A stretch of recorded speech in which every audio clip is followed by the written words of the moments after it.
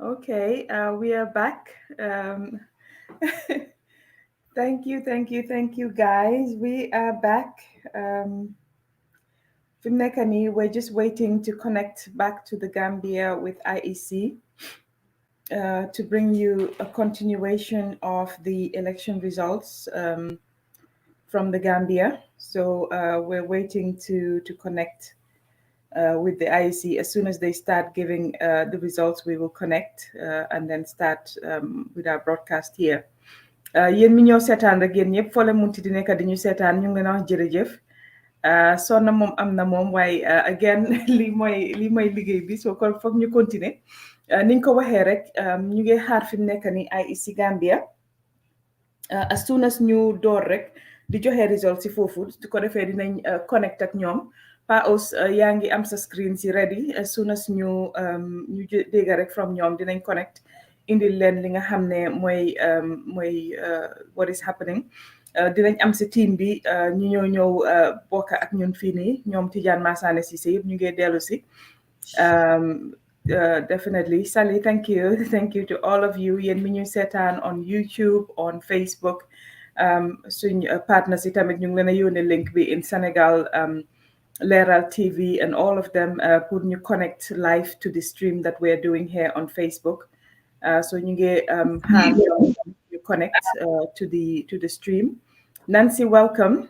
Yow mom yaangi fresh mom yow so paré tay liñ la fay ñew def xaaral. No tay mom yow tay liñ na def mom dina metti yow torop.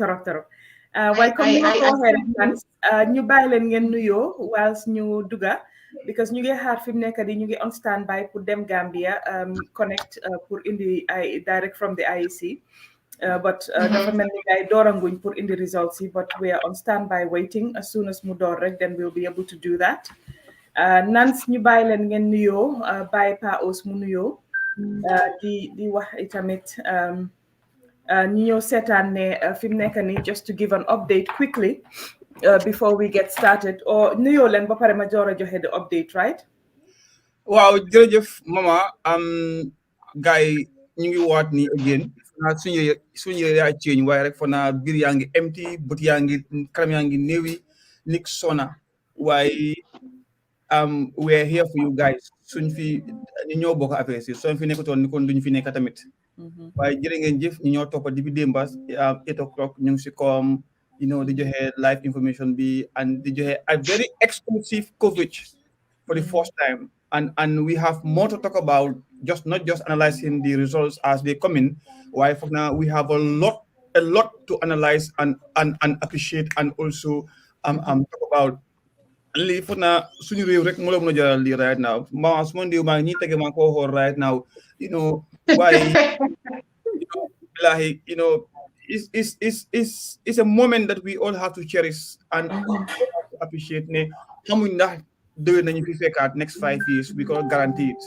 Why yaakaar rek moo tax at ba pare at hope ba pare let's make the best out of today and this moment lu ci waay mun lu baax rek nang ko wax nang ko gis nang ko seetaan nañ si laan te appreciate ne yàlla ya dogal waaw jërëjëf definitely Nance ñu bàyyi la yow itamit nga nuyoo Assalamualaikum.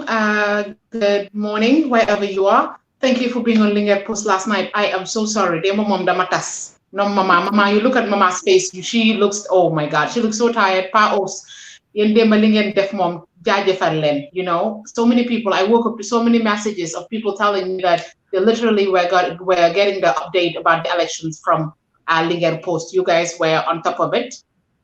Congratulations to Gambia. Congratulations to Gambia.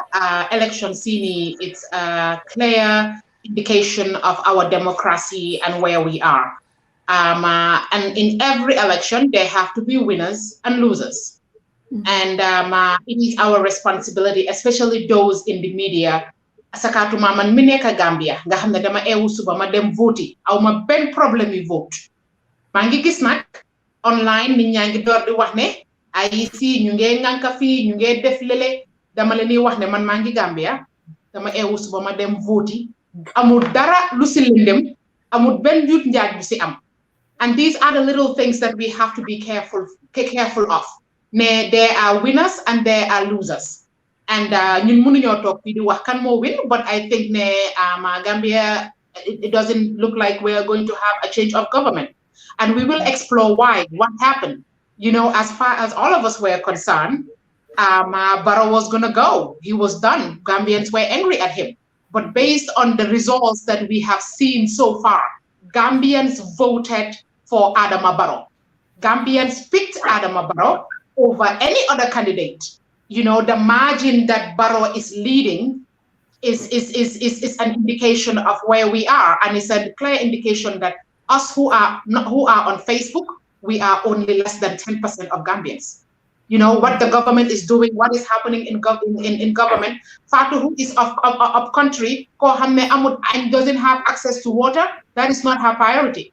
And I have continuously said this, that political parties, especially those in the diaspora who try to help these political parties, if you haven't been home in 20 years, please don't try to help your party, because you are so disconnected from the reality on the ground. I was guilty of this. When I moved back home, I realized that what I thought was happening in Gambia and what truly happens in typical Gambian society is not the same. So thank you for tuning in. Thank you for watching. Thank you to Gambians for going out there and voting for your candidate of choice. My candidate did not win, and I understand you win. Man, I voted specifically, and I refuse to run with the narrative that the goal was to fire Adama Barrow. No, I voted for a candidate whose goals and what he stands for align with what I believe in. And this election was very different from 2016. 2016, the goal was to fire Adama Barrow. 2021, the goal is to vote for the candidate that aligns with your beliefs and who you truly believe that what is going to do what you're interested in. So definitely to our viewers for tuning in, I have never seen Mama look this tired since I've known her, but you know, she held it down. When I woke up at 5 a.m., 4 a.m., she was still online, and I'm like busy sending her old messages that, you know, they were above the cup. Definitely, thank you to Paos and Mama for holding the fort down. I clearly look like I overslept. My eyes are swollen. So thank you for tuning in, and congratulations to Gambia for having a very peaceful election. This is democracy at play. Democracy at play. Definitely. Thank you, Nancy. Sarian, you're also on. Let's just give you the opportunity to say hello before we give updates. And like we said, we are waiting on Gambia. As soon as we get the signal that they are ready to start announcing the results, we will go back there. Comme ni ko waxee yéen mi ñu seetaan ñu ngi nekk di stand by di xaar as soon as ñu jot rek signal ne Alieu Momar Njie ki nga xam ne moom lañ sas dénk ko li nga xam ne mooy élection yi Gambia bu ñu joxee signal rek ne pare na pour continuer di read election results yi rek dinañ connect dem Gambia indil leen ko live fii nii ñu bàyyi Serigne moom itamit mu nuyoo su ko defee ñu continuer waxtaan bi fii nii. All right, Mama. Thank you. Thank you, Nancy. Thank you, Paos. And as Nancy said, I think that's very important. Yes, this morning I've seen a lot of, conspiracy theory trending on social media. And I see folks that demonize, IEC officials. Again, in every contest, there will be winners and losers. You have to take it in good faith. As I said, I sit in the diaspora. I don't have the vote. The folks that have the vote make the call. They have the say. They choose the candidate they felt aligned with their values. So, sitting over here and saying all sort of things, we all knew, you can't cheat on the spot counting. You have your representatives there. Those are just the basic facts. So be careful of what you're saying. Be careful of kind of, scooping to that low and demonizing folks. I mean, they put a lot of work, IEC especially, putting this whole thing together and up to this point. And clearly, if the results are tabulated, counted, everyone signs up on it. The papers are there. They validate it. I mean, whenever results are called, they can name the folks, party representatives who validated and sign off on it. So it doesn't work that. We are, at the end of the day, we are all Gambian. So this is what we've been all talking about. But we have choices to make. So the choice is, they went with Barrow. They want him for another 5 years. So, however, we all need to coalesce and come with that reality for the next 5 years. That's what we need to prepare ourselves psychologically. But again, victory goes to NPP, and my candidate lost. So I'm a UDP guy. So, me too. but we lost, and but we have to grip with reality. You have to have a good heart. I'm happy that we have a UDP guy on the platform. What happened? I'm curious, because you guys, you had your drones, you had the crowd, you genuinely believe you got this in the bag. What happened? What do you think, in your opinion, happened? And I'm gonna give you a background. My mother was there when UDP was being formed. I was raised in a political family. PPP, more UDP, right? My mom did not tell me who she was voting for until this morning. I called her and I said, did you see the results? My candidate won. I'm like, Mommy, you voted for Adama Barrow? Yes, I did. And my big question is, people like my mother, who are the founding UDP, they were there. What did the party do to alienate them? How did they lose that vote? I was raised in Fajara. I voted in Fajara. Fajara is a predominantly UDP hold. How did they lose it? What happened? I think your party really need to analyze what happened. I can tell you why I did not vote for UDP. It's a straight answer. It's the rhetoric that I did not like online. People were being vilified. I didn't like the politics online. That was my issue. My whole family. I had my mom's brother was standing on a UDP ticket the whole time that Yaya Jammeh was president. So I am UDP. But what did the party do to alienate people like me, where the votes that was supposed to be casted for Senudaba was casted for Halifa Saleh? I voted for PDOIS, and naturally you would think that I'll be a UDP voter. What happened? I really would like to hear from you. What do you think happened? What went wrong? Where was the disconnect? Thank you, Nancy. And I think you were just joining us, but we kind of dilate on that earlier. But here is certain things, and you just mentioned that says vilification, and this is the sentiment we've been hearing. Fear. You guys are acting certain way before you are voted into office. You are overstepping your boundary, right? So it's sort of, you guys are acting this way. If we vote you guys in the office, what will be end result? This is something that people been saying over and over. As the results come in, this is what we've been hearing. And if you look at the data, the raw data that is coming in as well, areas that you said, you just mentioned your mom, right? So areas that you think it's ethnicity, Useno is not competitive in those. Barrow is winning. Now, what happened? Yes, Fajara is a UDP vote. Yeah, but now why is he not very competitive in that area?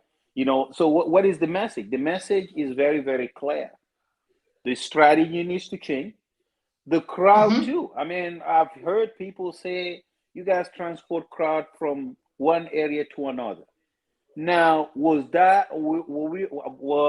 we not reading into the sentiment areas that we're going, instead of transporting the crowd, but not really talking to those voters that are within that area? And I think that was also a missed opportunity to have that conversation with those voters, right? So basically we misread that as well. So now if we come back, I think today at the command center, or the operations, that those data needs to be looked at carefully and say, why didn't we have so much crossover voters on our side? They went away. They voted for other parties. They didn't come to us. Why did we lose that opportunity?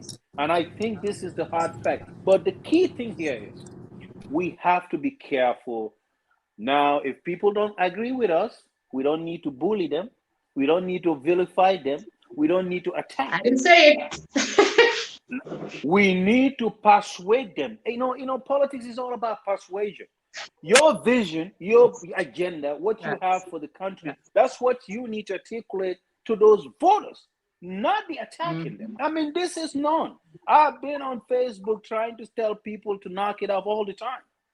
But the more, if you see, they think you are aligning yourself with certain people. That's not it, because I knew at the end of the day, we had a very reliable voting bloc. But that voting bloc alone was not enough to put you on the top. You need crossover voter to come on. And you know, I had a status this morning, and Mr. Marang, and I said, I refuse to believe that this many Gambians love Adama Barrow. Gambians voted against UDP. They didn't vote for Adama Barrow. This is a clear indication of for me, it was like, I am not voting for Adama Barrow. I mean, because I know better. I am not voting for Adama Barrow. But I will not vote for a UDP government either. So I went and voted for Halifa Sallah. You know, and this was, I think, what, and I think Mama have mentioned it, and in fact, Kamara have mentioned it. We've all, especially those of us who were in the struggle, we were alienated by this party that we fought for and stood behind for years. UDP was our party because it was the party that we all believe and know that would beat Yahya Jammeh. But what happened? There was a split. They started vilifying us, those in the diaspora. You know, I moved back home and I registered and I'm a voter. I was in the diaspora. I fought when it wasn't cute to fight, like I always say. And, you know, and I know Mama and Fatu talked about this, and they're like, we're beating a dead horse. When we did it, it was neither popular nor cute. We stood behind UDP when they didn't have this many new online supporters. We did it when it wasn't popular. You know, as far as we were concerned, Usainu Dabo is and was our guy. You know, and I'm not going to sit here and say I will never vote for a UDP government. All I'm saying is, for me, I wanted to send a message out. You cannot vilify Gambians. You cannot attack us. You cannot threaten us and expect me to go out there and vote for you. No, I will not.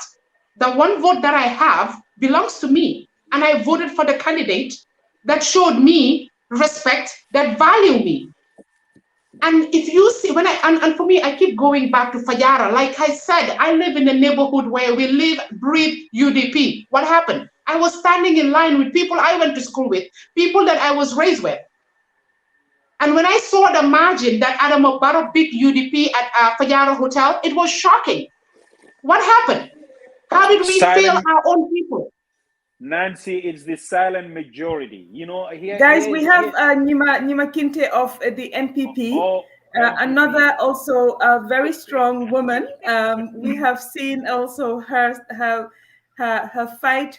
You know, she gave it all her best. She came from the diaspora to go down to really put her money and her mouth, you know, where you know, to put, you know, herself where her mouth was, you know, as we would say. And today her gamble paid off for her candidate. So Nima, congratulations, Nima. Thank you so much.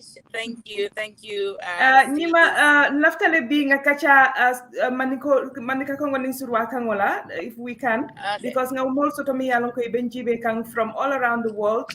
We have people watching. We have Leral TV from Senegal. We have Jubante TV from Senegal, who are all connected to us, streaming it live to their various audiences in Senegal and around the world, the Senegalese diaspora, as well as the Gambian diaspora as well, watching on YouTube and on Facebook. Nima, you came from the diaspora from England to go to Gambia. You've been on the ground for now a couple of months, campaigning for your candidate. And every time I have seen you on Facebook saying, you know, to militants, to MPP people, that stay calm, focus on what you're doing. Let's get the work done. Let's not be distracted. Today, when you see the projections, I know it's not official yet because IEC has not announced it, but we have seen the projections and it's looking like a resounding victory for your candidate, President Barrow of NPP. What are your thoughts? Ibe mune mirakang bi yebo diaspora ye nanang ye kelo mimbeke bi akamunta ko ngaminje follow day President Barrow wole gagner roke ite ya je nyaadi le aliye mun strategy le nati mi yalon ko mol maje katum definitely mol malje ko nyimbe na kelale definitely for haninal be winna fa manyi marginal expect. Thank you, Sister Mama. Thank you, Sister Nancy, and my brother Sarian. Thank you so much for the congratulatory message. Thank you, Paos, and I'm sure to all your panelists. I'm humbled, Mama. This is very easy. There is no other strategy than my candidate, what he was doing and what he is still doing for the Gambians. Wukumayata bakele. Mama na political Gambia kono me alon kon nene maje mumeke. We were against you were in the struggle and na banin dirol men soto ntenene maje jammela time na kajafiro men soto maje jammela time. So ntolu na different direction letter. Imuka move for say no mama. Nima mo nene no pro anana ayela agenda fasa. Wala I believe in what you are trying to sell to them. Kanene. Ni ite fengo sote be me wafila kana mul kajafi. Ye fengo sote be me wafila. Ikana just because of mama doesn't agree with you. You don't have to go and attack mama unnecessarily. So because it mama kanun tawalla soto. Ye mama ma somebody else out there. Not all of them will hate mama. Somebody else out there will fight for mama. And ibajila lako ye mama ne menna aye dimile be watajo bainale. So this is why Gambians went to the polls. President Adama Barrow, we are so lucky. We are so lucky to have you as a leader because if we are trying to what a dictatorship look on, if we are trying to support you today, but at the same time you are acting like the former dictator in the country. Mama. He said, "Kuku kenyaonya, nsa kele nyaonya Gambia nolu item fasa." But yale Gambia nolu ye mune fasa. Ye Gambia nolu ye love kano ye wale choose against hatred. Gambia nolu ye mune tabi. Gambia nolu ye one unity. Ye wale choose against tribalism. Gambia nolu ye mune tabi. Ye development ne choose above lazy mouths. Ninko lazy mouth, mama. Anybody who is a lazy mouth, walanko molu menka fiti, ka molu baneng, ika molu komone, ika molu kajapi. Sutu ntol musol. Mama is very sad. Ntol musol in politics, we've been battered each and every day. Each and every minute that you come online, you're wondering whether who else is going to call you a prostitute. Adimita baken. You always see me telling my comrades to put our eyes on the bigger prize because ninkom be focus la nyimbe kandrong be distract la and we don't want to be distracted because this is for Gambia. This win is for Gambia. This is not just for NPP. NPP dingol momo ye yaka komi UDP nkoli ye menketeng. The same price mbola sotala. The same daji ko Gambian will benefit la wala. And I'm humbled and I'm happy. Ko Gambians have listened to our messages. Ngajele mbe happy in phone konton from mass bell no. Dio na kintel lekeji. Kintel. Call me kintel. Na ala keje barofam. But this is all Gambia nyo kanole long. Gambia unification of Gambians is what is more important, most especially after the dictatorship, the hardship that we went through for 22 good years. One thing and little thing that you can do for Gambians is to let Gambians breathe. And this is what Barrow has done for Gambians. Definitely. Mama najele mantara fo kan ko ali agree but najele ye men beke Barrow la but still not même for molie ali al false munyala ali sabar konte ko munyari be sabar li nyame dunia ikam mararoke.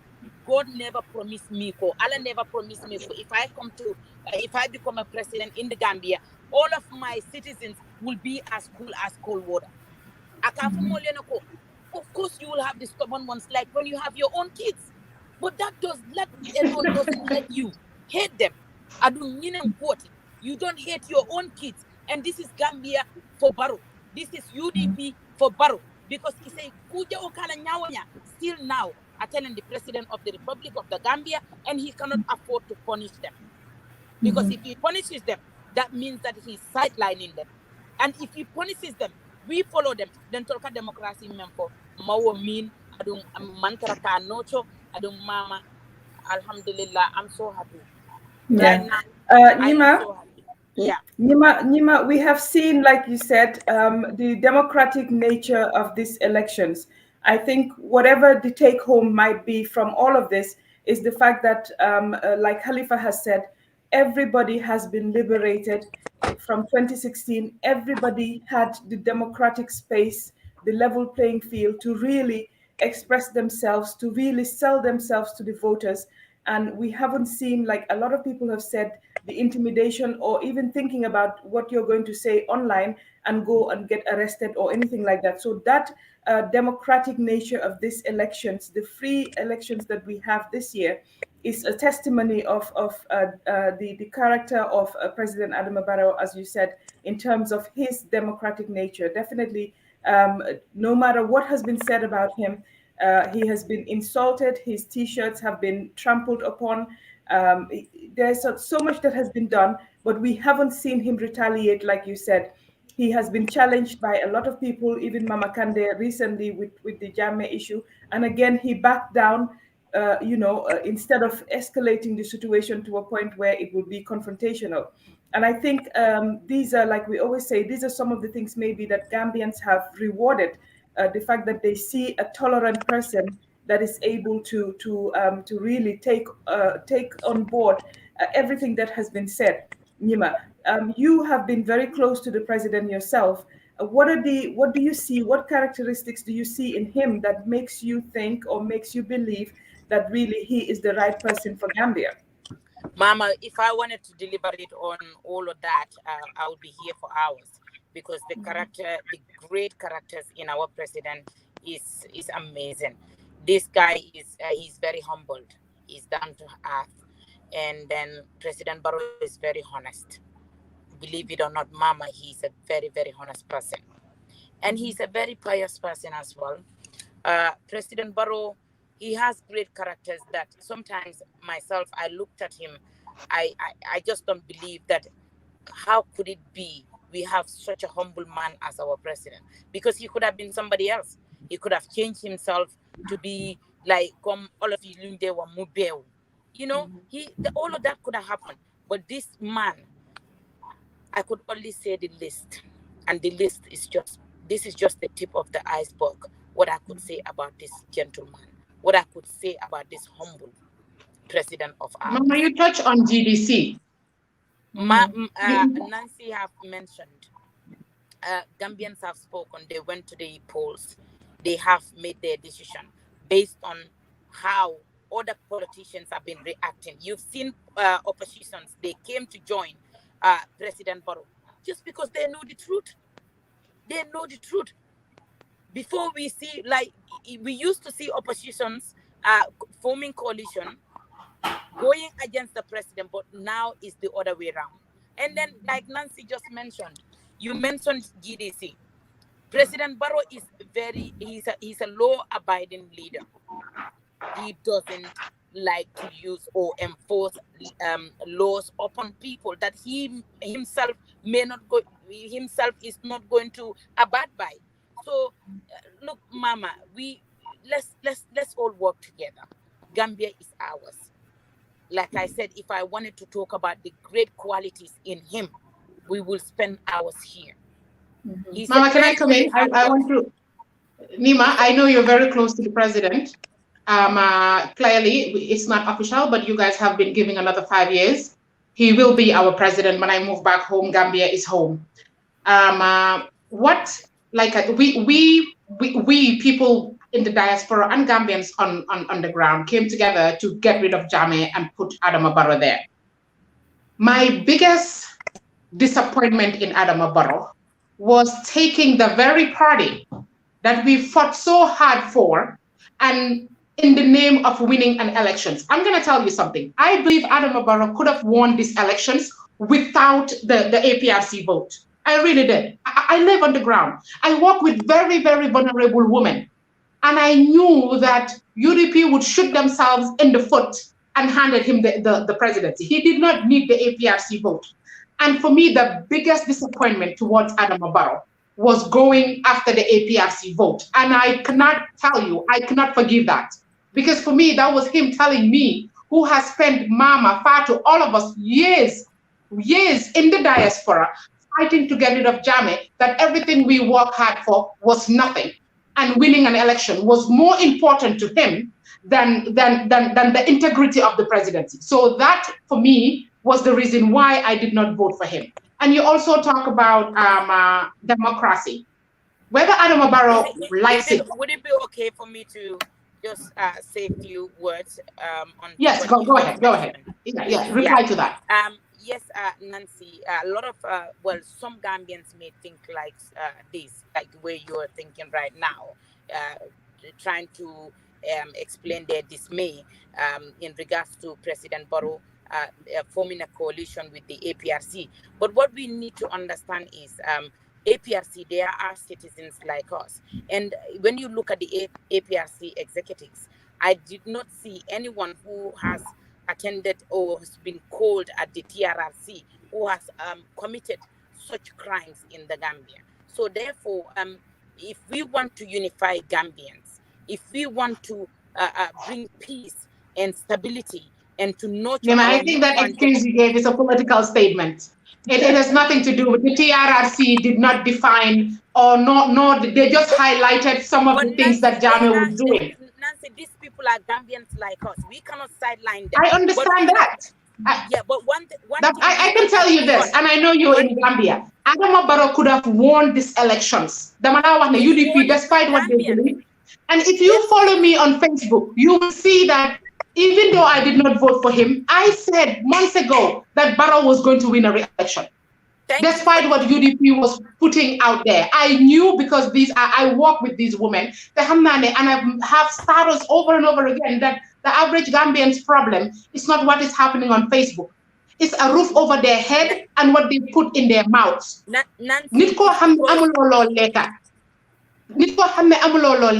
Mama suñ toogee Facebook am suñ kaddu yu ñoo wax safut leen.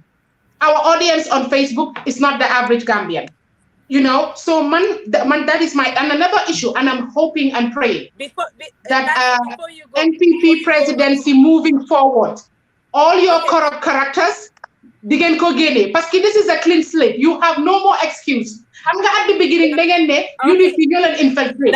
Why it's a new clean slate? You guys have the opportunity to fix it and get it right.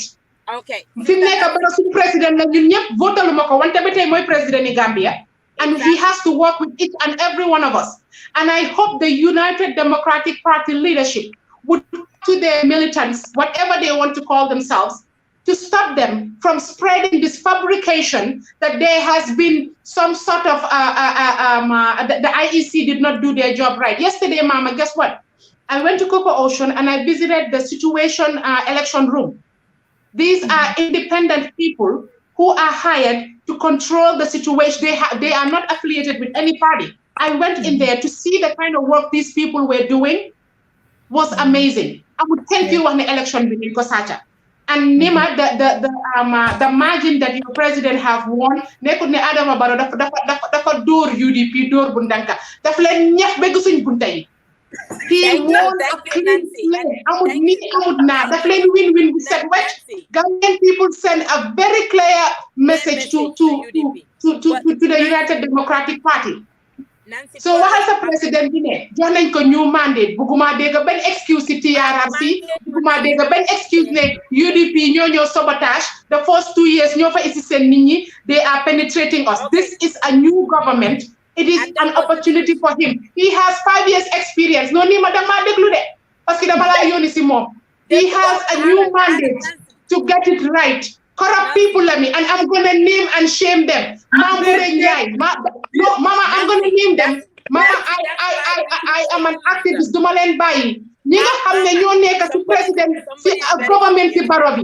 Ninga hamne they need to go. Gambia moomin ko pour ñu sàcc suñu xaalis bi ci def corruption toog foofu noonu Gambia doesn't belong to them. Gambia belong to all of us. Te man dama ñib si ak suma doom bi te fen laa demut. We are watching them. We will keep them honest. We will not watch them sàcc suñu xaalis bi tapale ñu def corruption foog ne ñoom ñoo moom dëkk bi. Adama Barrow moomu dëkk bi NPP moomu dëkk bi ñun ñoo moom dëkk bi te Gambian si dañ ko fa tegaat. Nancy Jerejef, thank you so much. First, I will go back to your statement where you made you have made a statement of your dismay about our coalition with the APRC, and I will still say that. Yes. Say this, Nancy, APRC, there are Gambians like us.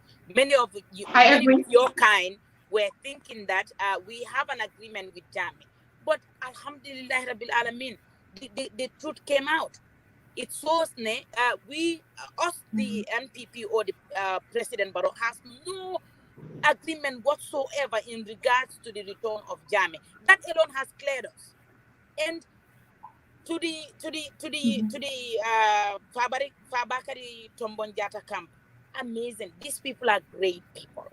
These people they have a party like any other Gambians. And we were ready, and we are still ready to work with them. I cannot sit here and condone a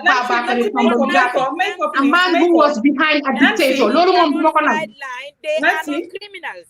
We cannot sideline our fellow citizens just because somebody else is, as their leader, committed a crime. This is why Yala Monyu Hehal. Jammeh came out and he disassociated himself from that party. That alone speaks volumes to us. And we welcome it. And there is a reason why we did this.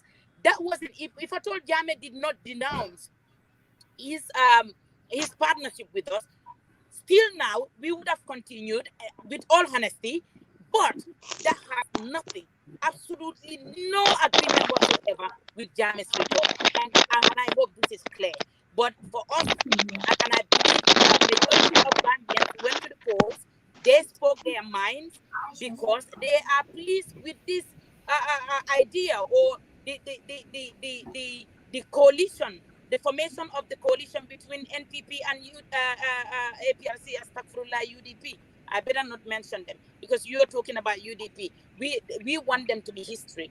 This is not just a polls. But we don't want any Gambians whatsoever to suffer in the hands of UDP, in the names of politics, just politics. You just keep on castigating people just because they are exercising their constitutional right. It's wrong. And we have to, it's not even over yet. You think it's over. No, it's not over. They have to change their ways, or else what they have wished for APRC, that's what's going to happen to UDP. UDP would be RIP in this country. Again, you're talking about corruption. I'm coming. You're talking about corruption. Why Miss Kinte election to January? So Nancy, we are here to work. We are here to work, and President Barrow is a hard worker. And I mentioned here, he's a very honest person. None of them. Do you think if Adama Barrow was corrupt, don't you think UDP as a close associate to him during the first 2 years in office, don't you think they are going to use all of that as evidence against him? That is clear. So that shows you that President Adama Barrow has this country at heart. He will never, ever use Gambians or make his political or whatever personal ambition to in the expense of Gambians and in the expense of poor Gambians, rather.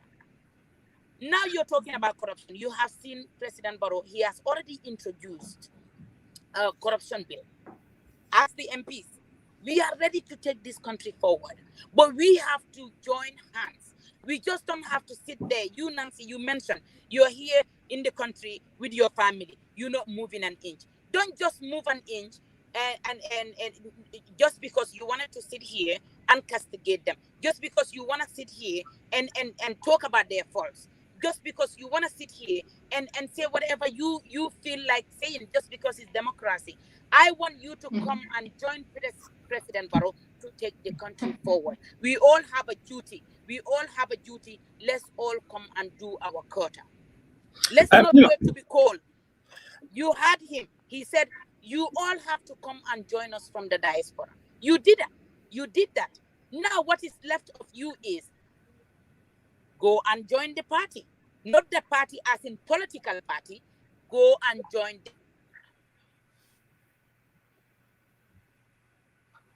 We lost her. Clear on that. So Nima, man, I want to kind of disagree and agree. The issue of corruption. Sorry, Mama, Hanadang my is a boardroom. No. Okay, man, do not ask any question because of now. It's not the time for that. It's about the. No, go ahead. I was only joking. Go ahead. No. I think now definitely is a time to give them an opportunity for them to land and celebrate their victory. And I think we will, we're going to keep everybody honest. We're going to continue to do what we need to do as people that will be looking after the country as well, because we have a stake in the country. So I think that is not going to change. And what we're saying is that from all the indications that we have seen and from the polls that came from the polling agents, NPP definitely won with a margin. And I don't think that is something that can be disputed.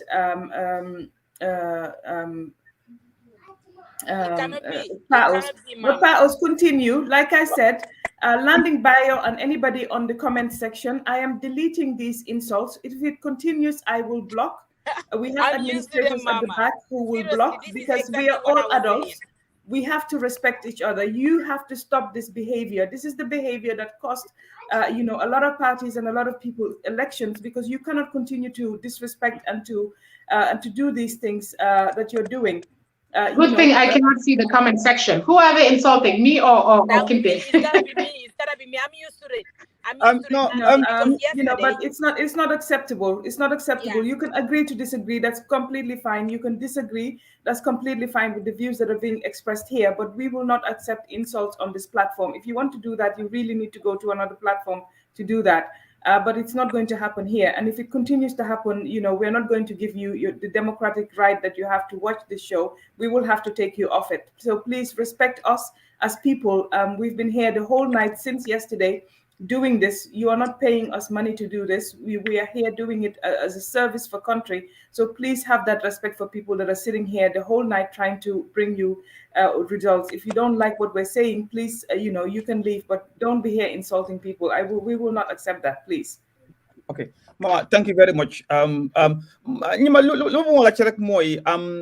have seen the good number of the diaspora then them to support, and which one of I was trying to do. But you access to speak to the president or be part of the campaign team. Diaspora, what is our position in this new coming government? Let's say the official announcements has been done. What are the expectations of the diaspora relationship with this new government? And people like you are there on the ground. Are you speaking for us? Are you lobbying for us?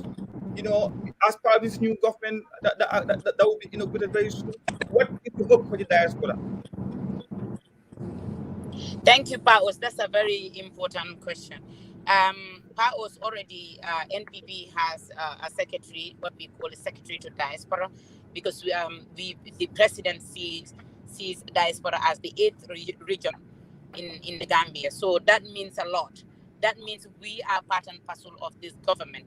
And then he's ready to work with the diasporians. It's very clear. Since from the beginning, he's very clear about that. It's just that Mandinkas do say this. Yeah, dindingo bambu birin somanda fo bularo niya boindi ila batamu kafo ya boindi nyame wala kafo. So diasporas they contributed a lot during this struggle, and then but what happened? We have seen so many of them that took a U-turn. Taking a U-turn is not a problem. But taking a bad turn, that is the problem. Because like what Mama was just saying here, insulting people just because they are exercising their constitutional right, I think that is too bad.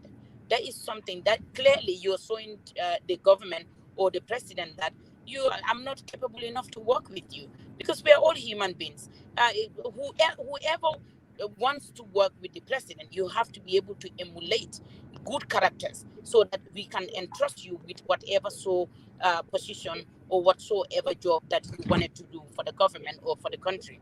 So it's very important. He has the diaspora at heart, and like I said before, we have our own secretary to diaspora.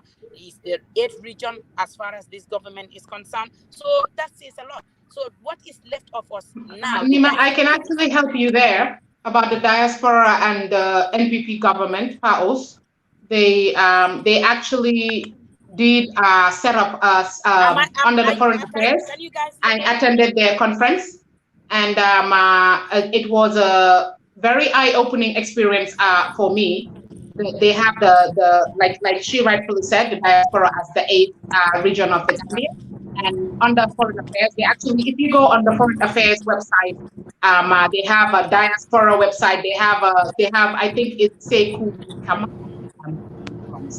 I forgot his name, who's the head of the diaspora. There's a website as to how they're trying to get the diaspora back and be involved. So yes, that's already been worked on. And I hope more people will get on board and join hands and be part of it. Yes. Thank you, Nancy. You were helping me there. Thank you. I didn't know that you were coming through. So can you guys hear me? Yes, we can hear you.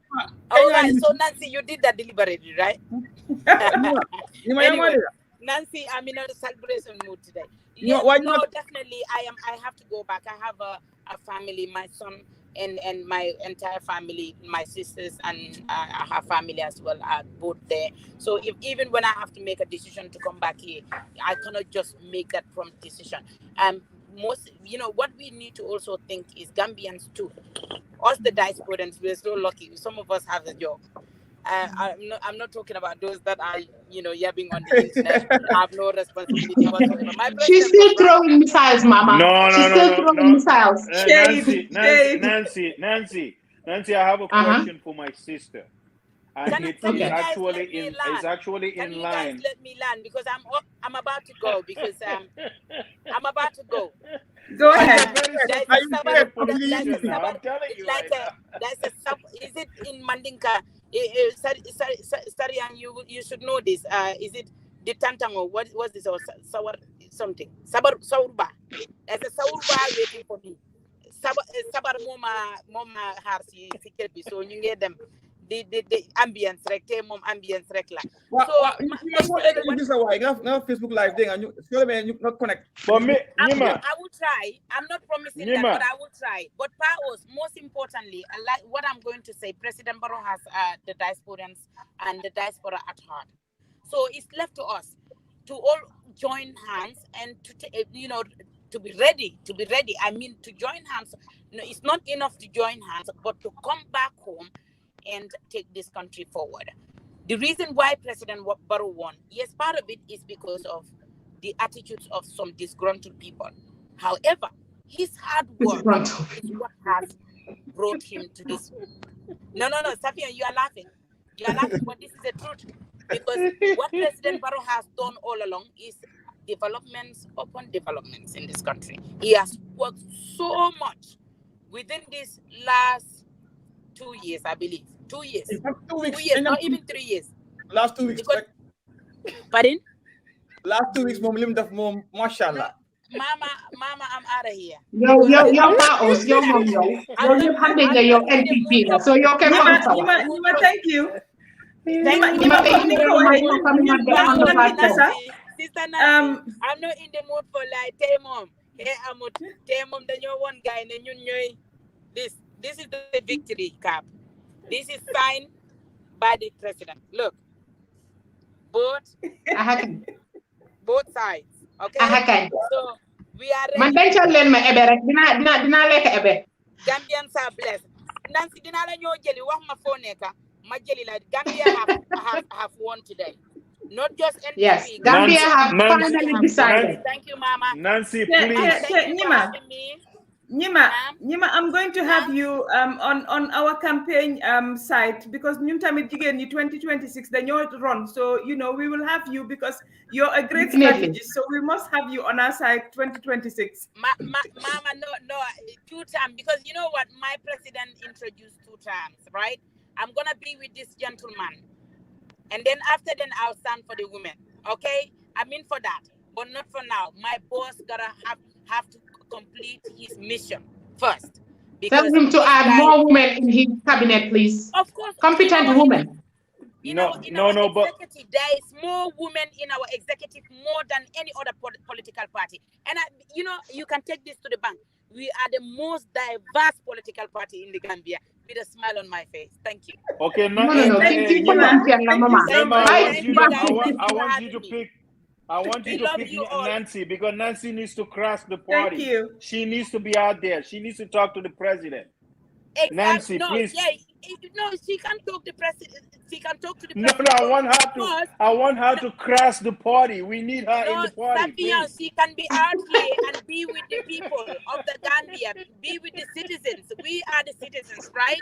Okay, it doesn't necessarily mean that Nancy have to go and have one-to-one with the president, yes, because you're Safian Hanga UDP. Yen, why? But I love Safian because I have seen him engage me on my platform on the page. He has been so amazing. He will come to you like a brother, even though you might have a different political view. But he still engage people with respect, and this is all about that. I wish most of your comrades will act exactly the same way, but unfortunately not. And these are the results that you're gonna have to deal with. Okay, thank you very much. Thank you. Thank you very much, Mama. She needs to go. Thank you, Nima. Thank you. Bye-bye. So definitely, like we said, man mom tay mom da ngena excuse rek xawma sa numa nuru man. I have less than 2 hours sleep in the last 24 hours. So I moy lolu. But we will continue. We are monitoring, as we said, IEC. 11 la ñu waxoon Gambian time, but it's gone legi 1 hour after 12 o'clock. Yes, but we hope that they will come back soon to start the continuation of reading the results. Comme niñ leen doon wax rek foo leen munti di nekk di ñu seetaan ñu ngi leen a nuyu fii nii di nuyu ñi ñoo seetaan on YouTube, di nuyu ñi ñoo seetaan on Facebook, di nuyu itamit ñi nga xam ne ñoo nekk Sénégal nekk ci Senegalese diaspora bi itamit di ñu seetaan through platforms like Jubanti TV, etc. Di leen indil li nga xam ne mooy the coverage of elections yi nga xam ne moom lañ am Gambia démba the 4th of December.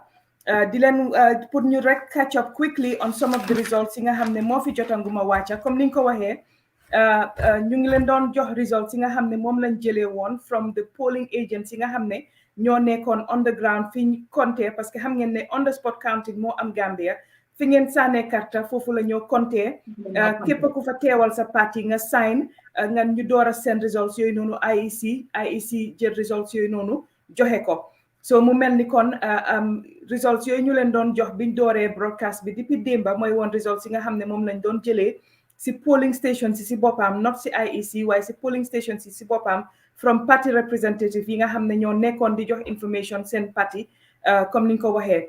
So mu doon loo xam ne again information boobu ñu doon am wonoon nañu ñun biñ ko dugalee parce que ñu ngi am comme ni nga ko waxee ñu bari ñoo xam ne ñooy liggéey tamit si gannaaw si team bi.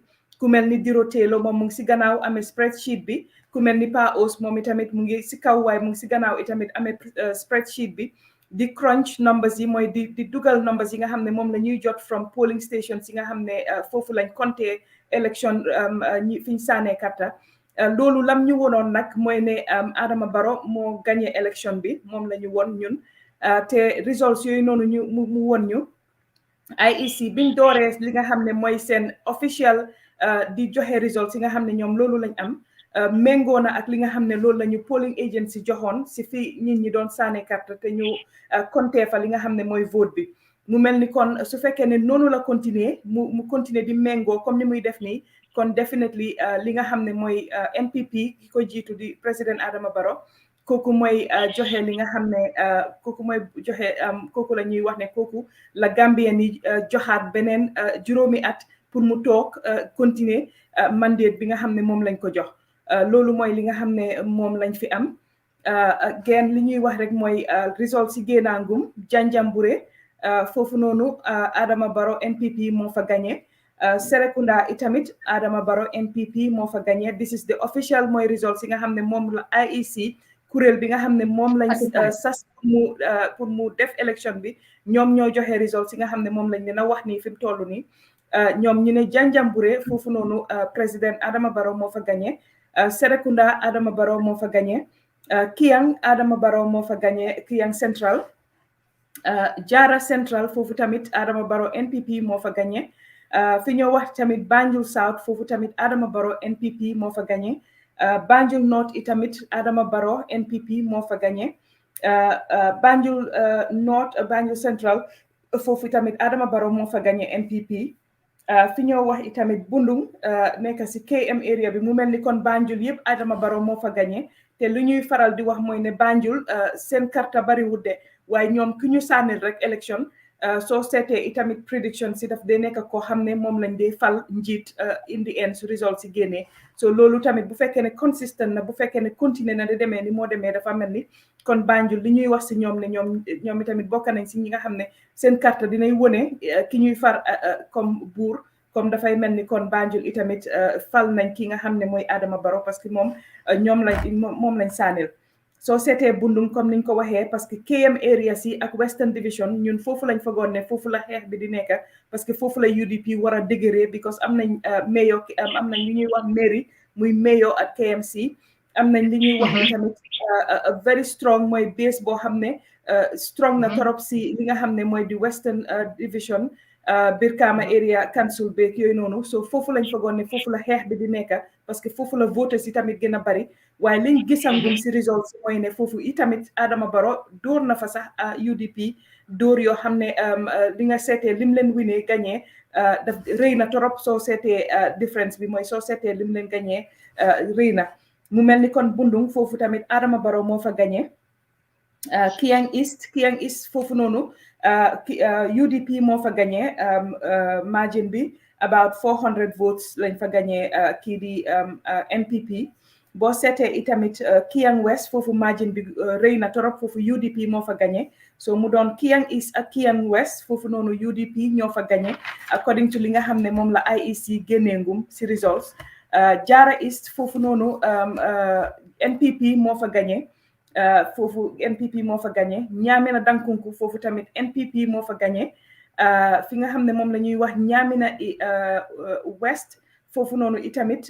NPP moo fa gagné fi nga xam ne la ñuy wax Ñaamina West foofu Ñaamina East foofu noonu ak Ñaamina Dankunku yëpp foofu NPP moo fa gagné Jara East tamit NPP moo fa gagné nga am Ñaamina West foofu UDP moo fa gagné foofu tam Ñaamina West ngeen baalal ma foofu tamit NPP moo fa gagné Central Badibu foofu la UDP gagné margin bi itamit about 90 votes or so lañ rawee kii di Adama Barrow patem bi foofu noonu NPP so ñu continue Lower Badibu tamit NPP moo fa gagné margin bi ak UDP rëyut noonu waaye ba léegi NPP moo gagné foofu noonu Jokaadu itamit noonu NPP moo fa gagné mu mel ni kon results yi nga xam ne jot nañ ko from IEC nga xam ne ñoom ñooy kuréel bi nga xam ne moom lañ ñoom lañ sas si élection bi pour ñu def élection bi saytu élection bi jox ñu results yi ñoom fi mu nekk nii la ñu gisangum mooy ne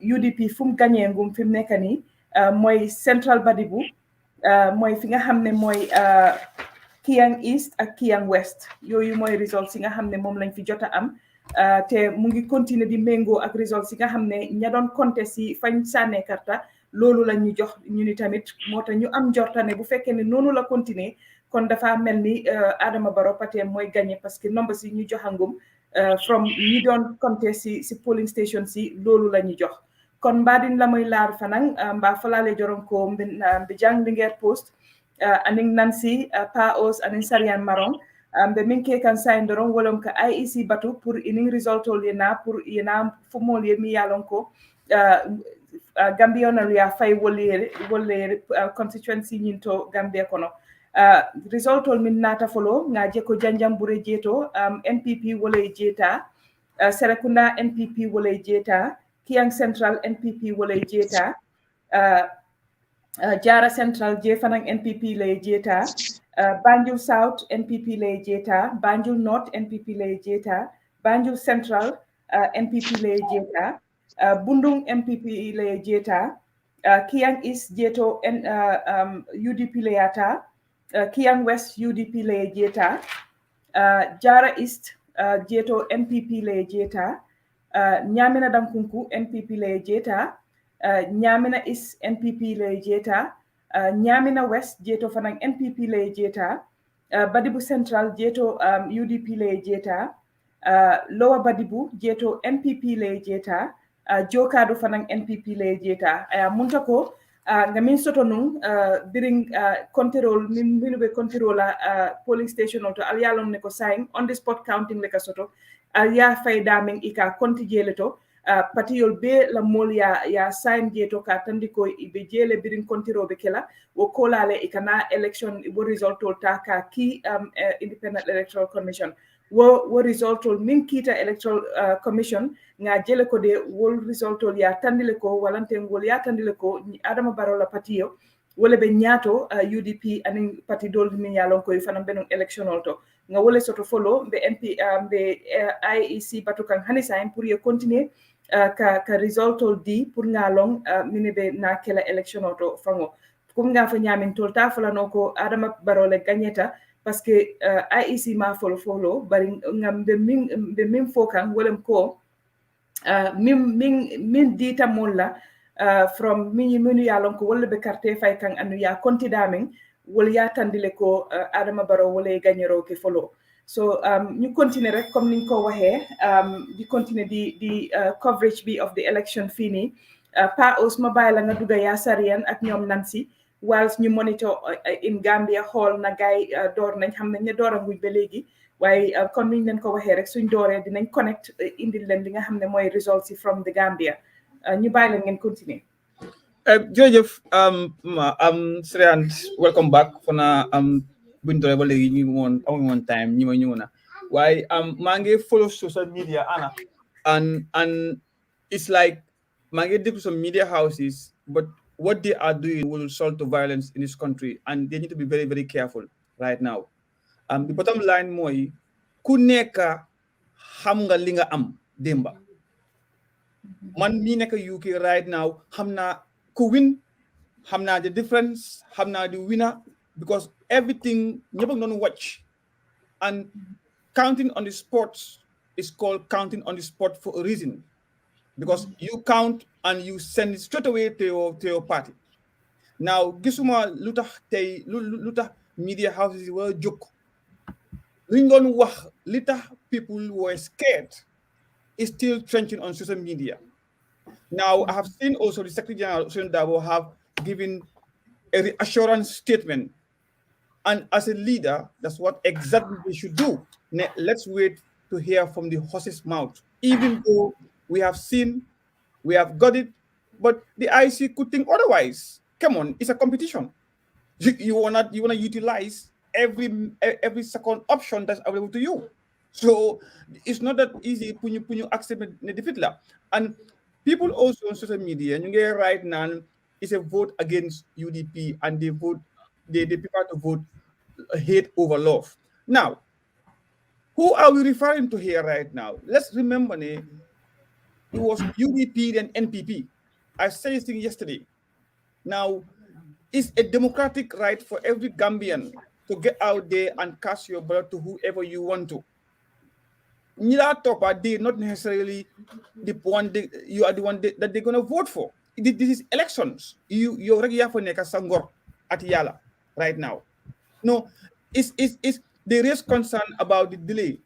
Well, if this wasn't done, you know riffraff, they're still going to complain anyway. But now, Metina, you talking the hard fini whole night they we deny them everything right now, much more Gambia ni for neka. Or send domi.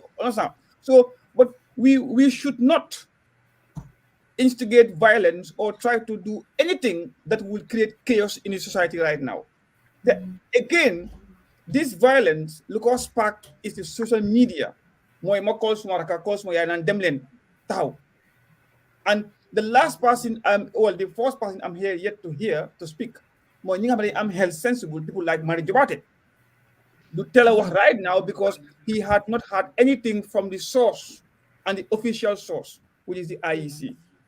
Ñun liñ fi wax yëpp tey is yëpp they tally against step. If memory serves us very well, there was a study which predicted 44% of NPP victory. Do you remember that story? Manko, I'm not from Kobina. I remember the story. Yes. The study. Yeah. That the undecided voters was going to be 24%, and the UDP was 21% victory. Now, this is accurate. If you look at NPP 44, UDP 23, what NPP is forecasting now, so divided that 44, who are the undecided voters right now, you will presume there at least bon. After the launching of the OIC and those last minute that could be right now, you would think that 24 might go down to at least 10 will go to Barrow. Lolu, common sense, muna make that analysis. 44 was correct. Can we do go? UDP said 23 is correct. Right now, that's where they stand, 21%. Worse than what they had in 2016 as a coalition. So the people who are the intellectual within the party, this is a time they need to get up and control the narratives. Not this unlicensed media house. They are creating chaos. And you can see the talking and you can see the anger in them. Jaruko. Whether Tenga Nangu, Nyaka Nangu, so to which country are you going to represent? Gambia, who's the president? Well, though you won't call him names, you said Adam Barrow. So we must exercise and democracy is what you have to exercise and live with for people to see that you are democratic. Now, there's a big question mark attached to these people. How democratic are they? And when I mean by these people, I'm talking about UDP, because I'm sure these people, they do not represent the values of UDP. Now, the speech he gave, it echoes all the core values of UDP. Moi, giving the assurance that it's only 13 out of 53, which is absolutely right, my friend. Only 13 out of 53. Calm down. But coach yangi bari kuneka mungi eager, excitement bangi bari man baki de manela nervous. Because mange imagine the two parties, either of them should lose, what could happen in the Gambia. But hey, gisam fi Faraba, gisam fi Kanyilai, if people decide to go out in the streets, well, the law is there. The police are there to enforce it to the letter. Now, would I sacrifice my life? These party leaders, ñom ñep sen dom yaangi tok sen kër di ñaan sen coffee di setan di enjoy calmly and respectfully right now. You know, I see taking long to get these things is a question that no one should doubt. Given the response, the rate of response with the IC chairperson, and also this election is the most contested and intense election the Gambia had ever had. So I support the fact that they are taking their time to make sure what happened in 2016 will happen to every genuine Gambian, of course, support. When you take some time, Blanyo announce something, party would of course dispute. So let these attack dogs stay away, and if they can't reassure their members, calm them down, harden. That should be the only word right now. A human being, brain, you have been differentiated from cow and a human being. That's how you reason. And I'm sorry to say, it might sound disrespectful, but domi mani am hellai wahal. At this point of time, the only message more reassure the people. Let them calm down until the chairperson, the boss of the IEC, who has the legal authority to announce the winner and the loser. And that's when that's when things start to come up. But how I'm time settle IEC should be back on. Yes. Yes, let's link it immediately. Oh. Independent 126 126. Abdullah Ibrahim Jame, NUP 182 182. Mama Kande GDC 8171 871. Reba Bokar Sala, Doi, 762, 762. There were 3 invalid votes. The results were witnessed and confirmed by Omar for position, agent for NPP. Honorable Muhammad Bagasi, agent for NPP. Omar Gari, agent for Doi. Maudo El Jada, agent for Doi. Bakalin Zawale, agent for UDP. Muhammad Fadi, agent for Doi.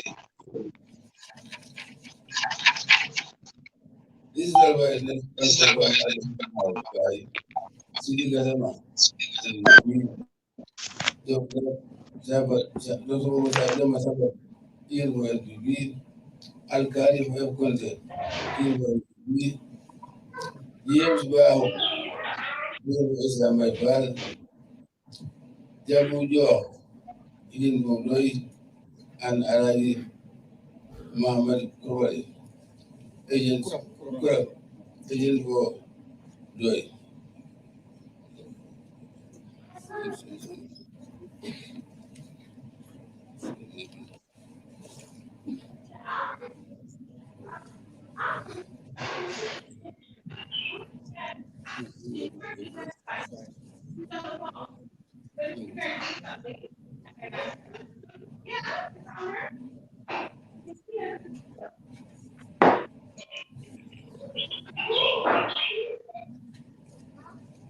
Sign Elmon Yai, Chairman. Thank you so much. And these are the results from the Woolly West constituency in the Basse administrative area, and they are as follows.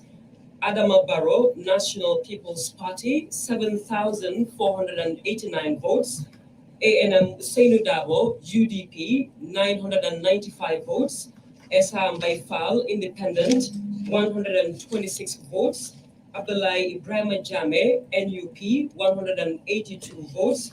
Mama Kande, GDC, 871 votes. Khalifa Babakar Salah, PDOIS, 762 votes.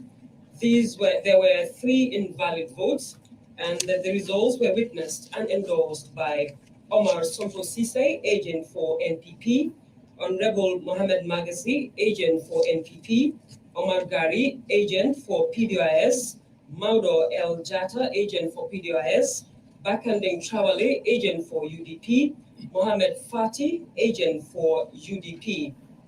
And the results were witnessed and confirmed at the election house by Sidi Gassama, NUP, Dr. Demba Sabali, agent for NPP, Alkali F. Conte, NPP, James Bahum for Esham Baifal, independent candidate, Jabu Jo for PDIS, Alaji Mamadi Kurang for PDIS, and this is signed by the chairman of the Independent Electoral Commission, Ali Mamarjai. I, Ali Mamarjai, returning officer, Independent election of 4th December 2021, hereby announce the results from the Standard Constituency, University area, as follows. Adama Barrow NPP, 7,605, 7605. Element Usuri Dabo, UDP, 1,490, 1590. SMI Part Independent, 199, 189. Abdullahi Ibrahim Jami, NUP, 160. Namagande GDC, 1,889, 1889. And Hariba Abukar Sala, Doi, 128, 128. There were 7 invalid votes. This one were witnessed and endorsed by Omar Soposisi, agent for NPP, Honorable Mohamed Magasi, agent for NPP, Bakaling Traval, agent for UDP, Mohamed Fadi, agent for UDP, Maudo El Jada, agent for Doi, and Suabu Sule, agent for Doi. The results were witnessed and confirmed at the election house by Sidi Gassama, agent for NUP, Dr. Demba Sabali, agent for NPP, Alkali F. Conte, agent for NPP, James Barrow, agent for SMFL, Jabuja, agent for Bloy, and Alaji Mamadi Kurak, agent for Bloy. Sign by Monday.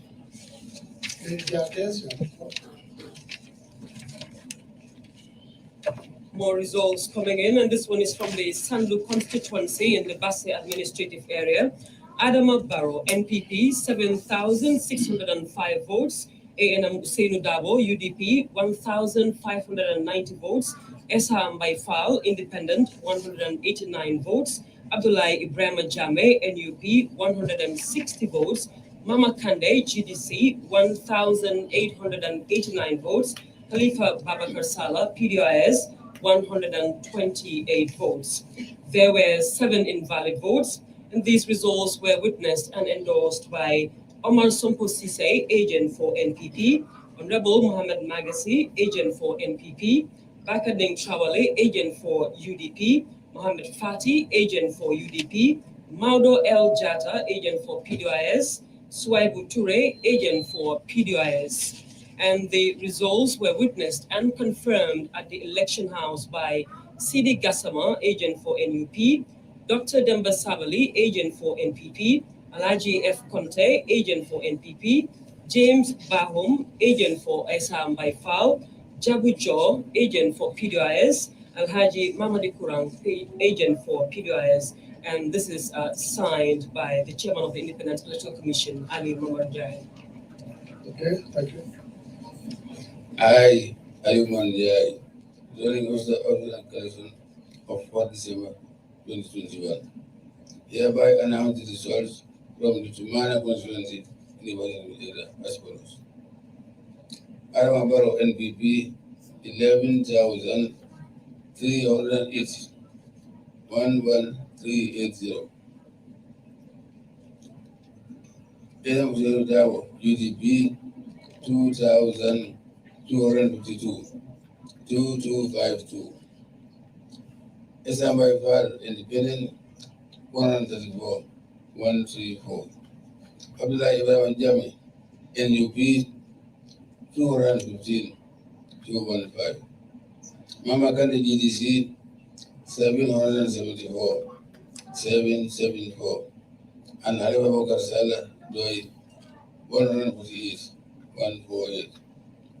These results were witnessed and endorsed by Omar Soposite, NPP, Honorable Mohamed Magazi, NPP, Bakaring Trawale, UDP, Mohamed Fati, UDP, Maudo El Jata, Bodoi, and Suaibu Toure, Bodoi.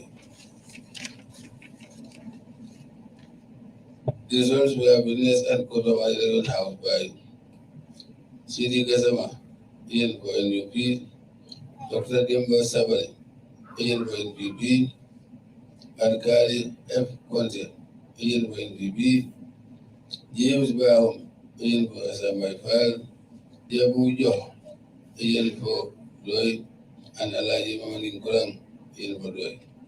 Signed, Almondia. Okay, yes. Thank you. Over now to the Tubana constituency in the Basse administrative area. Adama Barrow, NPP, 11,380. ANM Usainu Dabo, UDP, 2,252. Esham Baifal, Independent, 134 votes. Abdullahi Ibrahim Jame, NUP, 215 votes. Mama Kande, GDC, 774 votes. Khalifa Babakar Salah, PDIS, 148 votes.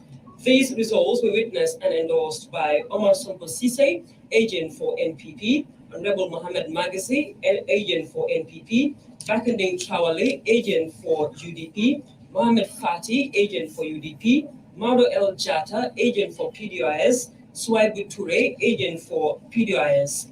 And the results were witnessed and confirmed at the election house by Sidi Gassama, agent for NUP, Dr. Demba Sabali, agent for NPP, Alkali F. Conte, agent for NPP, James Bahum, agent for SR by FAL, Jabu Jo, agent for PDIS, and Alaji Mamadi Kurang, agent for PDIS, signed by Chairman of the Independent Electoral Commission, Ali Mamanjai. I, Ali Mamanjai, returning officer for the electoral election of 4 December 2021, hereby announce the results from the Upper Fulham West constituency in the Jambore area as follows. Adama Barrow NPP 13,264, 13264. Enam Davo UDP 3,090, 3890. Islamabad Independent 449, 449. Abdullah Ibn Jami NUP 337, 337. Mama Kande GDC 2,992, 2992. And Haribo Karsala Doi 490, 490. There were 4 invalid votes. The results were witnessed and endorsed by Tia Kajata, agent of NPP, Honorable Lamin Sise, agent of UDP, Honorable Haruna Bari, agent of GDC, and Adama Sise, agent of UDP. The results were witnessed and confirmed at the election house by Dr. Demba Sabali, agent of NPP, Alkali M. Conte, agent of NPP, Jabu Jo, agent of Doi, and Alaji Mamadi Kurang, agent of Doi. Signed Yes. Thank you. And this is from the Opo Fuladu West constituency in the Janjambure administrative area. The result is as follows. Adama Barrow, NPP, 13,264. ANM Usainu Dabo, UDP, 3,890. SR by FAL, Independent, 449 votes. Abdullahi Ibrahim Jame, NUP, 337 votes. Mama Kande, GDC, 2,992 votes. Khalifa Babakar Salah, PDIS, 490 votes.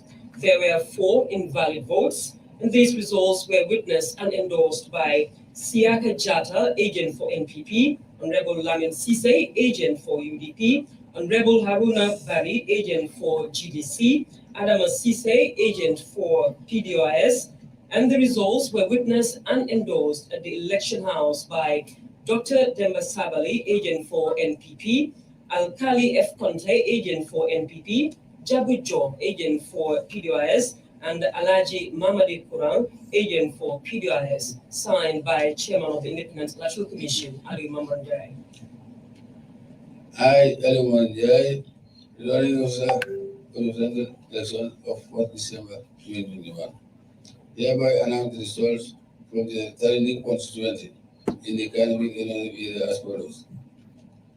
Adama Barrow NPP 8,624, 8624.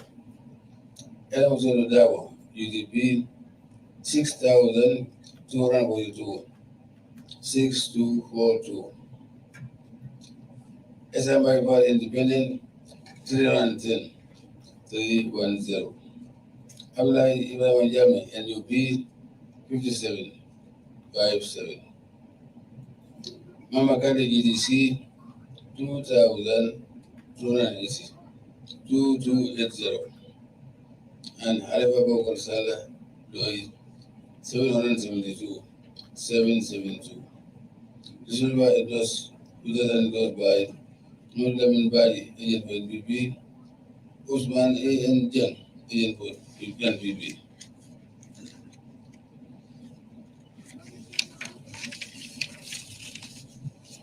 This is why witnessed and confirmed at the election house by Dr. Demba Sabali, agent for NPP, Alkali F. Conte, agent for NPP, Jabu Jo, agent for Doi, and Alaji Mamadi Kurang, agent for Doi.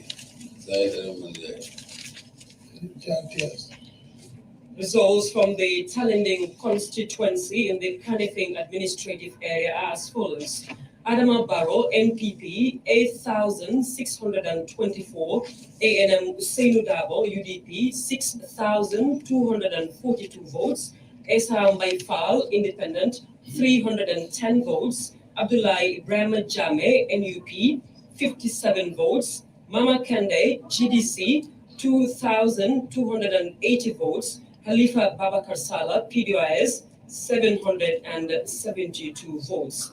There was one invalid vote, and the results were witnessed and endorsed by Momodou Lamin Baji, agent for NPP, Uthman A.N. Jeng, agent for NPP.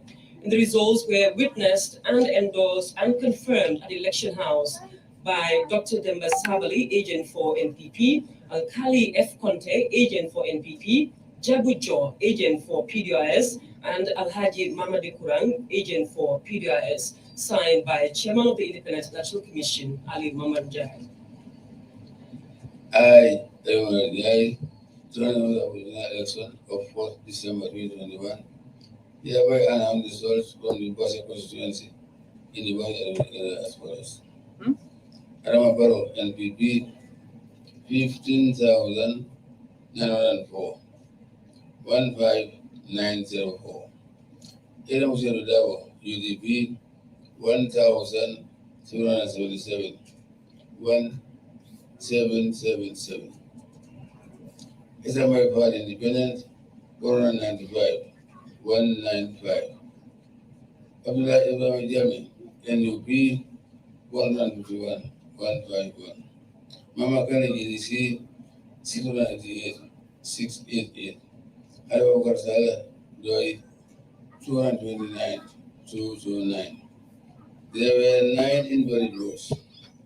This was by witness and led by Omar Taposiri, agent for NPP, Honorable Muhammad Magazi, agent for NPP, Bakarin Trawal, agent for UDP, Mohamed Fad, agent for UDP, Maudu El Jat, agent for Doi, and Suwaibu Tule, agent for Doi.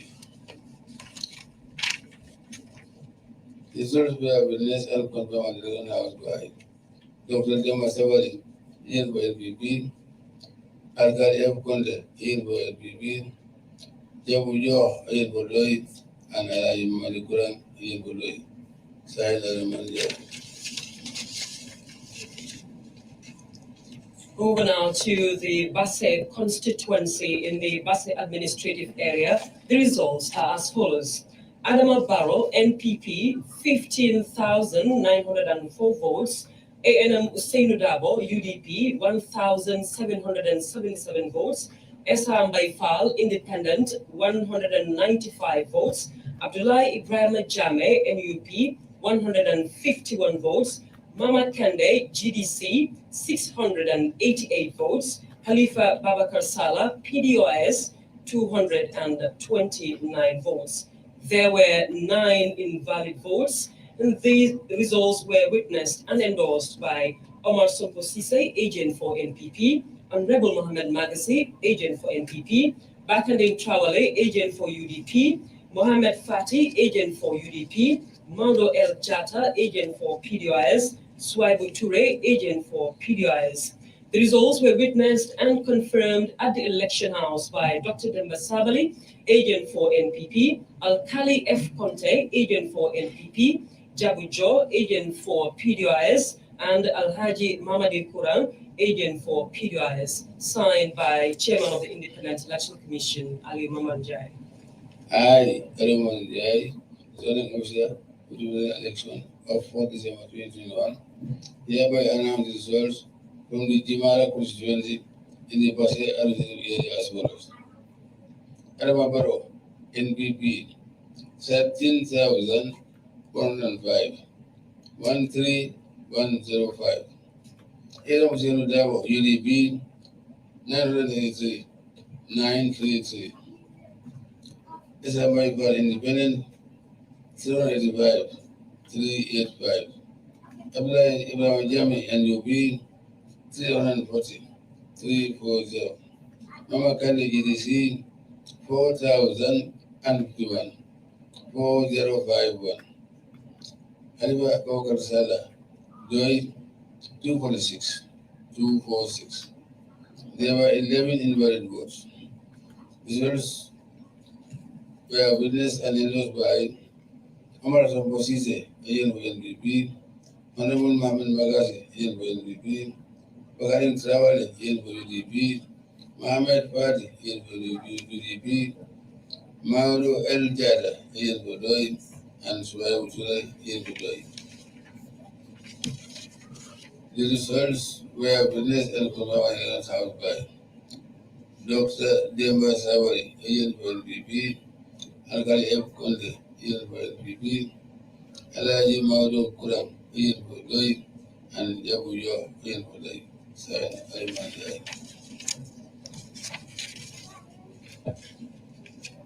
Thank you. Over now to the Jimara constituency in the Basse administrative area.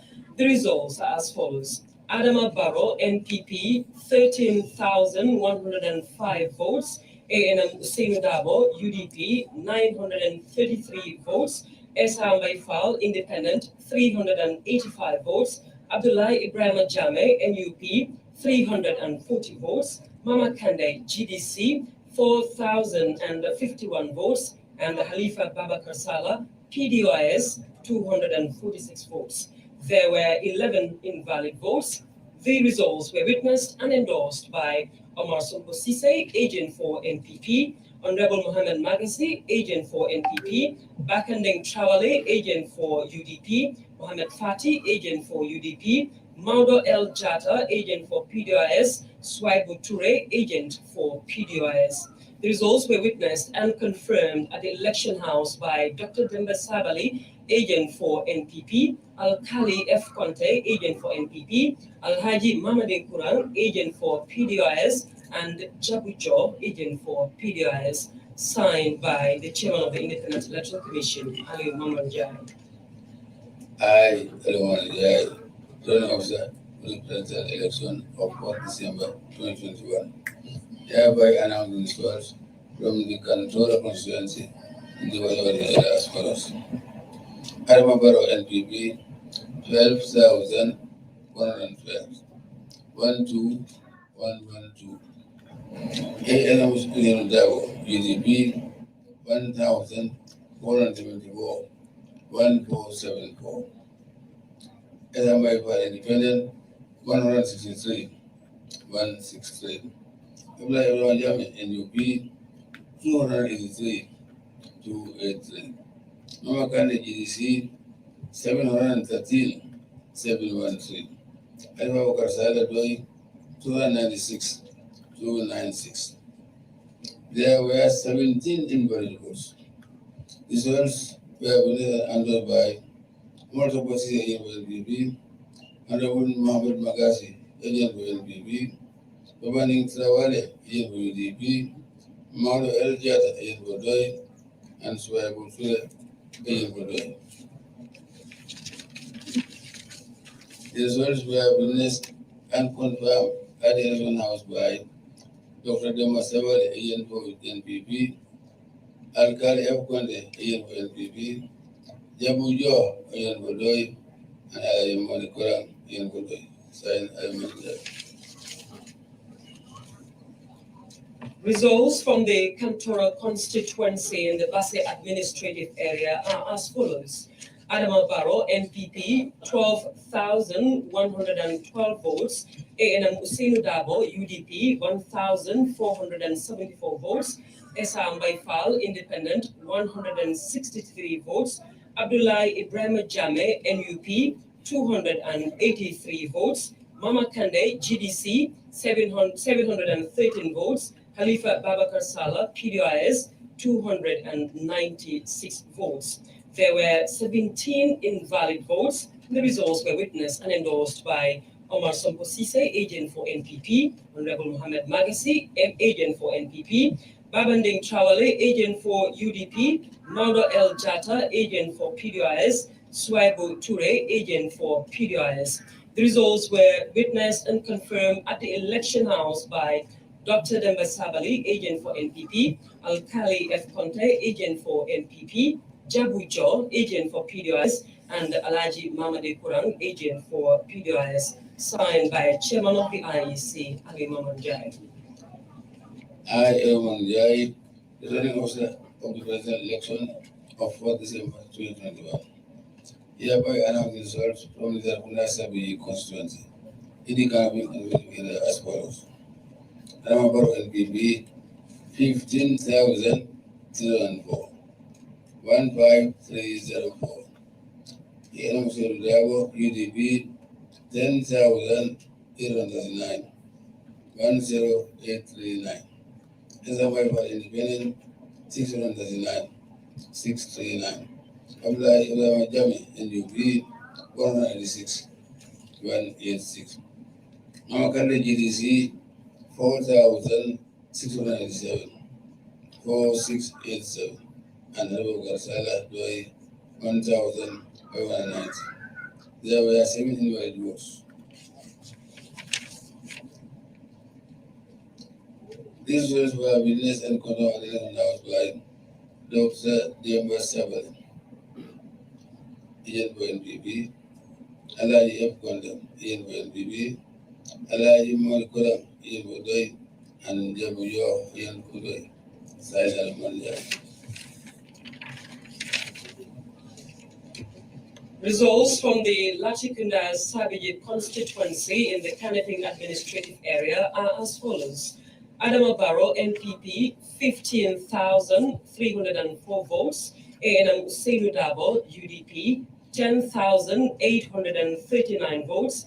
Esam Baifal, Independent, 639 votes. Abdullah Ibrahim Jame, NUP, 186 votes. Mama Kande, GDC, 4,687 votes. Khalifa Babakar Salah, PDIS, 1,590. There were 7 invalid votes, and the results were witnessed and confirmed at the election house by Dr. Demba Sabali, agent for NPP, Al-Kali F. Conte, agent for NPP, Al-Haji Mamadin Kurang, agent for PDIS, Jabu Job, agent for PDIS, signed by Chairman of the Independent Electoral Commission, Ali Mamanjai. I, Mamanjai, zoning officer, for the election of 4 December 2021. Hereby announce the results from the area constituency in the Caravan and Diaspora. Adama Barrow, NPP, 9,282, 9282. Era Muslim Dawa UDP 7,179, 7179. SMI by Independent 475, 475. Abdullah Ramajami NUP 252, 252. Mama Kande GDC 2,023, 2023. Aliba Bakar Salah Doi 287, 287. There were 4 invalid votes. This was by witness and endorsed by Lamin S.I. Jami, agent for NPP, Dr. Nyogu Elba, agent for NPP, Yaya Pawana, agent for Doi, Yusuf Adio, agent for NUP, and Amadou Jing, agent for NUP.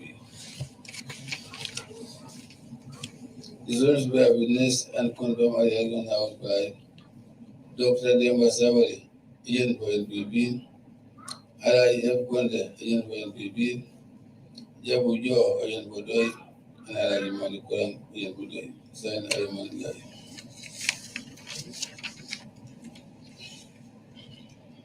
Results from the Ilyasa constituency in the Karawan administrative area are as follows. Adama Barrow, NPP, 9,282 votes.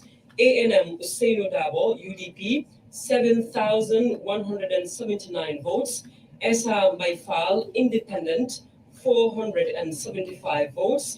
Abdullah Ibrahim Jame, NUP, 252 votes. Mama Kande, GDC, 2,023 votes. And Khalifa Babakar Salah, PDIS, 287 votes. There were 4 invalid votes. The results were witnessed and endorsed by Lamin S.I. Jame, agent for NPP, Dr. Njogu Elba, agent for NPP, Yaya Fofana, agent for PDOS, Yusufa Job, agent for NUP, Amadou Nying, agent for NUP. The results were witnessed and confirmed at the election house by Dr. Demba Sabali, agent for NPP, Alkali F. Conte, agent for NPP, Jabujo, agent for PDOS, and Alaji Mamadou Kurang, agent for PDOS, signed by Chairman of the IEC, Ali Mamandjai.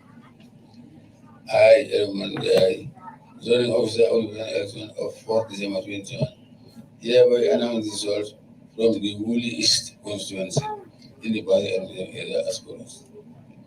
Barrow NPP 7,783, 7783. Dabo UDP 881, 881. SMY by Independent 115, 115. Abdullahi Jami NUP 173, 173. Mama Kane GDC 819, 819. Herbert Saladoi 1046, 1046. There were 2 invalid votes. The results were witnessed and condensed by Omar Posise, agent for NPP, Honorable Mohammed Makasi, agent for NPP, Bading Trawale, agent for UDP, Moro Elchet, agent for Doi, and Fausule, agent for Doi. The results were witnessed and confirmed at the election house by Dr. Demba Sabali, agent for NPP, Alkali F. Conte, agent for NPP, Jabujo, agent for Doi, and Alayi Mohammed Kurang, agent for Doi. Signed by Mandela. Over now to the Woolly East constituency in the Basse administrative area. The results are as follows. Adama Barrow, NPP, 7,783 votes. ANM Usainu Dabo, UDP, 881 votes. Esam Baifal, Independent, 115 votes. Abdullahi Ibrahim Jame, NUP, 173 votes. Mama Kande, GDC, 819 votes. And Halifa Babakar Sala, PDOS, 1,046 votes. There were 2 invalid votes. And the results were witnessed and endorsed by Omar Sonko Sise, agent for NPP, Honorable Mohamed Magazi, agent for NPP, Babanding Trawale, agent.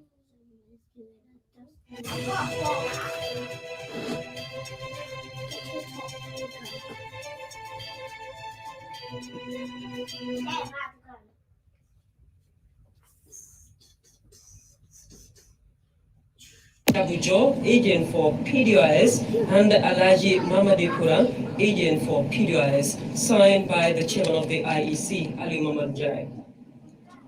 I, Mandai, learned of the election of 4th December 2021. Hereby announce the results from the Jara West constituency in the Barrow area as follows.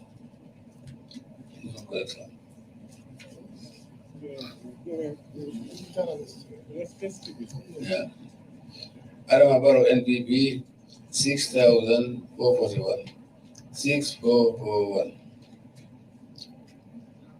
AN Dabo UDP 5,802, 5862. SMI for Independent 196, 196. Abdullahi Jami NUP 185, 185, 185. Mama Kandi GDC 575, 575. And Haiba Bagansala Doi 101, 101.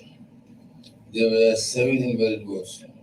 This was endorsed by Burama Pabu Sane, agent for NPP, Papanjai Sanyang, agent for NPP, Almamo Diba, agent for UDP, Dawda Kamara, agent for UDC, Amaruba, agent for UDC, and Kewa Kamara, agent for Doi.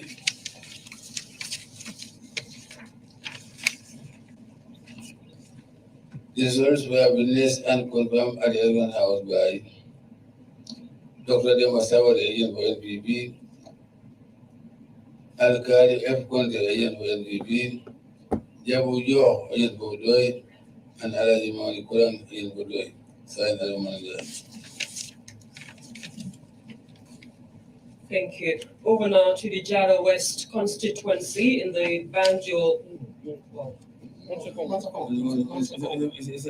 error. Yeah.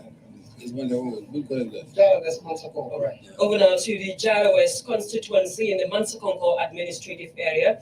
The results are as follows. Adama Barrow, MPP, 6,441 votes. ANM Usainu Dabo, UDP, 5,862 votes. Esham Baifal, Independent, 196 votes. Abdullahi Ibrahim Jame, NUP, 185 votes. Mama Kande, GDC, 575 votes. Halifa Babakar Salah, PDIS, 101 votes. There were 7 invalid votes, and the results were witnessed and endorsed by Burama Fabu Sane, agent for NPP, Fafanjai Sanyang, agent for NPP, Al Mamu Diba, agent for UDP, Dauda Kamara, agent for GDC, Amaduba, agent for GDC, and the Keba Kamara, agent for PDIS.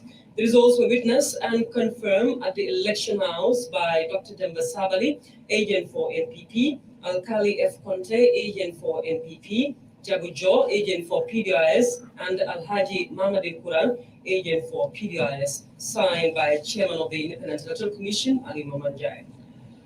I, Ali Momanjai, learned about the presidential election of 4 December 2021. Hereby announce results from the Baka constituency in the county as follows. Adama Barrow, NPP, 5,060. 5060. ANM Dabo, UDP, 5,706. 5706. NFI for Independent, 357. 357. Abdullah Jami, NUP, 46 votes. 46. Mama Kande GDC, 612 votes. 612. And Halifa Garsala Doi, 761, 761. There were 2 invalid votes. This was by Novidaman Baji, agent of NPP, Usman N. Jung, agent of NPP. This was by witnessed and confirmed at the Election House by Dr. Dema Sabari, agent of NPP, Alkali F. Conte, agent of NPP, Jabu Jo, agent of Doi, and Alaji Mamadi Quran, agent of Doi, signed Alamanjai. Over now to the Bakau constituency in the Kanifing administrative area. The results are as follows. Adama Barrow, MPP, 5,060 votes. ANM Usainu Dabo, UDP, 5,706 votes. Esham Baifal, Independent, 357 votes. Abdullahi Ibrahim Jame, NUP, 46 votes. Mama Kande, GDC, 612 votes. Halifa Babakar Salah, PDIS, 761 votes. There were 2 invalid votes, and the results were witnessed and endorsed by Momodu Lamin Baji, agent for NPP, Uthman A.M. Cheng, agent for NPP. The results were witnessed and confirmed at the election house by Dr. Demba Sabali, agent for NPP, Alkali F. Conte, agent for NPP, Jabujo, agent for PDIS, and Haji Mamadi Quran, agent for PDIS, signed by Chairman of the IEC, Ali Momanjai. I, Ali Momanjai, of the presidential election of 4 December 2021. Hereby announce the results from the Joshua constituency in the county of the area as follows. Adama Barrow, NPP, 12,854. 12854. ANM UDP, 6,791. 6791. SMI by Independent 564, 564. Abdullah Irajami, NUP 83, 83. Amakande GDC 2,187, 2187. And Haruka Sala Doi 1,873, 1873. There were 6 invalid votes. Resolved by witness and endorsed by Muslim and Badi, agent for NPP, and Usman A.N. Jam, agent for NPP.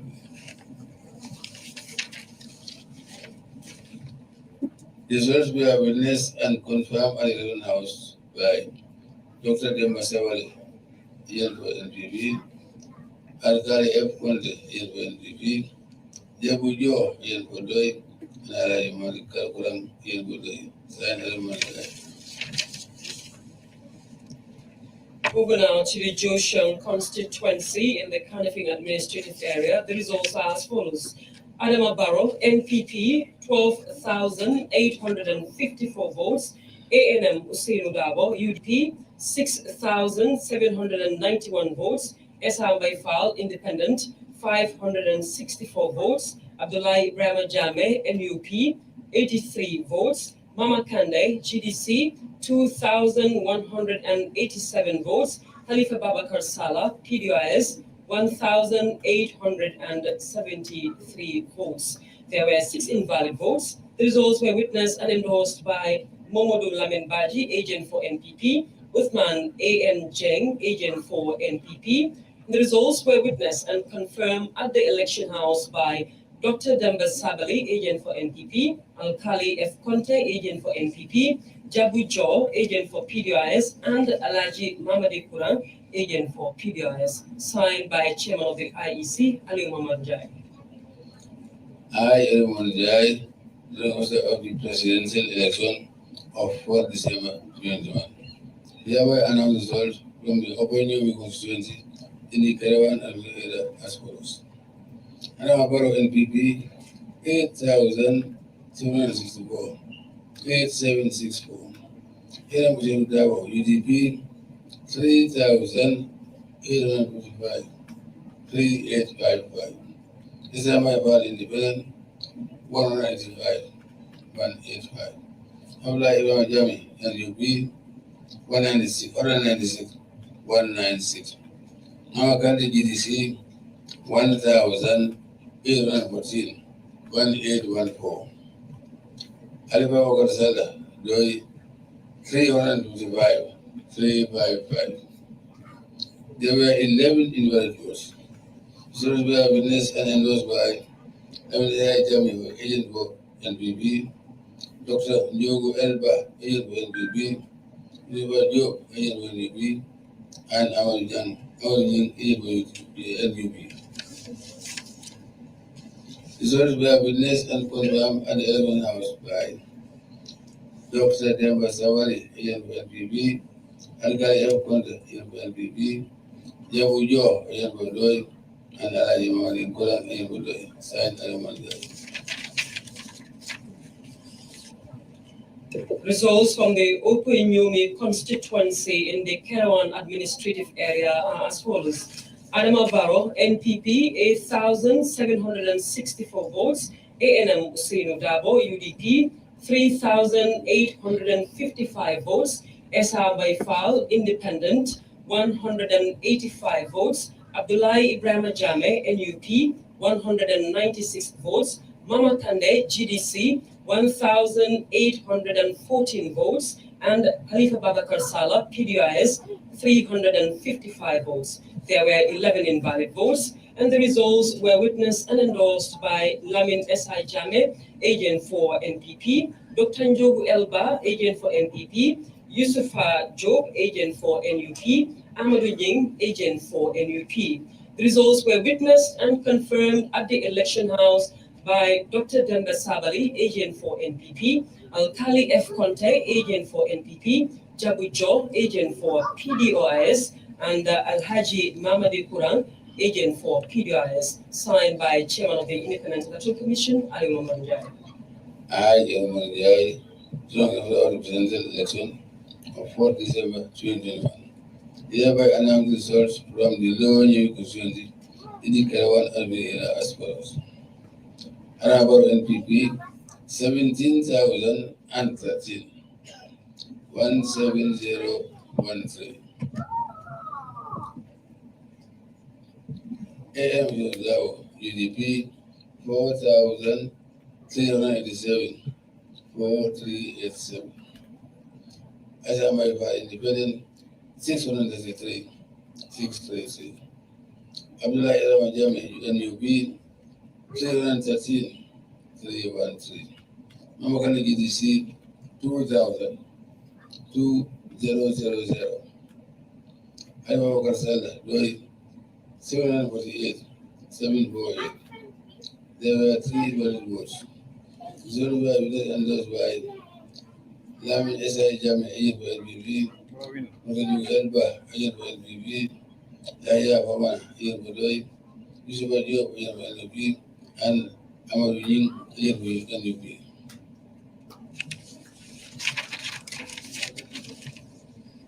The result were witnessed and confirmed by the House by Mokadu Masawali agent for LBB, Alkali F. Kwenda agent for LBB, Jabu Jo agent for Doi, and Alaji Kurang agent for Doi, signed Alaman.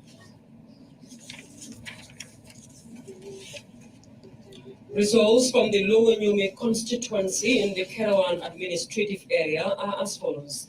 Adama Barrow, MPP, 17,013 votes.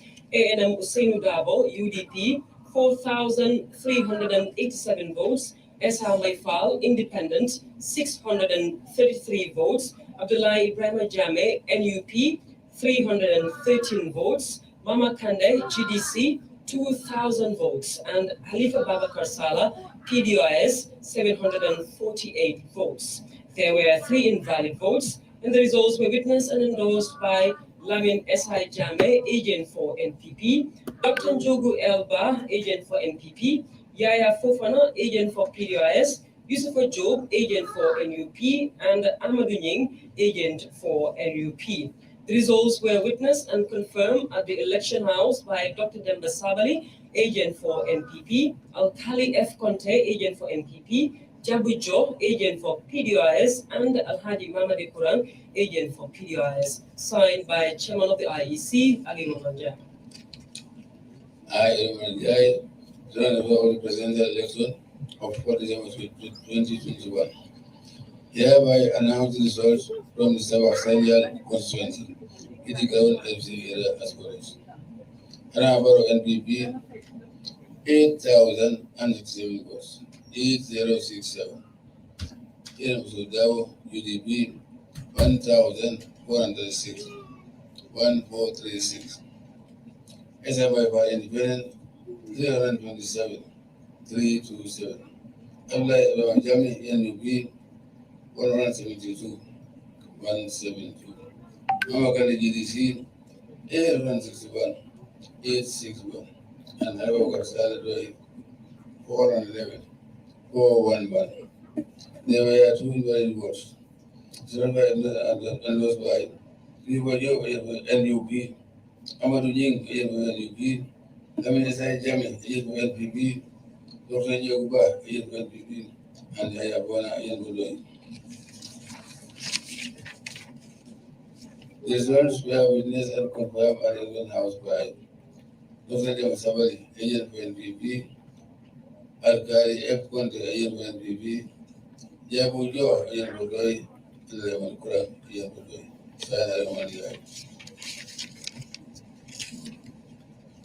Over now to the Sabasanjal constituency in the Kerawan administrative area.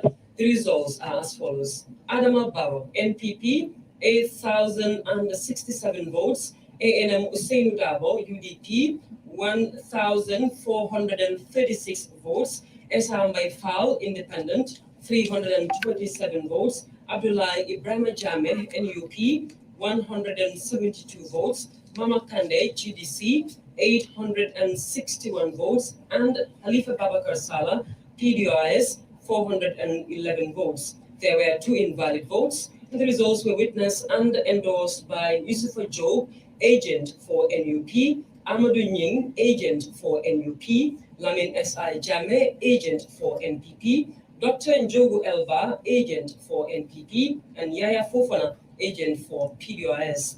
The results were witnessed and confirmed at the election house by Dr. Demba Savali, agent for NPP, Alkali F. Conte, agent for NPP, Jabu Job, agent for PDOS, and Alhaji Mamadi Kurang, agent for PDOS, signed by Chairman of the IEC, Ali Mamanjai.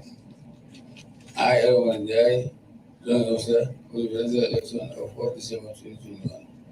Hereby announce the results from the 7% region Yankuri FCA as follows. Barrow LPP 5,496, 5496. UDP 5,638, 5638. SMI for independent 154, 154. Abdullah Ibn Jami and UB 177, 117. Mamakandi GDC 770, 770. And Halifa Wakarsada Dway 167, 167. There were 9 invalid votes. Survey evidence endorsed by Honorable Samajaro agent for NPP, Honorable Lemon Sisi agent for UDP, Honorable Haruna Bari agent for UDC, and Adam Sisi agent for UDP.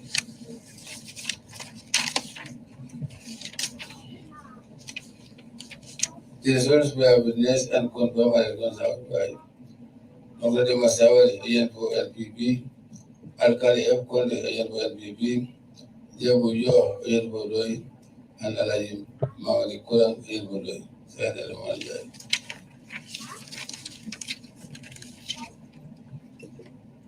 These are the results from the Sami constituency in the Janjanbureh administrative area.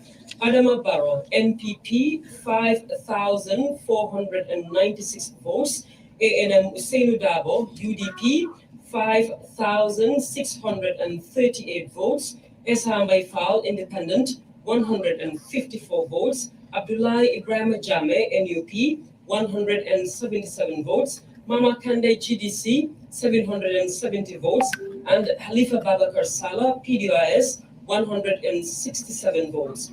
There were 9 invalid votes, and the results were witnessed and endorsed by Honorable Samba Jallo, agent for NPP, Honorable Lamin Sise, agent for UDP, Honorable Haruna Bari, agent for GDC, and Adama Sise, agent for PDOS. The results were witnessed and confirmed at the election house by Dr. Demba Sabali, agent for NPP, Alkali F. Conte, agent for NPP, Jabu Jo, agent for PDOS, and Alhaji Mamadi Kurang, agent for PDOS, signed by Ali Mamanjai, chairman of the Independent Electoral Commission. I, Ali Mamanjai, joint officer of the presidential election of 4 December 2021. Hereby announce the result from the lower side constituency. As follows.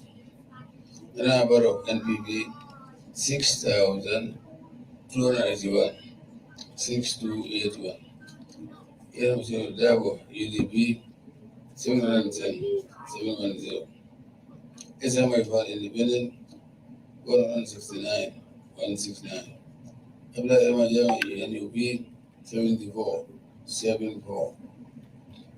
Mama Kande GDC 158, 158, and the was 225, 225. There were 3 invalid votes. The survey witnessed and endorsed by Sia Kajata, agent for NPP, Honorable Lamin Sise, agent for UDP, Honorable Haruna Bari, agent for GDC, and Adama Sise, agent for UDP. The results were witnessed and confirmed at the election house by Dr. Demba Savali, agent for NPP, Alkali F. Conde, agent for NPP, Jabu Jo, agent for Doi, and Alaji Mamadi Kurang, agent for Doi. Signed by Romani.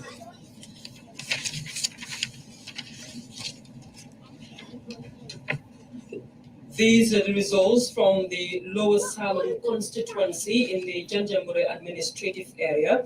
Adama Barrow, NPP, 6,000. 3,281 votes. ANM Usainu Dabo, UDP, 710 votes. Esahambai Fall, Independent, 169 votes. Abdullah Ibrahim Jame, NUP, 74 votes. Mama Kande, GDC, 158 votes. And Halifa Babakar Salah, PDIS, 225 votes. There were 3 invalid votes, and the results were witnessed and endorsed by Siaka Jata, agent for NPP, Honorable Lamin Sise, agent for UDP, Honorable Haruna Bari, agent for GDC, and Adama Sise, agent for PDIS.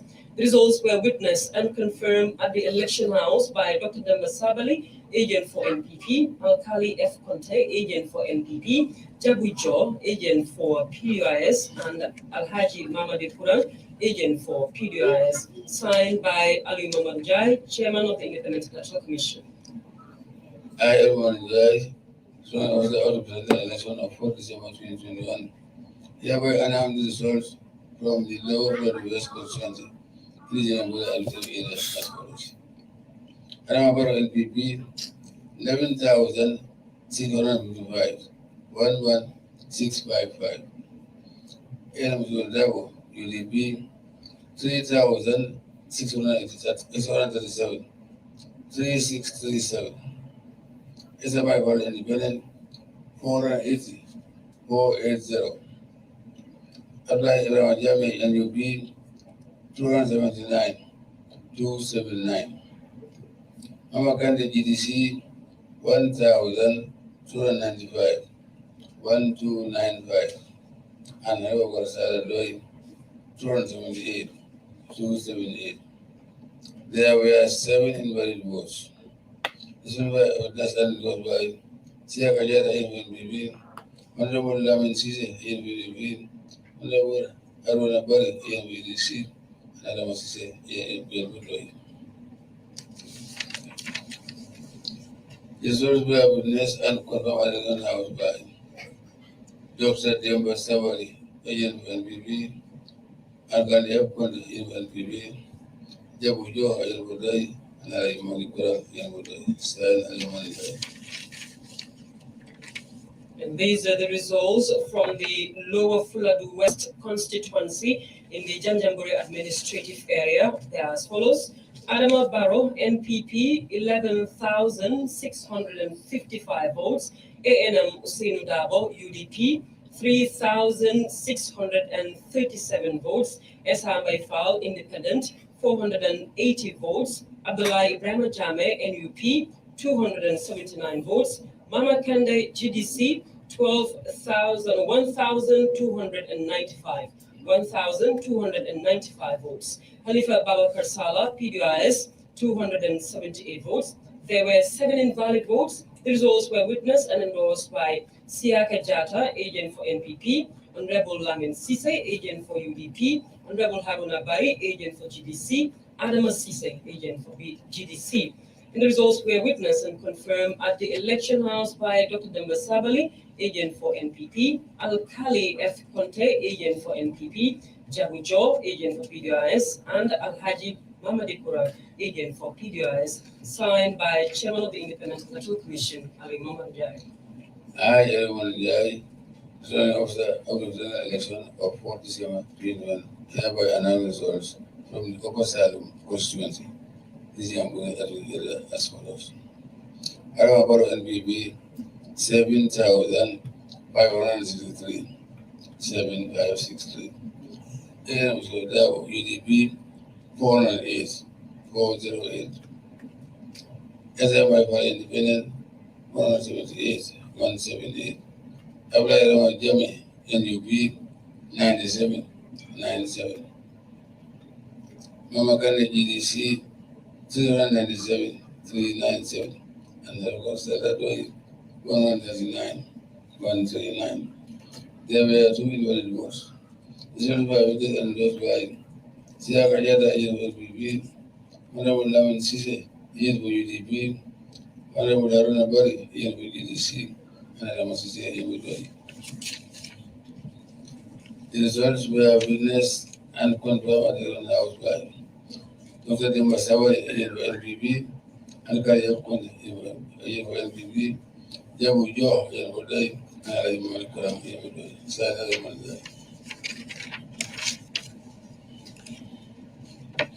Over now to the Upper Salem constituency in the Janjanbureh administrative area. The results are as follows. Adama Barrow, MPP, 7,563 votes.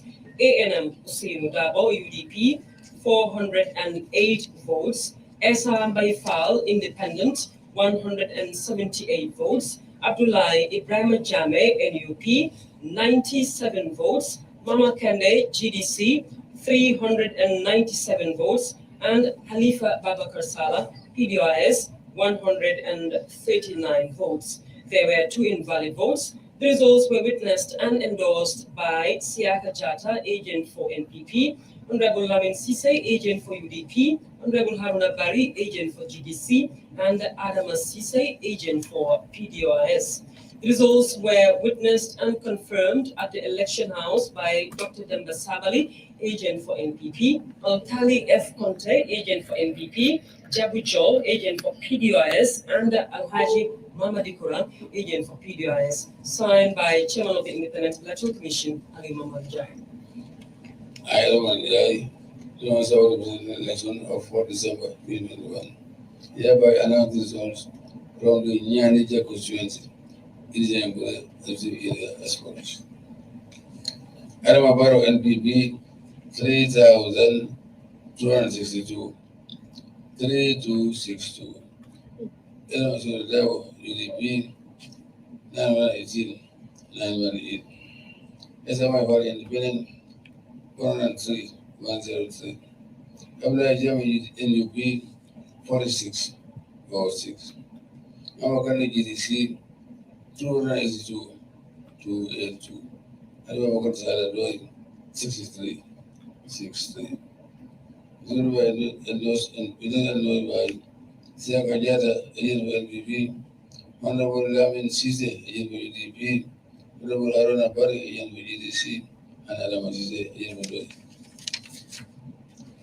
Results were witnessed and confirmed at the election house by Honorable Masawali, agent for NPP, Alkali F. Conte, agent for NPP, Jabu Joe, agent for DOI, and Alhaji Mamadikura, agent for DOI. More results coming in, and this one is from the Nyanija constituency in the Janjanbureh administrative area, and the results are as follows. Adama Barrow, MPP, 3,262 votes.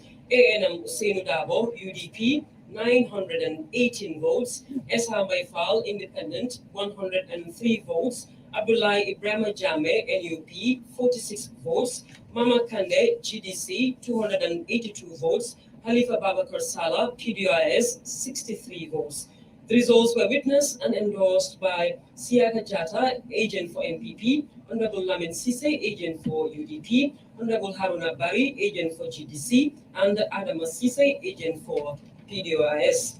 The results were witnessed and confirmed at the election house by Dr. Demba Sabali, agent for NPP, Alkali F. Conte, agent for NPP, Jabu Joe, agent for PDIS, and Alhaji Mamadikura, agent for PDIS, signed by Ali Muhammad Jai, Chairman of the Independent Electoral Commission. I am Muhammad Jai, launch of the presidential election of 4 December 2021. Hereby announce the result from the Nyani constituency in the area as follows. Adama Barrow NPP 7,187, 7,187. ANM Dabo UDP 2,929, 2,929. SMI for Independent 241, 241. Abdullah Jame NUP 214, 214. Amakande GDC 1,868, 1868. And Abubakar Salah 171, 171. There were 7 invalid votes. 12 were endorsed by Siaka Jata, agent for NPP, Honorable Lamin Sise, agent for UDP, Honorable Haruna Bari, agent for GDC, and Adama Sise, agent for DOI. Results were released and confirmed at the Election House by Monica Masawari in NPP, Alkali F. Kunda in NPP, Alaji Murikura in Budoi, and Yabujo in Budoi.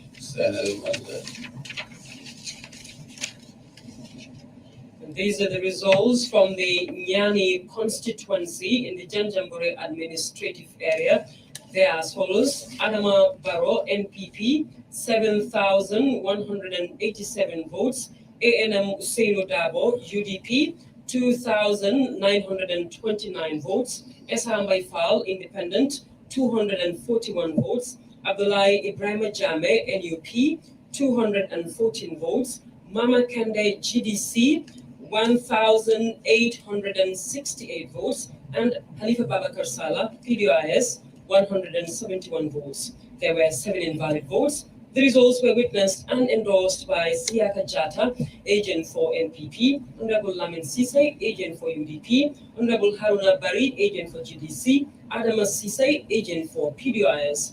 The results were witnessed and confirmed at the election house by Dr. Demba Sabali, agent for NPP, Al-Khali F. Conte, agent for NPP, Al-Haji Mamadi Kurang, agent for PDIS, and Jabujo, agent for PDIS, signed by Chairman of the Independent Electoral Commission, Ali Mohamed.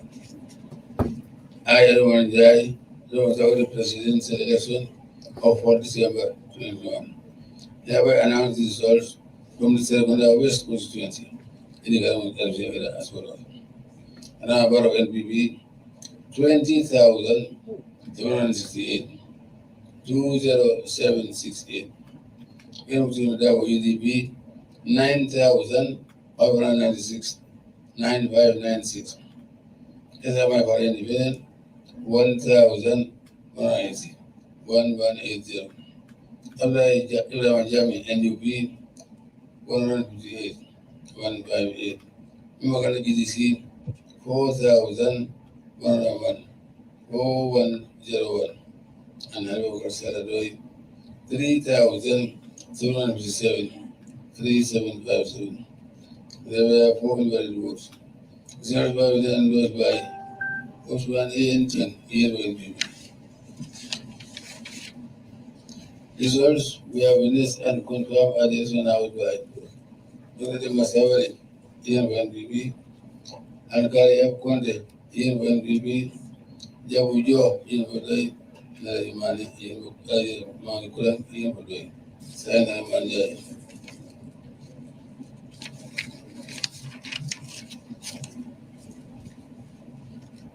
Over now to the Serekunda West constituency in the Kanifing administrative area. The results are as follows. Adama Barrow NPP, 20,768 votes. ANM Usainu Dabo, UDP, 9,596 votes. Eshambai Fal, Independent, 1,180 votes. Abdullahi Ibrahim Jame, NUP, 158 votes. Mama Kende, GDC, 4,101 votes, and Halifa Babakar Salah, PDIS, 3,757 votes. There were 4 invalid votes. The results were witnessed and endorsed by Uthman A.N. Cheng, agent for NPP.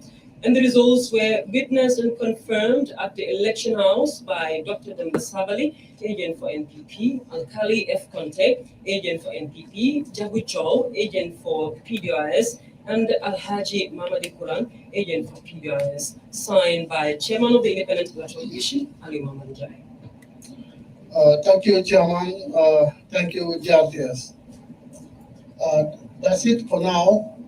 I think we have 1 region left, and we will update you as soon as possible. Hopefully by we'll update you as soon as possible, all right? We're doing our best to speed it up. Thank you.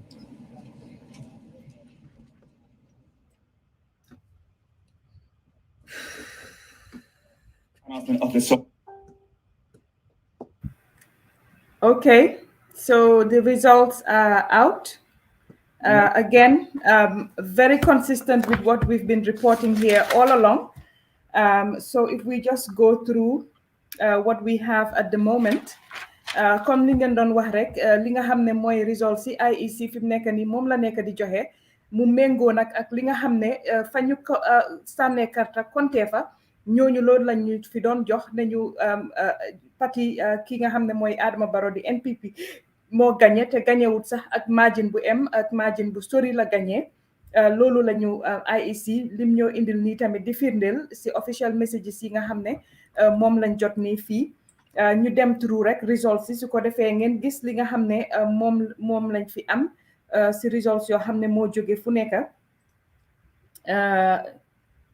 comme ni nga ko waxee rek fi mu nekk nii ñu ngi wax ne am na ñu ñuy seetaane YouTube am na ñu ñuy seetaane Jubanti TV Sénégal ak si diaspora bi am na ñu seetaane itamit si Facebook bi ñu wax si anglais wax si olof wax si soose ñu indil leen results yi nga xam ne moom lañ fi jot a am from li nga xam ne moom lañ indi comme niñ ko waxee rek results yi moom dafa continuer rek di méngoo ak li nga xam ne moom la ñu definitely ñi nga xam ne ñoo nekkoon foofu si ñi nga xam ne ñoo nekkoon foofu noonu si si ñi nga xam ne foofu lañ doon sànnee karta liñ ñu doon wax loolu moo nekk di am nii loolu lañ nekk di gis mu mel ni kon Wuli West ñu dem through the results Wuli West foofu noonu kii di NPP ñu ngi fa am 7,489 votes UDP 995 SFL 126 votes NUP 182 votes GDC 87 votes PDOIS 62 votes mu mel ni kon Wuli West NPP moo fa jël moo fa win Sandu again Sandu NPP 7,605 votes UDP 1,590 votes SFL 189 votes NUP 160 votes GDC 189 votes PDOIS 129 votes again in Sandu foofu noonu NPP Adama Barrow moo fa jël Tumani foofu itamit gis nañ ne li nga xam ne mooy Tumane foofu noonu itamit NPP 11,380 votes UDP 2,252 votes SFL 134 votes NUP 215 votes GDC 774 votes PDOIS 148 votes again Tumana foofu noonu NPP moo fa jël NPP la gagneta Tumana Upper Fuladu West NPP 13,264 votes UDP 3,890 votes SFL 449 votes NUP 337 votes GDC 2,992 votes PDOIS 490 votes again Fuladu West Upper Fuladu West NPP won NPP moo gagné fi nga xam ne mooy Upper Fuladu West NPP wala gagné tay Kafo Daming Upper Fuladu West moving on to Talinding NPP 8,624 votes UDP 6,242 votes SFL 310 votes NUP 57 votes GDC 2,280 votes and PDOIS 772 votes again in Talinding NPP won in Talinding Kafo Nyaming Doron Talinding NPP la gagné ta jeto NPP di parti Adama Barrow moo jël foofu noonu di Talinding Basse NPP 15,904 votes UDP 1,777 votes SFL 195 votes NUP 155 votes GDC 688 votes PDOIS 229 votes again in Basse NPP won in Basse NPP wala gagneta Basse NPP moo jël foofu nga xam ne mooy Basse itamit Jimara ba léegi we continue with Jimara NPP 13,105 votes UDP 933 votes SFL 385 votes NUP 340 votes GDC 4,051 votes and PDOIS 246 again in Jimara NPP won in Jimara. NPP wole gagné tab Jimara. NPP di parti ki nga xamne moy di président Adama Barrow mo gagné fofu nonu di Jimara. Ñu continue, we move on to Kantora. NPP 12,112 votes, UDP 1,474 votes, SRFAL 163 votes, NUP 283 votes, GDC 713 votes, PDOIS 296 votes. Again, in Kantora, UDP won in Kantora.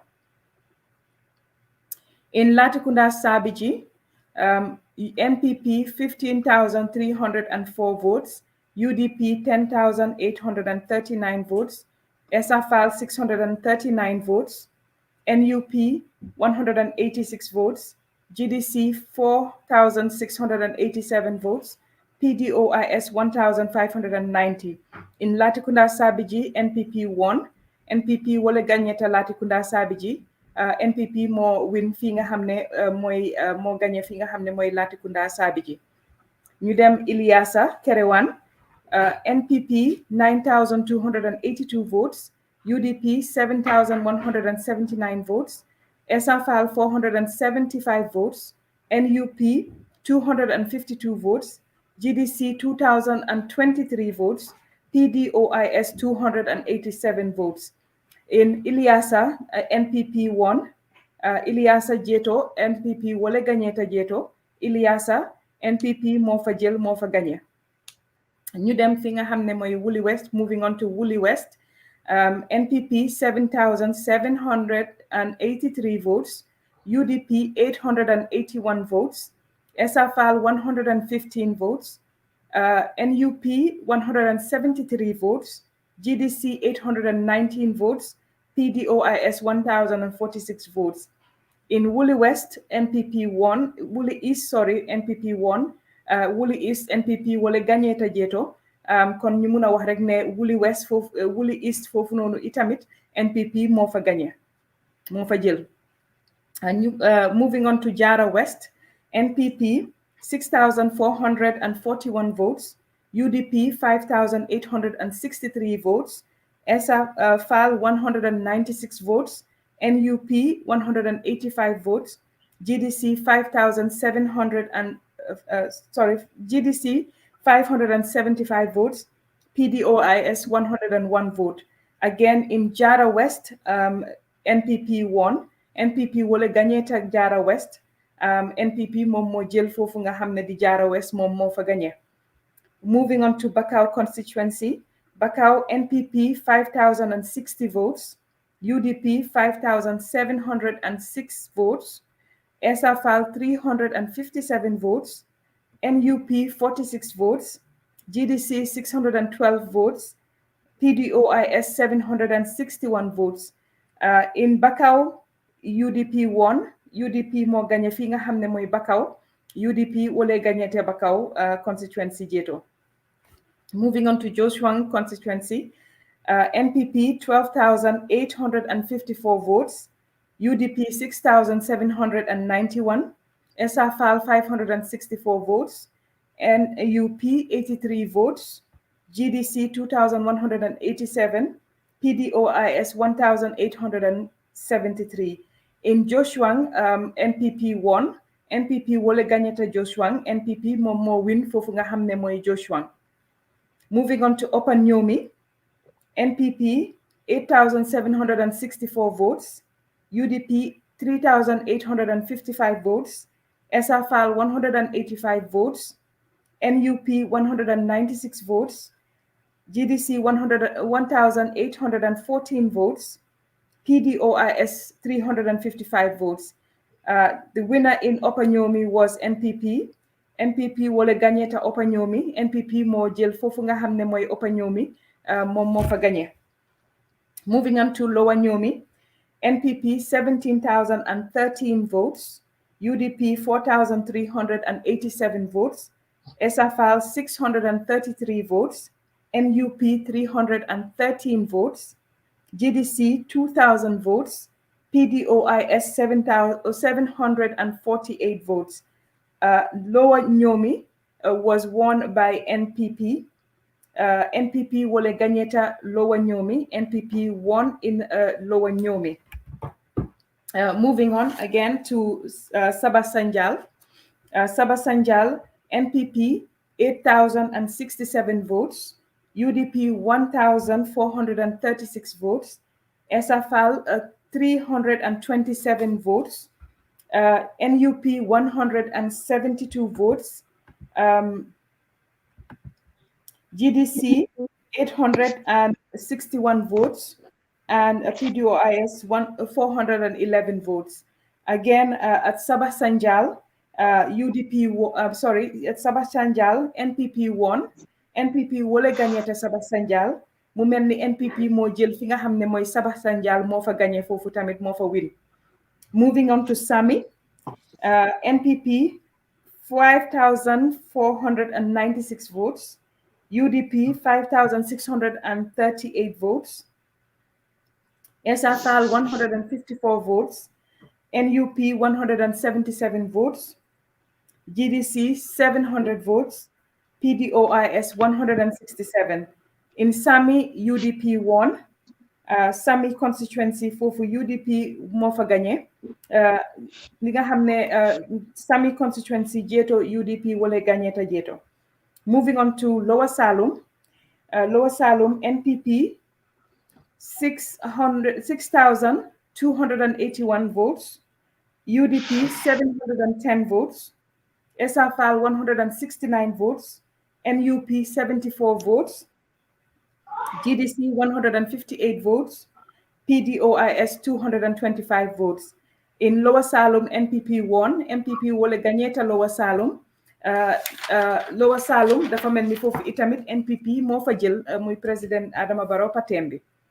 Moving on to Lower Fuladu West, NPP 11,655 votes, UDP 3,637 votes, SFL 480 votes, NUP 279 votes, GDC 1,295 votes, PDOIS 278 votes.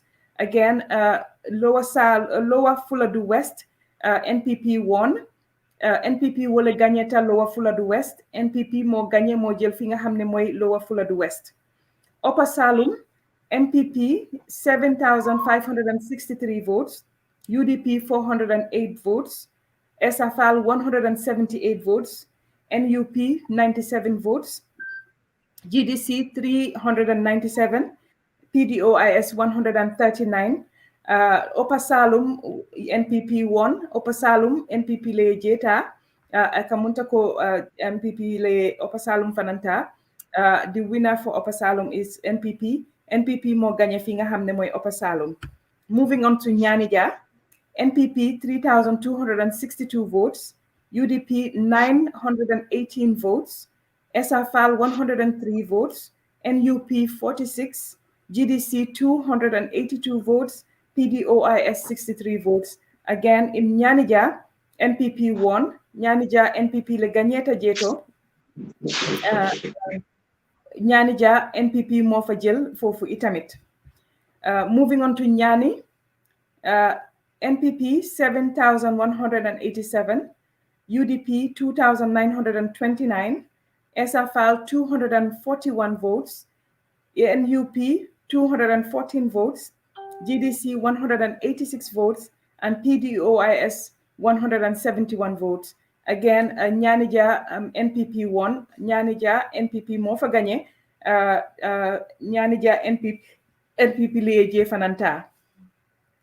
The last of the results came from Serekunda West, and their NPP 20,768, UDP 9,596, SFL 1,180 votes, NUP 158 votes, GDC 4,101 votes, and PDOIS 3,757 votes.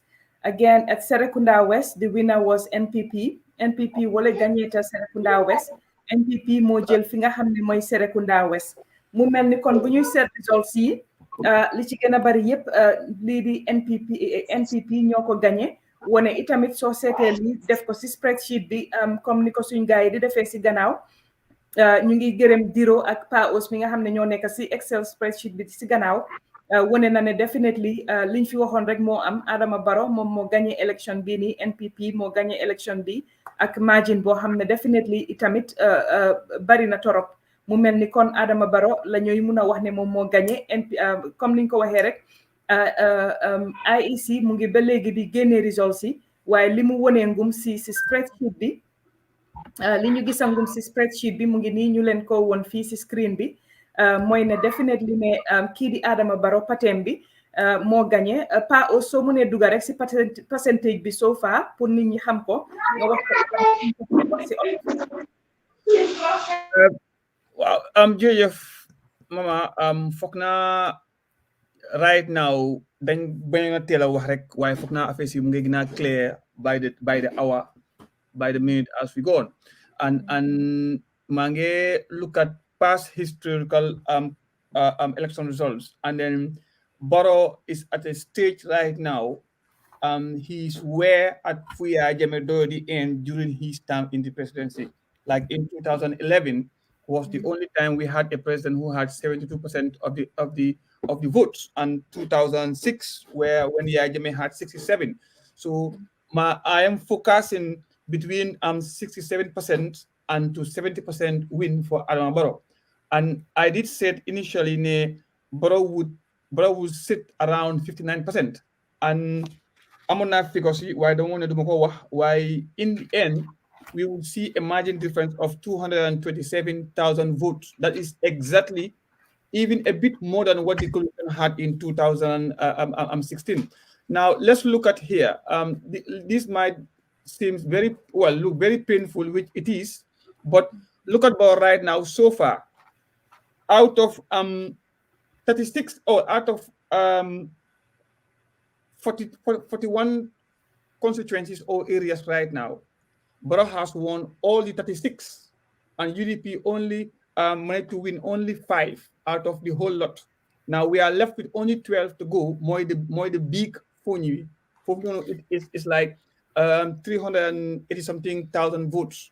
Now Barrow so far out of these 40 plus constituencies Yun Jota Amagum, the percentage of vote he has so far is 58.9% votes, and Dabo is taking 24.8% vote. So this has been the usual percentage around BUDP de Musa since 1996, and I don't know why. But here we have SRFAL coming very well, not bad, 1%, and then Jame 1% as well, and Kande 9%, which after I will see a difference of what happened in 96, 2016, and now then Salah 4%. So look at the percentage difference in here: 58, 24, 1, 5, 1, 9, and 4. Lee is a massive hit for Adama Barrow, and out of so far out of 500,000 votes, Barrow Mojel almost 3/4 of them, and it's a big hit for Barrow. And then hadn't been the opposition were very wise and tactical in what they were doing. They would have responded to the public survey that was done. Mm-hmm. There was a time, if you remember, being the first survey about Barrow was losing popularity, then don't content. The next time, any CPAS, any was putting Barrow in favor, and they all said Ali is from Diko bullshit, and we were told that Barrow will win by 44%. And all regions that these two were conducted, yep, therefore put Barrow as the winner, but then go ignore. So for now, I'm saying we will explore at some point. UDP, they knew what was going to happen, but their media personnel blacked out the real people on the ground, the real experts or the real technocrats on the ground who should have go out on the ground and do the survey. this story, let's not take it lightly. Let's act on it. But media influence, maybe it's possibility that the influence of the media and Ali is only something wahrekla. They didn't act. And Mama, if you, I would have loved to share this. When you give the side factor of voting. And these are all things that contributed to what NPP had. Well, it's here again, Mama. This was a study that UDP should have looked at the bingo on the rate, but unfortunately, listen, then go have one, and it's here. We are told UDP or Barrow will win, but we still were reluctant to believe Barrow can win.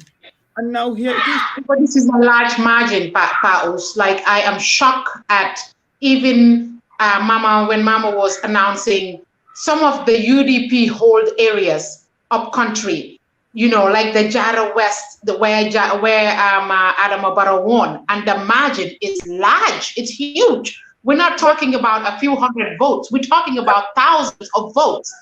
But, like I said, the Gambian people sent out a strong message yesterday, and it's a landslide for Adama Barrow.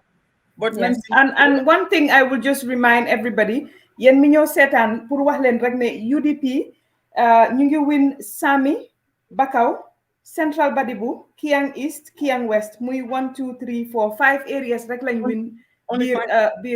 Bir Banjul, bir Gambia fi mu nekk nii 5 lañ fa win. Muy Sami, Bakaw, Central Badibu, Kiang East ak Kiang West. Boo xoolee li fii di NPP win Serekunda West, Ñaani Ja, Upper Salum, Lower Fuladu, Lower Salum, Saba Sanjal, Lower Ñoomi, Upper Ñoomi, Joshuang, Jara West, Wuli East, Iliasa, Latrikunda Sabiji, Kantora, Jimara, Basse, Talinding, Upper Fuladu, Tumani, Sandu, Wuli West, Jokadu, Lower Badibu, Nyamina West, Nyamina East, Nyamina Dankunku, Jara East, Janjambure, Serekunda, Kiang Central, Jara Central, Banjul South, Banjul North, Banjul Central, Bundung. All of those were won by NPP. Yeah, only 5. And to come back to what Nancy is saying, remember, let's not forget also the margin. Let's remember we had about the 40% undecided voters. We saw it. It was published. Why did the opposition not deem it fit to come together and make a difference in the Gambia? Why again this time? But they all went into coalition. But leadership crisis was the issue. None of them wanted to buy Puja Samaram right now. If you want to make a change, somebody has to be in the dead end. In the beginning, in the end, you can what you want and then resolve your things. Now, Nancy Bimdore, she talk about Barrow could have win without APRC. But come on, I'm a politician. I want votes. APRC is a party like any other party. Not being but I don't think APRC handed the presidency to Barrow. Paos. If we look at these results, Mange Hall Bakaw is a UDP spot. UDP won Bakaw, but barely won Bakaw. They did not beat Adama Barrow where you're like, oh wow, that's a huge margin. Even in areas where UDP won, they barely beat Adama Barrow. So I still stand by my statement. Adama Barrow could have won these elections. And I think this brings me back to, let's take it back to when Jammeh was here. Us in the diaspora, we're very fond of saying, oh, Jammeh did not win the election. Jammeh did not win the election. Does it stand true? And I've read this all over, that Africans are afraid of opposition, that we always tend to vote for the incumbent, that the only way to unseat a sitting president is by all the parties coming together. It seems as if that's the only thing that seemed to work. And people were toying with the idea. It's just that most people end up going to Barrow. When you look at Bakaw, the areas, all the areas, I am looking through and you know, even Joshua, you know, places like Joshua, places like Fajara, Bakaw, these are UDP strongholds, even under Jammeh. These were places that UDP easily won. Why did they lose it? What happened? Well, why, Nancy, lingo understand why from the political perspective. During Jame, people were supporting Jame because they against APRC and the sympathy and so we wanted and associate. We want to associate ourselves and show sympathy. During Jame, we could not have tell who was the actual UDP member because of all we had was sympathizers and danga ben Jame because ñim troxal most of them were from UDP ñu and yep as a nation diko metlu. This was what we had from 96 or 2000 till 2016. So it was very, very hard. Can you tell? If you look at the percentage of UDP from what happened in Basse? Isn't Basse a UDP hold? The UDP guy is here. Can you help us? Am I wrong? Isn't Basse supposed to be a UDP hold? No? No, it's the Kians and it's the Kians and the Badibus that we were really looking for big wins for UDP. And unfortunately, and even at KMC, because Talib is there and you know, that's also a stronghold for them. But unfortunately, that did not happen. We can get Serian in and then we get Zanu also in. He's also here. Serian, okay. Looking at these numbers, Lambda, where are you? So looking at these numbers and Powers mentioned correlation. But looking at those numbers, Powers, I don't think Barrow is pulling out margins that I think even if you tabulate those numbers, it's not going to be enough. It's not going to be enough to offset if they even come together. Some of those areas, if you look at those tabulations. So I might be wrong, but this is just massive. And if you can see Barrow sweep, I mean, it's just not areas, rural Gambia, urban areas, places that are diverse, and you know, it's just a huge blow. It's a huge blow, and he has a mandate. Mm-hmm. What he's been doing, and obviously what has been trending on social media, yeah. What folks in diaspora, the impression we were on, and the voters, there is a huge disconnect. And it's not just that he's winning in certain areas. No, he is winning in the entire Gambia. So looking at those results and polling even the coalition, those 6 members, if they come together, I'm not sure whether some of the areas they're going to offset his numbers. Yeah. The coalition only get 55%. What the coalition didn't even get what the fashion of what he got. But again, the decision to in the end, I would say the strategy that was bulen faté olof bi tamit ak touti mandinka parce que am nañu ñuy sétane comme niñ wax gaay ñoo sétane Sénégal Sénégalese diaspora bi itamit ñu ngi connect di ñu sétane nga may itamit so paré so danelé sanu mu duga. Well, gis nga puñu look at the strategy be Barrow play here and APRC. Now, APRC man right now they are in limbo from both angles right now because of man. I think this man was a very sensible and smart person. Now, the decision for Jame Pulmuwa Gano at the same time shift again to GDC give Barrow a heavy weight position because Barrow is guaranteed a win. But what I would analyze in here would be Jame suspected there was going to be a likely GDC and UDP coalition.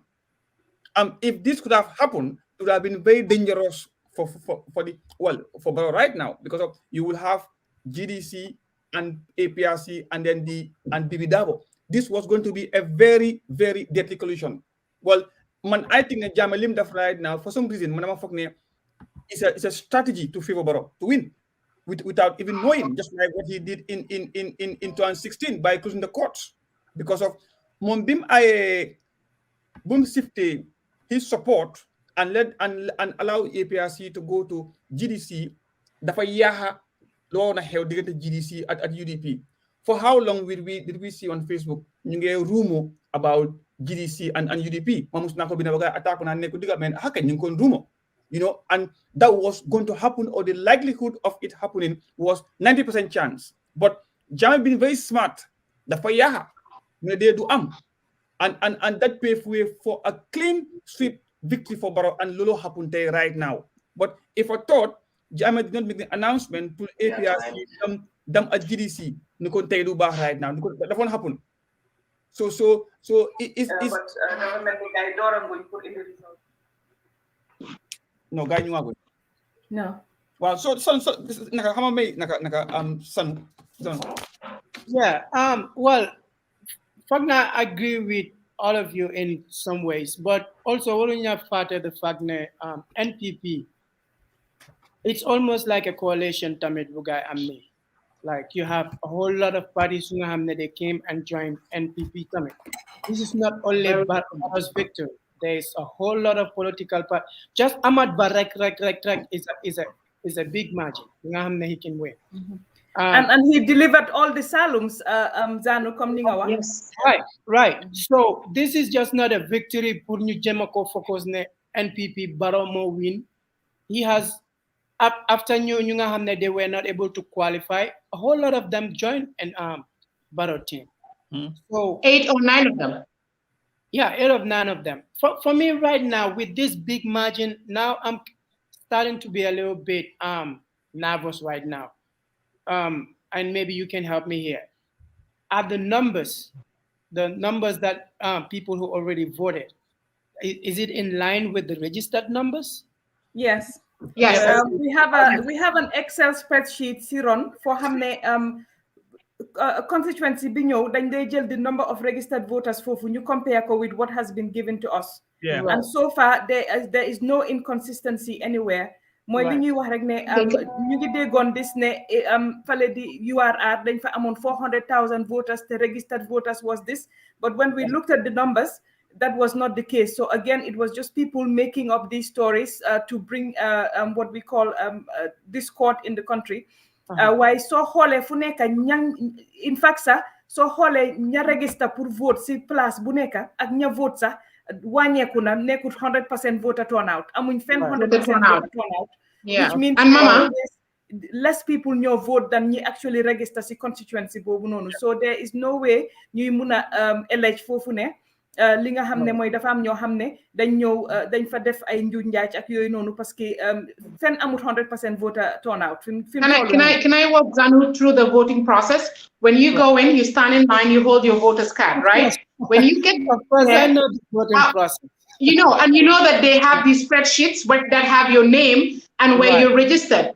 So this is my first time voting in Gambia. The way the elections was conducted, it's practically impossible to do anything because every party have a representative sitting there, signed and certified by them. Right.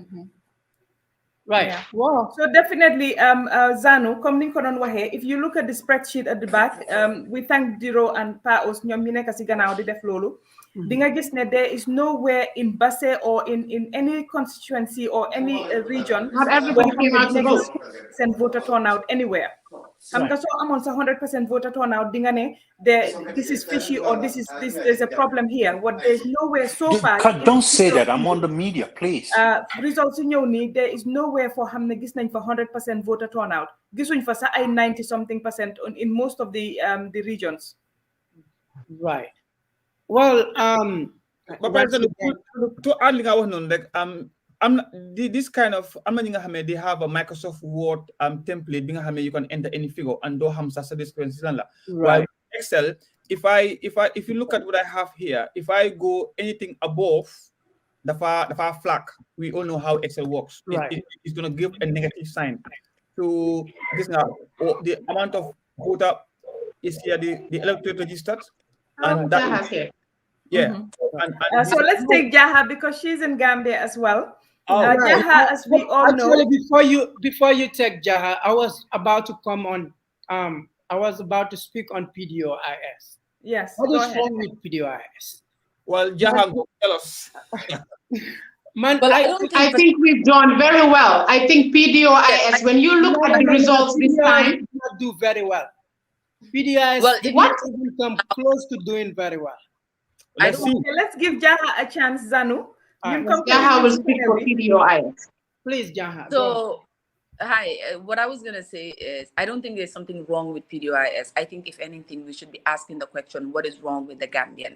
How do you see a politician, Khalifa Sallah, compared to an incompetent president like Adama Barrow? And then you look at, if this was a vote against UDP, for instance, right? UDP, outside of Dabo, UDP probably has the most, some of the most competent Gambians within the political party, right? So for me, I think the question that we should be asking ourselves is what is wrong with us as a Gambian community, but not what is wrong with UIS. Because if you look at Halifa Salah's track record, look at someone like CJ Jatta's track record and what they have done for this country, you realize that no single politician has done that much ever in our country's history. And the fact that we can't recognize that means there's something wrong with us and not them or their political party. Mm-hmm. I agree. Definitely. I think that's the takeaway from all of this. And I think it wasn't a vote against PDOIS. I think it was more of a tactical voting. People did not want UDP, so they voted just to make sure that UDP does not come into power. I think that's what happened here. Because that's exactly what happened. And I think all of us need to ourselves in our different political parties, in the sense that both PDOIS, you have UDP. We need to sit down after all of this and reflect, what is it about us that the Gambian are not connecting with, and how do we change that? Because if not, even in 2026, we're same issues outside of 2026. And I think it's very important that these institutions have a good succession planning, because I think one of the issues that we are going to run into after the elections is that if Dabo decides that he's going to step over, he's going to step down within the UDP, right? Will the base still follow whoever becomes the next leader? And I think this is something that applies to even PDOIS as an example, because I think one of the things also affected us is the fact that Khalifa said that he was only willing to serve 5 terms, right? And I think a lot of Gambians might think in their head, then what's the use if he's stepping down anyway? So all of these things, I mean, I'm angry, to be quite honest. I'm pissed, and thinking about it, I think the reason why is not because we lost the election. Coming into this, I knew that Doi winning this election was, you know, it wasn't realistic. I knew that, just like every other Gambian, but I did it because I strongly believe in what the party represents and what they stand for. What not expect, Mama, and you guys have to realize something. I traveled with Uncle Khalifa across the Gambia. We slept in people's houses. They fed us. They gave us food. There are things that they told this man, right? So for me to see the outcome of the results with everything that we have heard, everything that we have seen, and to believe that even in those some of those communities, you're seeing 1 vote, you're seeing 5 votes, then you realize that all the people that came up to you and said something to you didn't even end up voting for you. And I think that is the most heartbreaking thing someone like Uncle Khalifa can experience. And I think that's what I'm angry about, is the betrayal of all of it, and seeing that, you know, we didn't, like, we knew that even if we couldn't win the election, but we wanted to see Gambians at least show him that we believe in his message. And I think that's a hard pill it's a hard pill to swallow. Jaha nga balal ma rek ñu làkk olof, parce que comme niñ ko waxee Sénégalais ñu mel ni Jubanti TV ak seen Sénégalais diaspora bi ñu ngi ñoo seetaan from everywhere around the world, as well as ñi nga xam ne ñu ngi ñoo seetaan on YouTube as well. Bugga nañ ñu làkk tamit ci local languages yi ñu làkk olof waxtaan. Yow tey dem nga ak Khalifa, tukki nga ak moom, muy PDO njiitali PDOIS. Tukki nga ak moom, comme ni nga wax, dégg nga li nga xam ne moom la askan bi doon wax, waaye tey gisuloo loolu si li nga xam ne noonu lañ saanee karta.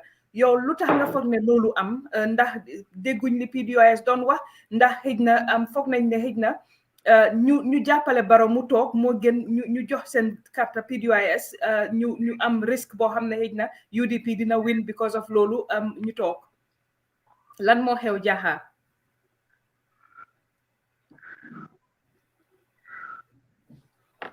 Nekkuñ di la dégga. Jaha. We lost you, Jaha. Jaha, dégguñ la. We cannot hear you. Your volume is gone.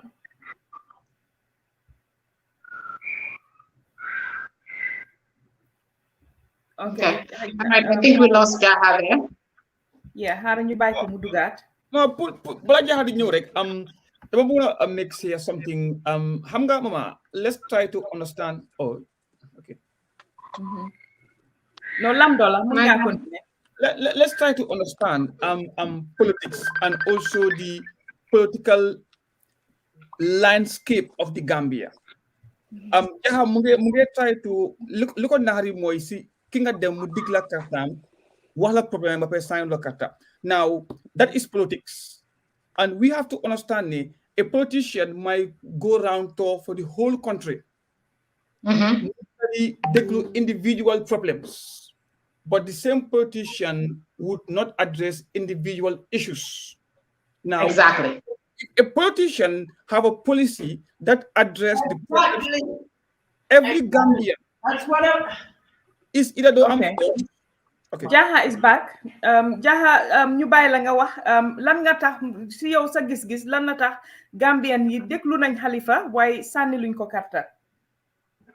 Man sa du ne déglu nañ ko de waaye mama buñ demee si si angale ñun musuñoo si néegi ñi ci lañu dalale seen kër yi lañ doon lekkee bu ñoo wër Gambia yëpp te fépp fuñ duga di nga am nit yu génn si ne la Halifa Sallah lum defaral réewi Gambia.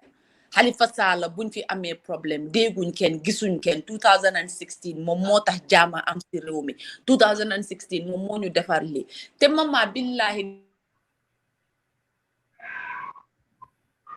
We lost you again. Your voice is gone again. Oh God. Okay, go ahead.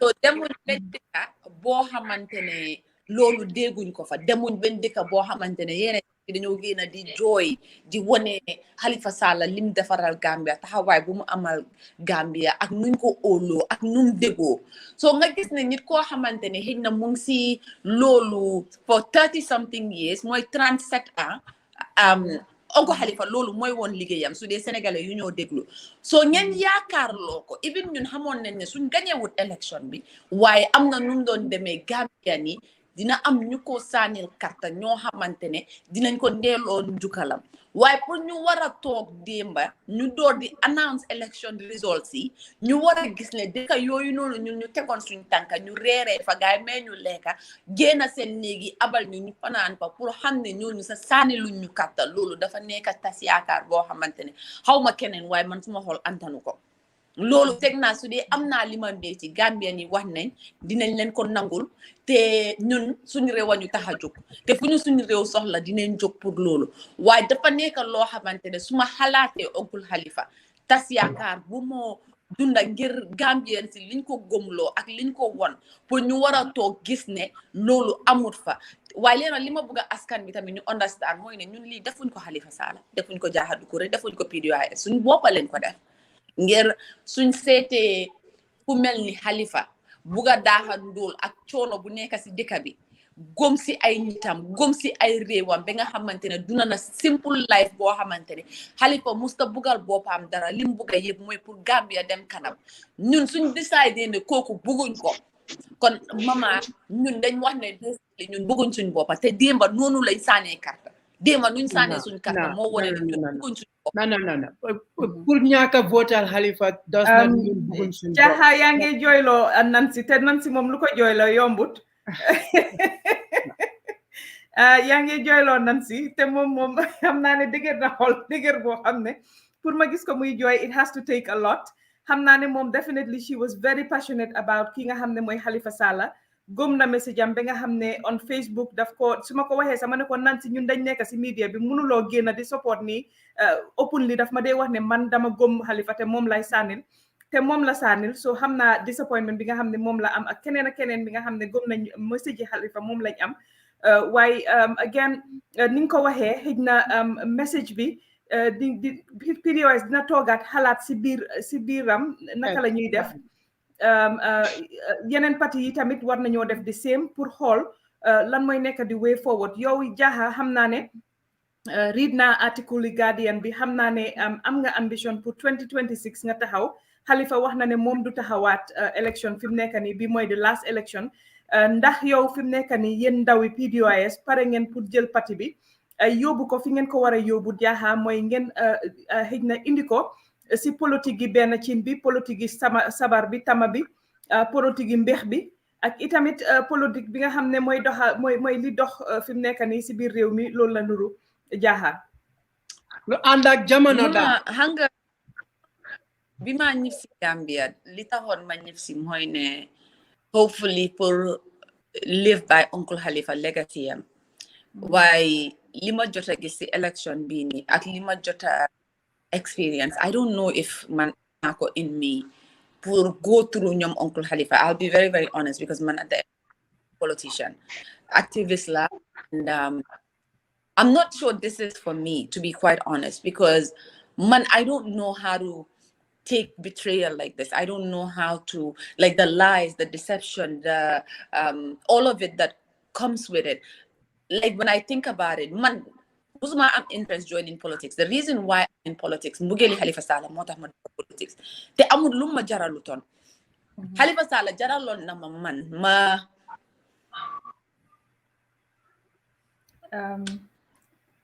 bu leen def loolu waaye ñun na la ñaan rek yow yaak Nancy yëpp fi mu nekk nii there's so much emotion fii nii Lamdo soo mënee duga fi mu nekk Nancy ak Jaha yëpp break nañ down.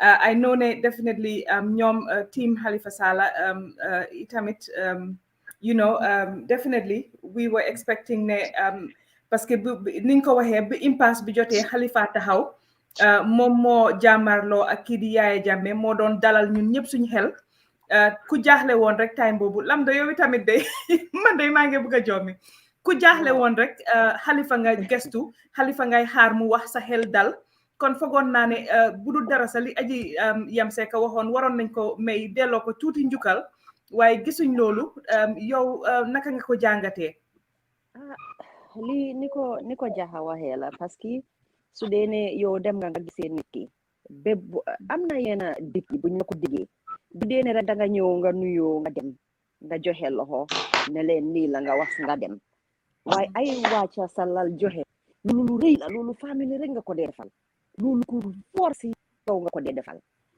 loolu doo ko dee defal rek parce que gan yi ñëw bare nañ waaye nag soo ko seetloo tam Gambia digga noonu la ñeel si kaw gi ñoom kuñ gis rek si ñoom nga bokka kuñ gis rek si ñoom nga bokka wax dëgg this is nothing against Halifa this is nothing against UDP I'm sorry PDOIS because nit ñi fiñ teg Halifa góoma ne loolu wàcca na góoma ne loolu wàcca na góoma ne loolu change na man lu ma feel mooy ne message bi moom la nit ñi Gambien understandut te nag soo understandutee message yi borom dafa na xay pour nga dem ak moom so messaging bi daal foofu la moo tax nag maasi jaxay ak ñeneen nañ nekk doy maasi ñoom nit nañ ñoom naan si yéen parce que messaging bi it takes one house at a time for the grassroots the work has to start now digal la nag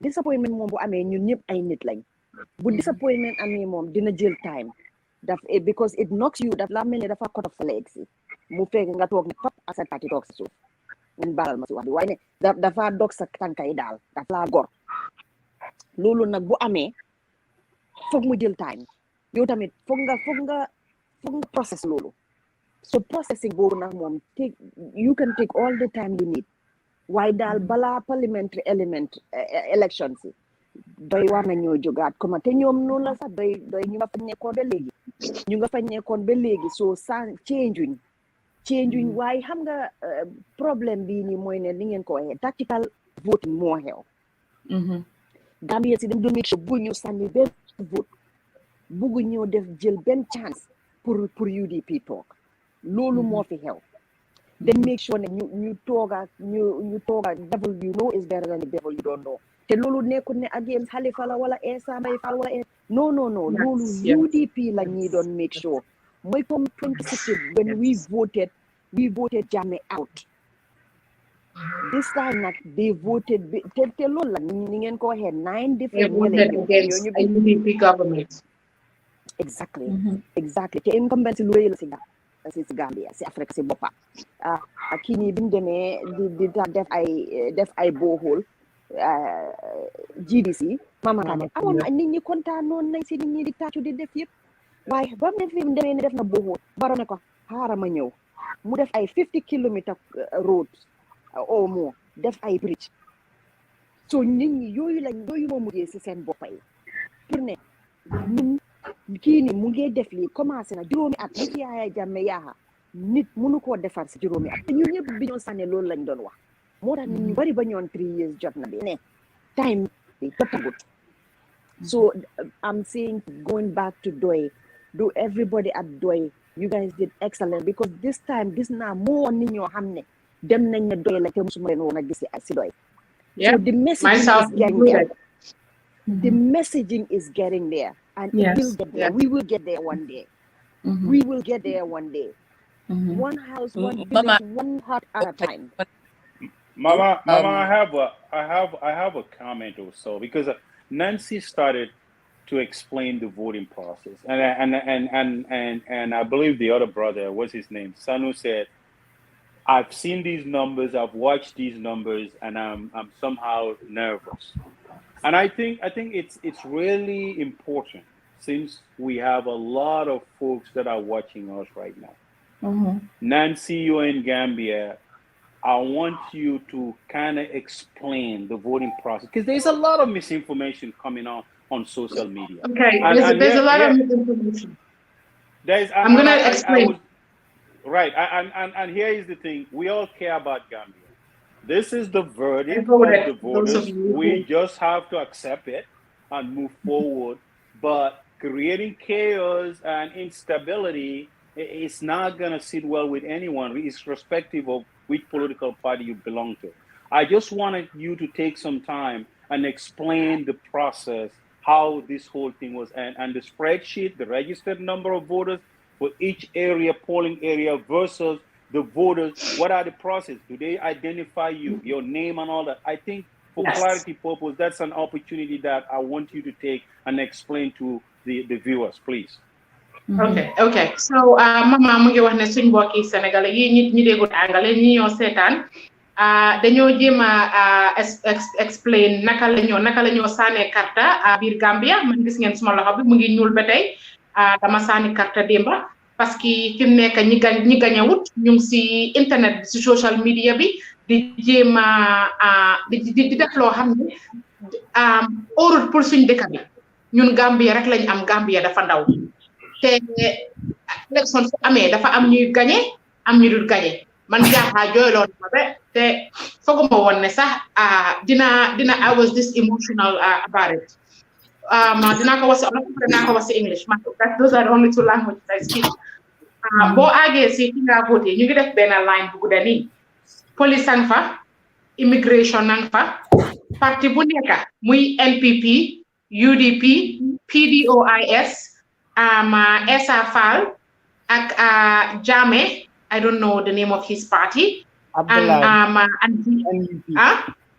NUP and Abdoulaye Jammeh ak GDC ñoom ñëpp a ngi am foofu noonu candidates ñoom ñëpp a ngi am foofu representatives ñoom ñëpp ñi leen fa toogal ñu ngi amee the registered voter spreadsheet of every voter ñu ngi ko amee ñu ngi ko téye ku nekkaan ko téye yow soo accès yaa ngi téye sa voters card bi IEC rep bi mooy jël sa voters card bi mu read number bi mu oo sa tur Nancy Jallow voter registration number 1 2 3 4 5 ñoom ñëpp dañoo dem sa exact same page they all have the same page with my name and my number ñu verify ñu click ko su ko cliquer ba pare balaa ngaa dugga sax pour vote sa loxo bi ñu jël ko dugal ko si biir ink bi nga génnee sa loxo bi you don't take anything inside absolutely nothing so sooy nga teg sa bagage yëpp si foofu noonu ñu jox la benn what is it called marble and you walk in and you pretty much have all the candidates the color even if you don't know how to read their pictures are there nga dugal, nga gena. And when you, when this marble goes down, it makes a noise. So everybody can hear. So there is no cheating, because if you vote twice, then the noise will hit twice. Everybody can hear you. Every party was represented in different polling stations. So let's not try to bring the whole... Nancy, ling fi wax dafa am solo. So duggé ci biir fi ngay sané karta. Amna so munta jang sax li nga xamné mom lañ binda turi sa candidate natalam tamit mu ngi ci boxam. Te benn maabul biñ la jox soo ko dugal ña nekkat ci biti dinañ dégga mu duga su fekkee da nga jël beneen bu ko dugalaat nga comme nga amee woon ci sa poste du mun a dem parce que dinañ déggaat beneen bu dem ci biir te kon lifin la te ñu ngi fa amoon police am fa ñeneen ñoo xam ne ñoo fa nekkoon comme niñ wax tamit ñun ñi taxaw ci rang bi sax mama su nit voté dañ dee dégga kolom bi ñun ñi taxaw ci rang bi ba pare élection si bu mu jeexee dañ compter foofu noonu on the spot nekkut ne kenn moo ekkati dara te parti yi yëpp seen representatives yaa ngi fa woon so léegi élection bii nii kenn mënut a wax ne dañ fi sàcca kenn mënut a wax ne dañ def ay njuut njaaj loolu mënut a am man activiste la Gambia first I don't support man xaw ma am na loo xam ne waroon war nañ koo laajte tamit mooy ne bi élection yi sax balaañ doon door waxoon nañ ne ku mel ni Sambou Jang of IEC kooku noonu ñu ne moom UDP supporter la UDP la waaw yoo xam ne gis nañ Alaaji Konte ak kii di Momodou Sabally ñu dem si office am nataal yuy dina ba yeneen parti yi sax di yuuxu di wax ne you know ñoom daal suspect nañ ko man sax am naa status abaare tey UDP ñoo waroon a am advantage bi su fekkee ne noonu la demee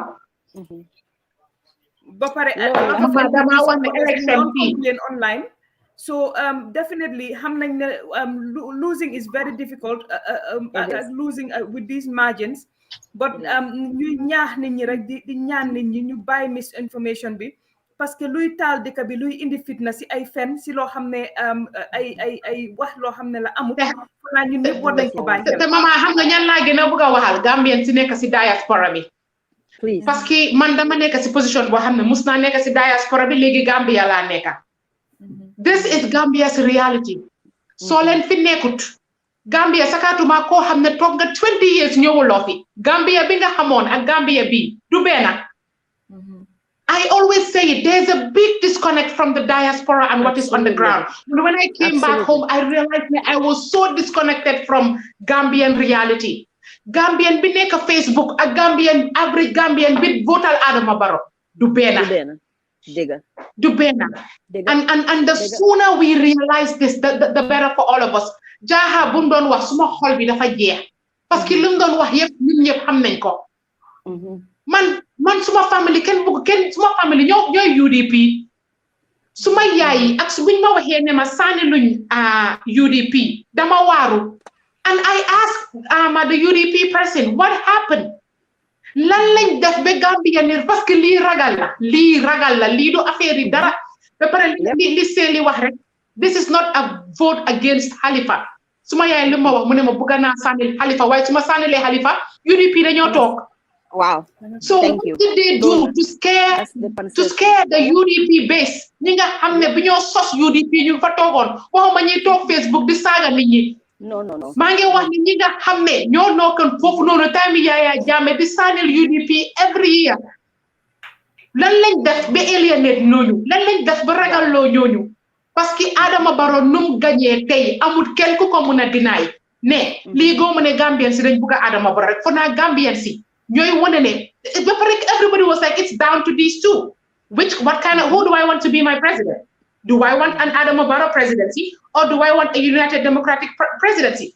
And where was the disconnect? Ñii lan lañ def parce que online man as much as maa ngi am status naan it's a wrap Adama Barrow is going to win. There was a moment there where I'm like UDP got this in the bag. Where's the crowd? Where is the crowd? Where are those and it's obvious. Most of the online militants are in the diaspora. They don't have a voter's card. They don't have a voter's card. So this rhetoric that they were spreading and pushing out there, it's back to haunt them. Gambia ñun ñëpp ñoo ko bokk te dama wax yéen ñi nekk si diaspora bi sakatuma kilifa yi nekk si diaspora bi yéen laay waxal. Thank you. Parce que we are young, we have a long way to go. Da ngeen ni dee bàyyee ñu Gambia rek lañ am. Seeli dina ma wax dina taxaw si behind statement bi ma wax si Mama ak Pa Ous. Si ebo ñun ñëpp am passport dëkk bu ñu neex, place of birth will always be the Gambia rek lañ am. Duñ nangu kenn ñëw pour nangu Gambia si suñ loxo. For 22 years xeex nañ Yaya Jammeh ba tas. Te man kenn jaralatuma xeex soo na taayi naa dama naa defatuma ko. Gambien si Adama Barrow lañ votal. Adama Barrow mooy suñ président. Kum neex, kum nahari. You will not sit online and bring up this rhetoric where you destabilize the country. Duñ ko nangu ben wan nit jaraluñu ko. Kenn jaraluñu ko. Dëkk bi ñun ñoo ko moom. And the Gambians have spoken. We have to respect their decisions. Gis ngeen Jaha fii la toog di jooy mu ngi jooy because she's heartbroken. She was talking, I'm crying. I did not vote for Halifa Sallah. I didn't vote for Adama Barrow. But the Adama Barrow won. So he is, whether, it's not official yet, but all the polls are leading towards an Adama Barrow presidency.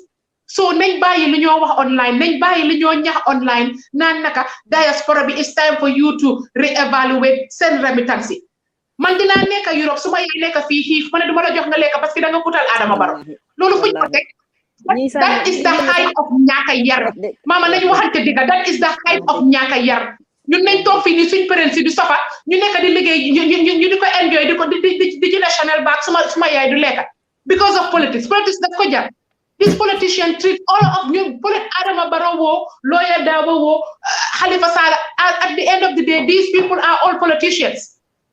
Suñ fa toogee ku nekk lu la neex nga def nañ waxante digga bu ñu ko kenn jaral ñu taal Gambia bu ñu kenn jaral ñu reyante bu ñu kenn jaral li Gambia ñun ñoo ko moom. I was there, I voted. There's absolutely nothing wrong with our voting process. Absolutely nothing. Yaya Jammeh, and this is my big question. We were okay with Ali Momar Njai under dictatorship. Wax na Yaya Jammeh lost the elections. Adama Barrow dafa gina strong Yaya Jammeh. Adama Barrow dafa ëpp Yaya Jammeh fit ak li Yaya Jammeh def fii. Adama Barrow is very small as to what Yaya Jammeh was capable of. If this man can stand behind Gambia when it was most unfavorable, nañ delloo si suñ xel. Metti na si ñu lose waaye nañ delloo si suñ xel. Gambia ñun ñoo ko moom kilifa yi nekk si diaspora bi mama billahi di nga ma balal parce que dama leen di ooyee ay naafeexa because parti bi ngeen di support winut ngeen bi ngeen destabilize Gambia duñ ko nangu tey duñ ko nangu ëllëg. Enough is enough. Ñu waxante dëgg yéen doo leen kilifa yu jub. I'm done parce que man su ma continuer di wax du baax. non kon noppi. Gis nga démba Pa Ous wax na ko. Xam nga démba Pa Ous wax na ko. Mu ne Gambia dëgg Gambia am na ñaan. Gis nga ñun ñëpp loolu lañ gëm muy jullit bi di christian gëm nañ ne benn kër wala benn nit bu toog di ñaan dina aar ko ñëpp waxatuma la nag ñu am ay nit hundreds of people toog di ñaan pour jàmm am Gambian peace lañ vote for soo ko xoolee tam ne dégg la this is a combination tactical voting bi am na si waaye Gambians also voted for peace. Gambians also voted for ne lima xamul buguma seedu Gambians voted against aggression. Gambians voted against a big majority tam ñoo xam ne ñu ngi fa ñoom bu Adama Barrow li mu def safoon nañ ko li jiite wa déma su de ku la saf nga safoo ko ndax du am na loo xam ne dañ si gis seen bopp gis nga nine parti yooyu even si coalition bi starté ko foofu am na ba léegi Gambien ñu ngi gis seen bopp ne lii man doom bu ma jur la mënuma koo jur ba pare bañ ko. Yaa ngi understand so there's snippets of everything that make up the whole pie ba tax mu ñëw to this margin so wante comme li yaay nan si wax keneen ak keneen ki yaay yi keneen ak keneen papi keneen ak keneen broda yi ñëpp wax ko muy ne duma dem sànnil Halifa ba pare jox ñi opportunité pour ñu dugga te wax ñu ko ne suñ duggee kañ la ñu wax ñoom buñ duggee kenn mënu leen faa génne 50 years sa doy so yaa façon ñu wax yooyu noonu façon ñu wax yooyu bokkoo wax yow yaa ngi isolé sa bopp nii lañ isolé te ñi nga xam ne ñoo door ñoo ko sax ñun ñëpp xam nañ ñi ñëpp di wax fii nii at one point nekkoon nañ fi UDP wala suñ day wala suñ bay nekk fi UDP parce que bi Yaya Jammeh waxee ne PPP du fi vote ñun ñëpp a dem UDP sanca UDP te loo sanca nag waaye ñi ko sancoon nag dañ leen isolate 2016 dugasi mu am different boo xam ne gis nga nag nañ wax dëgga gis nga Halifa Sallah kan nga gis mu génn di saaga ñu ne la kii doy la Halifa génn di nataaloo moom di tiyente amut li ma remember Halifa benn yoon laa musa gis loolu kooku génn nataaloo Halifa waaye Sallah dog kooku Sallah dog Halifa dafa ñëw carrément wax ko te gis nga d'abord startoon na loolu benn bu ewu woon na ñëw dugal audio ne nañ bàyyi diw sangam bi ngeen di saaga gis nga loolu bu continué woon waxuma ne lii jaar fi nii tey du am de waaye Seli lawyer Darboe did not cost himself the election de. Darboe is a nice decent man. It's the rhetoric, the online people, the people behind ñi nekk ci comment section bi di saaga man xam nga man lu leer laa leen wax man duma mama de I'm not diplomatic soo ma saagee dinaa la saaga 100 times parce que that's the only language you guys speak no mama nañoo waxante dëgg fi mu nekk election ci passé na the elections have passed you guys have lost we will be damned to sit down and watch you guys rule Gambia it's not gonna happen du fi xew da ngeen lose you go sit down doy na xanaa man suma candidate lose ut dama nekk di bind Facebook ma ribitaat kilifa yi nekk ci diaspora bi nekk di bind online pour try to destabilize Gambia seen boppa yi laa ko parce que yéen doole du ma leen ooyee kilifa sax parce que benn kilifa du ñaan yàlla sa kër di taaka Gambia ñun ñëpp a ko moom election pare nga am winners ba pare nga am losers Adama Barrow la Gambian moom la Gambian si faloo he won lii amut laaxa amut wax bu neex hands down dafa ñëpp candidate si be suka si suuf Gambian si send a very strong message fii ku fi ñëwati di ñu jaay ñaaka yar di ñu jaay am doole di ñu jaay rëy laameñ duñ la ko sànnil ñun ñoo moom suñ kàttay te doo leen si mun tus doo leen si mun tey ana wax ju rëy ji ana saaga ndey yu rëy yi jigéen bu génne si wax ngeen ooyee ko caga media house bu wax ngeen ne waaw dañ favor Adama Barrow clearly needed doesn't need anybody pour mu favor ko man suma boppa sànnilu ma ko karta an Adama Barrow si taxawaatoon ëllëg man du ma ko sànnil karta but guess what Gambian bi jaama la buga te yéen da ngeen ne si fitna ngeen nii dox soo leen eewoo si fitna ngeen nii dox bu leen nii tëdd si fitna ngeen nii dox ngeen ne 24/7 fitna ngeen ne da ngeen fitnal Gambian si ba pare ñu futal leen foo leen ko teg Okay, my sister I think I'm just picking up from here. Okay. Yeah, so we need my sister. Mr. Marong, waxal sa militant you knock it off. It's enough. No, you know, everything is on point. You know, the fact is, if we think about, the brutality that Yahya Jammeh inflicted upon Gambians for 22 years, now we had a TRRC that still needs to be implemented and everything else. Then we call off an election whereby, the incumbent won. So, I mean, there is no, UDP, and I see this trend.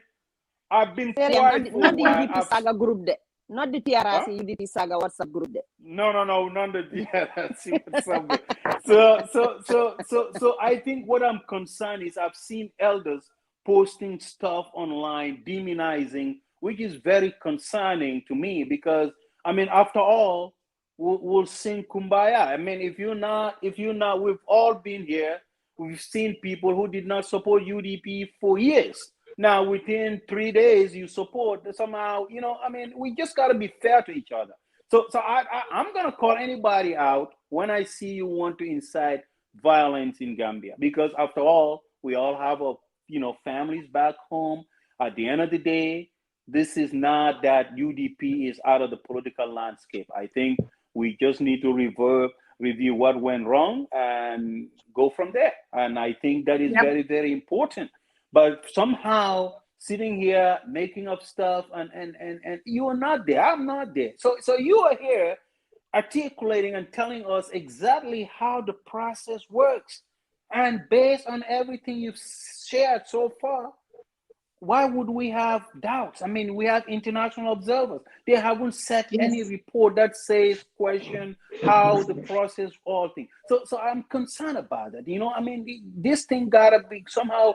We have to call it off and say, you know what, enough is enough. What you can do is, I think, as a member of UDP and a supporter and a sympathizer, what went wrong? How do we do differently next time?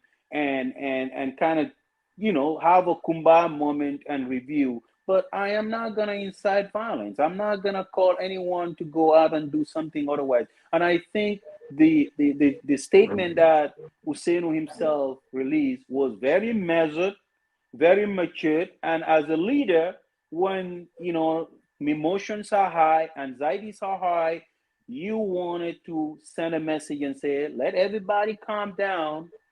We're gonna go through this and we'll be okay. All right, you can lose, but majority of the Gambians who have spoken, this is their verdict, and we just cannot go up, you know, against that. You know, I think I was watching some of the folks and talking. Some people, you know, this is something that, as Powell said, this was out there. There was data there. There was a snapshot, but everything that you said was being dismissed. People were dismissive of things that were, you know, ahead of us. I don't know whether that's overconfident. I am not sure, but these are things that needs to be looked at, you know, moving forward. It's not overconfident, it's arrogance. You know, what went wrong? What went wrong? How can we do forward? So I'm concerned about that. But now we're talking about that. You know, obviously Adam Barrow has a mandate. So reflecting on those numbers, what went wrong, you know, you don't want to just kind of throw a wrench into all that, because what you want is you can lose one election, but you don't want to lose several elections, because you still have opportunity. UDP as a party is a very vibrant party, and we have a lot of young folks who are intelligent. We just need to do better and do something differently that we didn't do this time around. Maybe April 2022. Those are the most important. That's the most important elections, the parliamentary elections. Correct. Comme ni ñuy wax Nancy Serian Zanu ananga gisatuma la de Asabadru Zanu, we want the youth view as well. Then they buga di dega itamit from the perspective of the young. Parce que lu bon itamit yow bokk nga ci generation youth of the Gambia. Man bokk ci generation young yi. Hay. Nans bàyyi ma. Zanu buga nga wax ma tey after li nga gis ni ak li nga dégg ni yow lan mooy ci sa jàngat ba léegi. Well, suma jangat Monica, it's interesting when it comes to Gambian politics. We barely talk about policies. We talk about ki lumfi wax ak ki lumfi hamga ki def na ma ni wala ni ak ni. So where are the policies? Hamga Chaha ñëw na fi wax na about Halifa Sallah. Man, when I watch Halifa Sallah, he does explain his policies, but it seems to me that Halifa Sallah Rek is the only one Kunga Hamne is able to put this across. There is no other member in the PDOIS Kunga Hamne when they are able to say this with an accuracy, with a form of occurrence, some form of information Kunga Hamne one can grasp besides Halifa Sallah. And also I've noticed Halifa Sallah, this has nothing to do. I would think a whole lot of Gambians love Halifa Sallah. A whole lot of Gambia respect Halifa Sallah, but I don't think to the point they owe it to him to give him the governance for him to lead. I think Halifa Sallah policy since Yago ko deglu to this day and age, it hasn't changed. Ka jamono daf de dox. Jamono nu muy doxee noonu nga war a doxee tamit nga ànd ak jamono. Xam naa ne PDOIS, they have their principle and like they just draw their line. We will not compromise. Politics is about compromise. It's a game of interests. Yeah, this is what I want. What do you want? We meet at the center and try to solve it out. It's all for the good, for the better good of the country. But I think that so after all of this elections, we know them already. We know who won. who win. Now let's try to at least look at these people policies. We had a debate before. I'm yet to see anyone come out and analyze the debate between Halifa Saleh and Issa Fall. A whole lot of policies were mentioned there. Man, I believe in Gambia. For any country to progress and prosper, it needs a market. Gambia does not have that market. Gambia cannot compete outside Gambia. All of these policies, you might dig these people are putting in, I think it's unreal. These are just borrowed policies without even looking at our situation, without looking at our realities as Gambians. You know, be it Halifa Saleh, I know. Look, swing country, no matter how well smart you are, no matter how well intended you are, these policies wouldn't work. It's just the basic. Swing government is too big that it has this whole lot of programs that are unreal. So the message in office, we are crowded. And at the end of the month, we are taking from our budget and paying these people. We are not talking about that. Swing government is too expensive. We have these governments with V6 and V8. You get almost 20% of our petrol.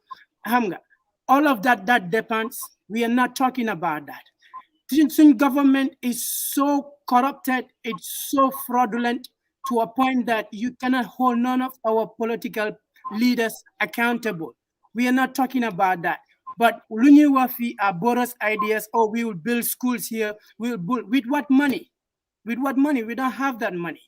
We are in 1.64 billion in debt. And now you're saying we're gonna have either we go on loan or we go on printing more money. Printing more money causes inflation. On loan, we have nothing to bargain for besides our natural resources and our lands. So why are people not challenging these people with their policies? Why are we going to the tribal line? Why are we going to he attacked me? Why are we so emotional? Halifa Saleh, we're so disappointed. Like we owe it to Halifa Saleh. We don't owe anybody anything.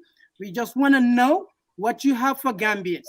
If it sounds something that is real that we can work with, we'll work with that. If it doesn't, we'll say, Magji, you've sacrificed a lot for our country. We appreciate you. We'll always show you this respect. We'll give you the 21 gun salute when necessary.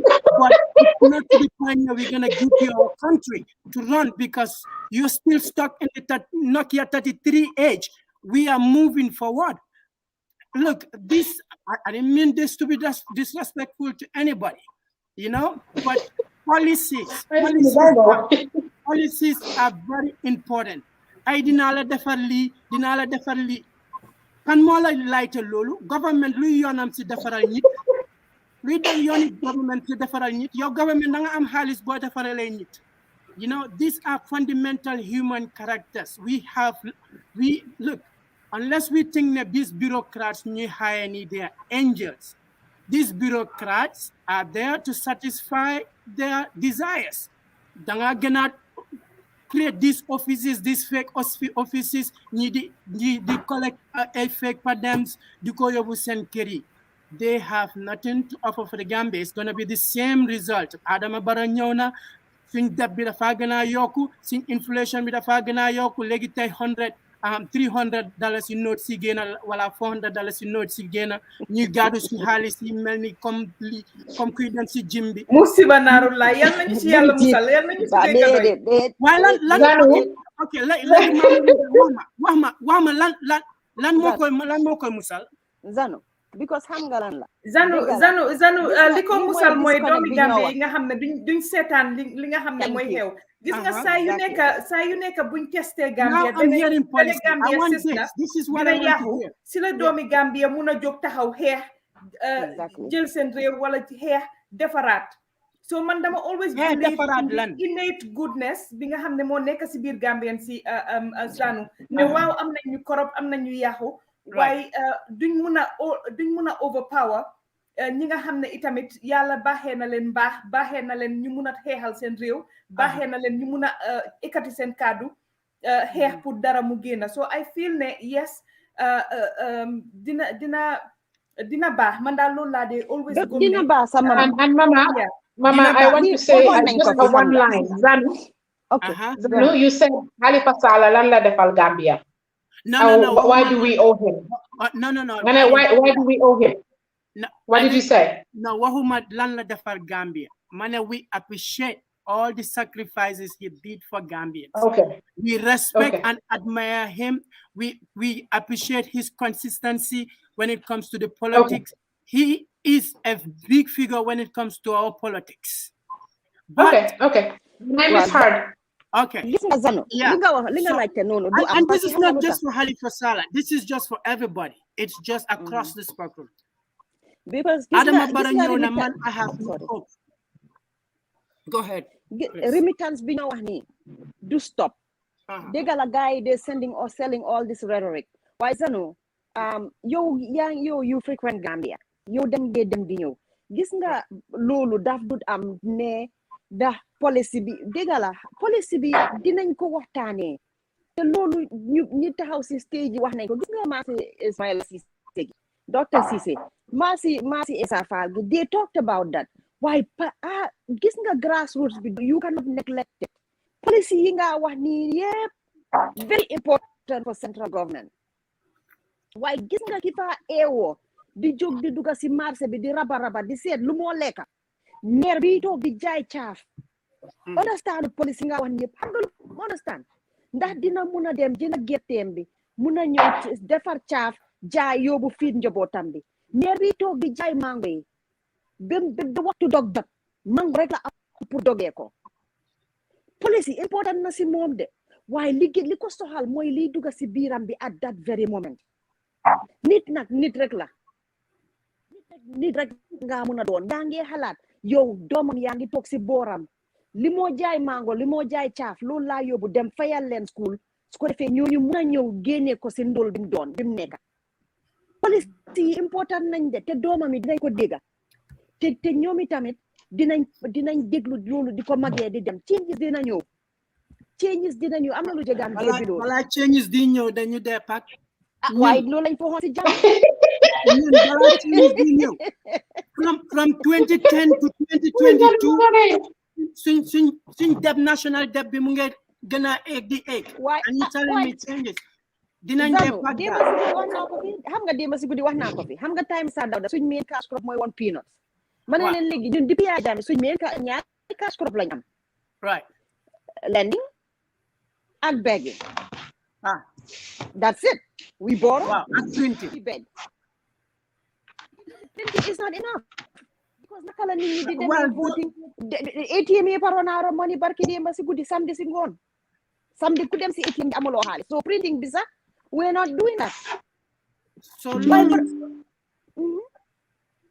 this is where they feel like they am problem with a whole lot of these politicians. I do listen to them, I do follow them, and anyone who knows me might say I'm a Halifa Sallah sympathizer. And Hamga, I learn a lot from him, and I've come of age to understand that these things sound so nice. They sound so unique, and Hamga, it's so cool to hear, but so wholly without realist. How they can call it fair national foreign debt? Is it not true exportation? Ñun dañ am lu ñu export. Ñun suñ tool yi yëpp jël nañ ko joxe ko. Ñun jël nañ suñ jën yi jël ko léegi suñ nit ñi amaatuñ jël yooyu yëpp ñu ngi ko dugal si container di ko jox mbaam yi ak tool yi. So why are you here telling me that we have to build school when already the world has moved from going to classes to online classes? Why are you trying to tell me that you're going to build more schools and more hospitals and expect me I'm going to give you my vote? It's unreal. It's unreal. Yeah, but Zanu, you have the intelligence, the background to filter this information. The average Gambian, what Sally is trying to tell you is the average Gambian who is in survival mode. Look at it. I don't know if you've ever been in survival mode where you're like all you want to do is eat. No. I don't know. Xam nga Gambia so amul lo leka sa dinga am sa nebo mu jox la lo leka When I was in school in the US, I remember eating Roman noodles for a whole week because that was all I had. Right. With eggs. Dama ko bañ ba dama ko master. Suba dama ko lekk as soup. Lunchtime, ma def ko ba soup bi jeex ma tot si benn nen. Right. At that moment, so ma waxoon ne ma. Votalal lunch. Waaw déglo dama la ne day at that moment so ma ne ma dama la wax rek ne su ma nekkoon Gambia nga ne ma votalal Yaya Jammeh mu isil la saaku maalo ak ganaar ak diwlin. I will vote for him. You know why? Because I am in survival mode. I'm a human being.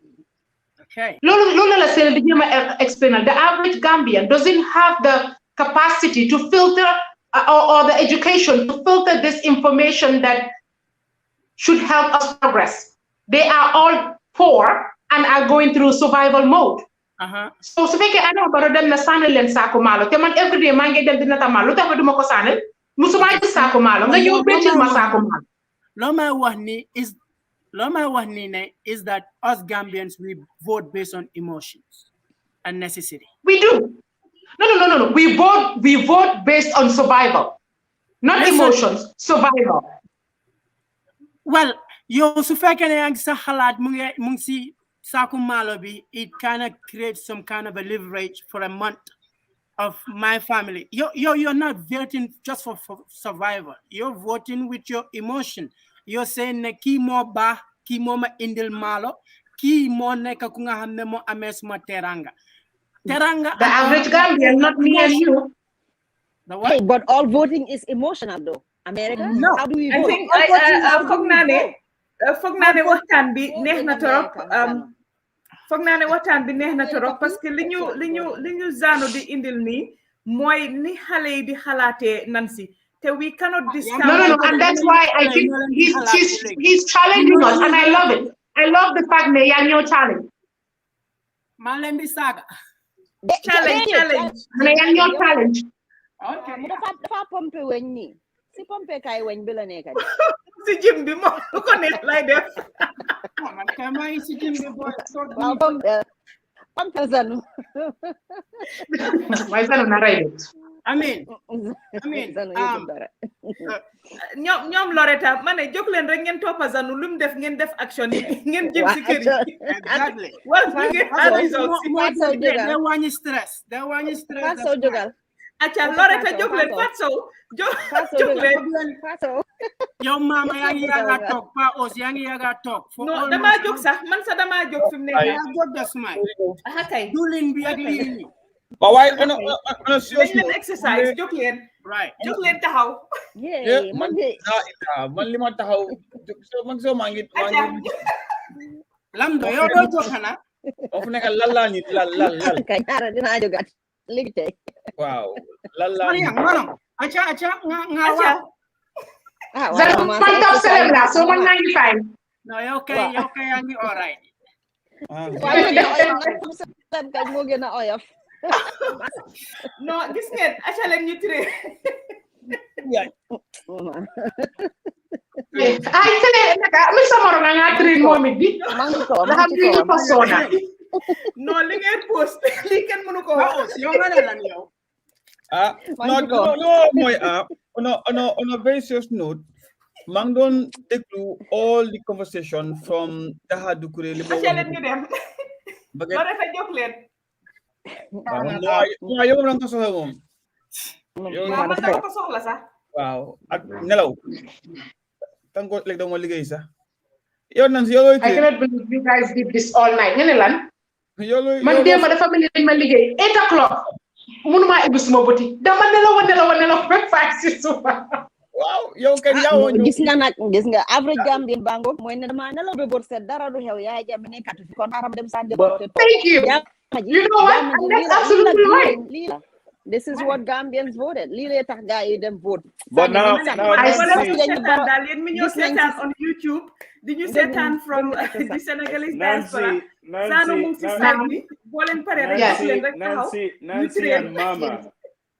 Nancy and Mama, but we all forgot also that the president once said he's a political animal. As well as listen to this. And he also mentioned one time that he rather die than be shamed, right? And I think that buzz went up, and people were misinterpreting that. And I think it's still on my page. I said, you know, he said he's a political animal. He put everything into it, and he's there to win. And looking at the results today, tonight, and I think that's kind of reflective of he was all into the game. He was focused.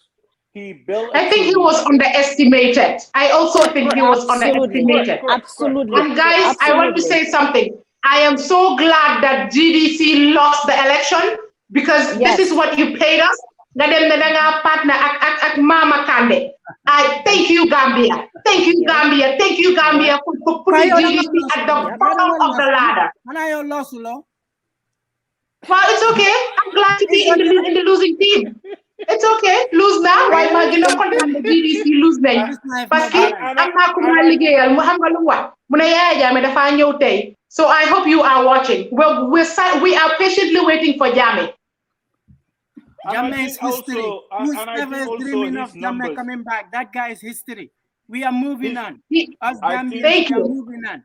I think Kande did not fare well. I think based on the numbers that I'm seeing, 2016, he did much better than 2021. I think the numbers diminished. And I think one of the areas whereby Gambians are opening up. And you know, if you saw one of my posts, I wrote it. I said that he will be severely punished at the polls, and he might not even get the percentage that he had in 2016. Waxoon nañ ko fi Mama Kande bindoon naa ko sax si benn si suma Facebook post yi ne ko ne sa ànd ak Yaya Jammeh surtout di ko may muy taxaw si plateforme yi saagut rek sax Gambian waaye saaga na UDP saaga soose yi saaga Barrow continuer di indi li nga xam ne mooy politique yi xaajaloo bi Yaya Jammeh doon def ñun man suma maas gi bindoon naa wax ko bi ma ko waxee judi si am na seen ay nit ñoo xam ne ñëwoon nañ yow da nga anti kii Mama Kande whatever waaye lii lañ leen doon wax ne leen ne soo leen moytuwutee dinañ leen punish at the polls ba nga xam ne loo leen amoon sa 2016 doo leen ko improve and with nga xalaat with yaa ngi wax ne with APRC behind them they've done worse than they did in 2016 from the percentages that we're seeing. So Mama Kande should because it looks like only APRC voters voted for them, and he lost even places that he won in 2016. Adama Barrow won those places. Adama Barrow won. So man dama wax ne elections yi benn content rek la. We are still sending a very strong message. Yaya Jammeh is not coming back to Gambia. Yaya Jammeh have absolutely no voice in our politics. He is gone. He's either going to be in shackles and going straight to jail or in his coffin. Man mako wax you Jammeh supporters saga len ma pare na xara mu ñu dem online. Jëlal gan. Mama mu nga share waat for na number si nga delu waat si number si.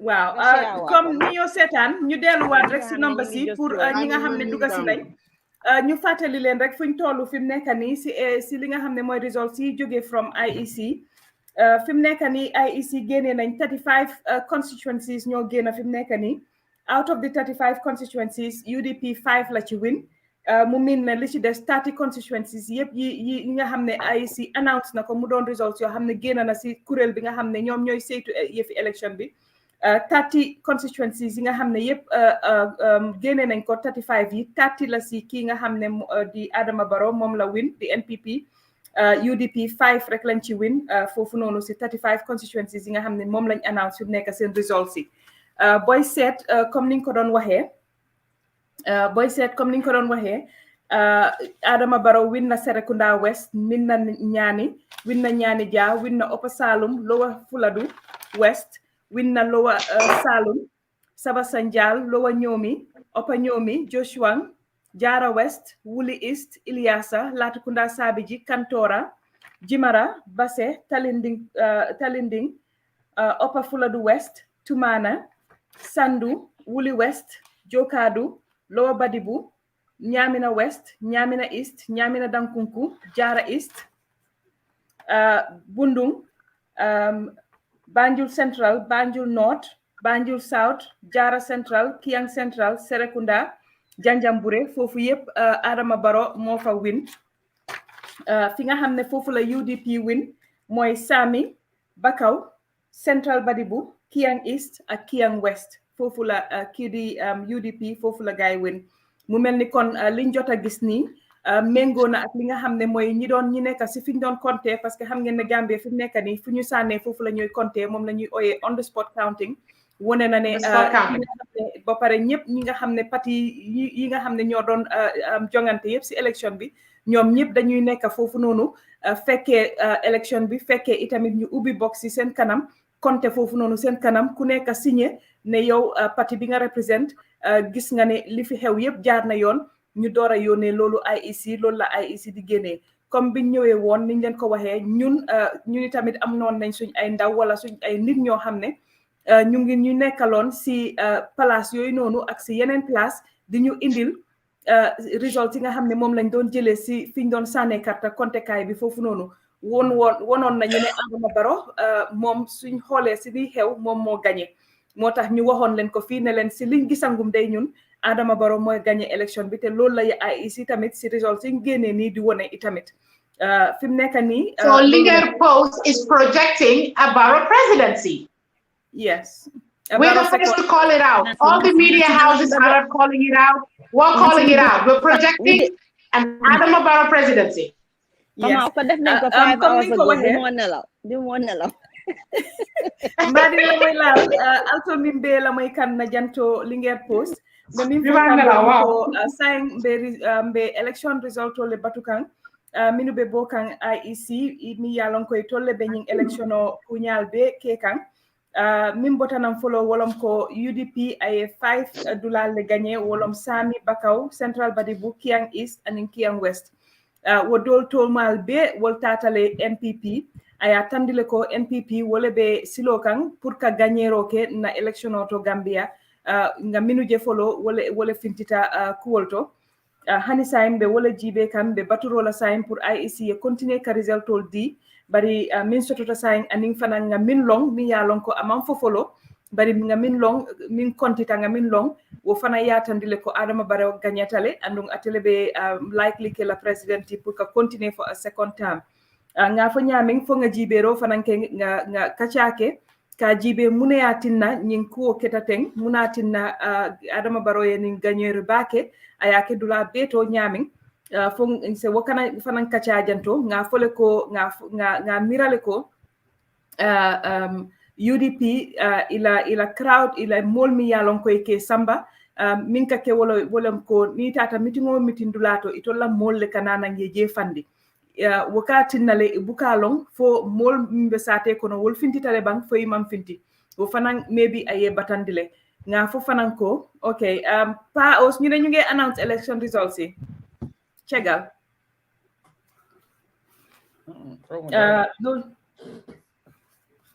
loolu tamit comme niñ ko waxee nga continuer ñu xool fii xool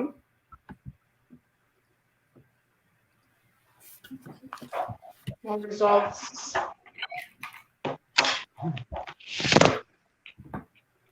No, ñëwangut.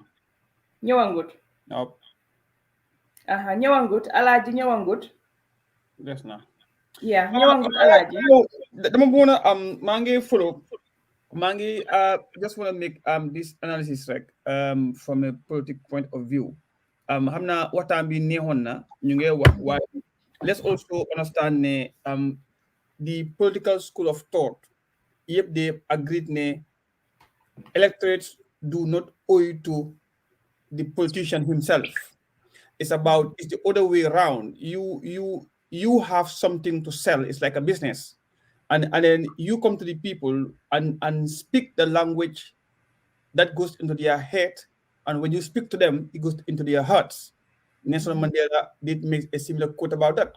Now, mange quote from looking on what naka Dahad Bukure bim ñëwee mu ngi express how and but again xëy lim ñu into politics moo tax mu toog di wax tey how. Politics is all about surprises. Politics is not real. The politics is not what it seems as it is. It's always a game of deception. Gaming Haja Musla. Now, if you put an activist like we have now and the politicians in a round table, you will see the one with the Kuigna raise voice, bring issues. The politician will just sit down and said, wow, and I go home. Now, it's very important. Lamdo muno about policies about the Gambia. Now, example, in the case of Doi, their policies has to respond to the needs of the Gambian people or the other end. Now, if one big idea to security dika, they went there as a visitor. Then the mon ganaji ñu ganaleren mu neefam ñu añ ñu reer ñu ndewo ñu dem. Now, what happens next is the business. The business is where the politics comes in. Now, politics amud maham sa mam or man nangam ni. Our politics is more of your social attachment and the network that you have built. If you look at all the wins for Barrow, especially in Banjul, right now, when Barrow brought in Miss Honorable Faye as a Minister of Defense, but that was a good hit because of that will yield a long chain of network. Barrow can tap votes from there. You be masana ñëwé masana se bi ñëwé wax na mag ñi kay how they were doing politics and how important they were to our political atmosphere. Ne ñoom ku nekk da nga seet ne xamna mama suma joxe ci mama na ini Syrian na ini Nancy na ini Lamdo, and now what you do moy you appoint mama. Now let me give you a big example that nobody has realized. In the case of GMC my party bim demé ba xamné dum ko dem right now, what he did moy for some reason the top woman bi nga xamné in the party was very stronghold the to UDP. Now my analysis there was did my party slowly and surely surrender his party to UDP by not giving up the whole party but giving up the key person in the party ki nga xamné su demé yépp ñipay dem. And li mo example suntu of bim to UDP. It cost UDP a lot. Those MPs, blame UDP at GDC expelled, they were voted by a majority. They went with their people to MPP. So, will Doymuna excel in the Gambia?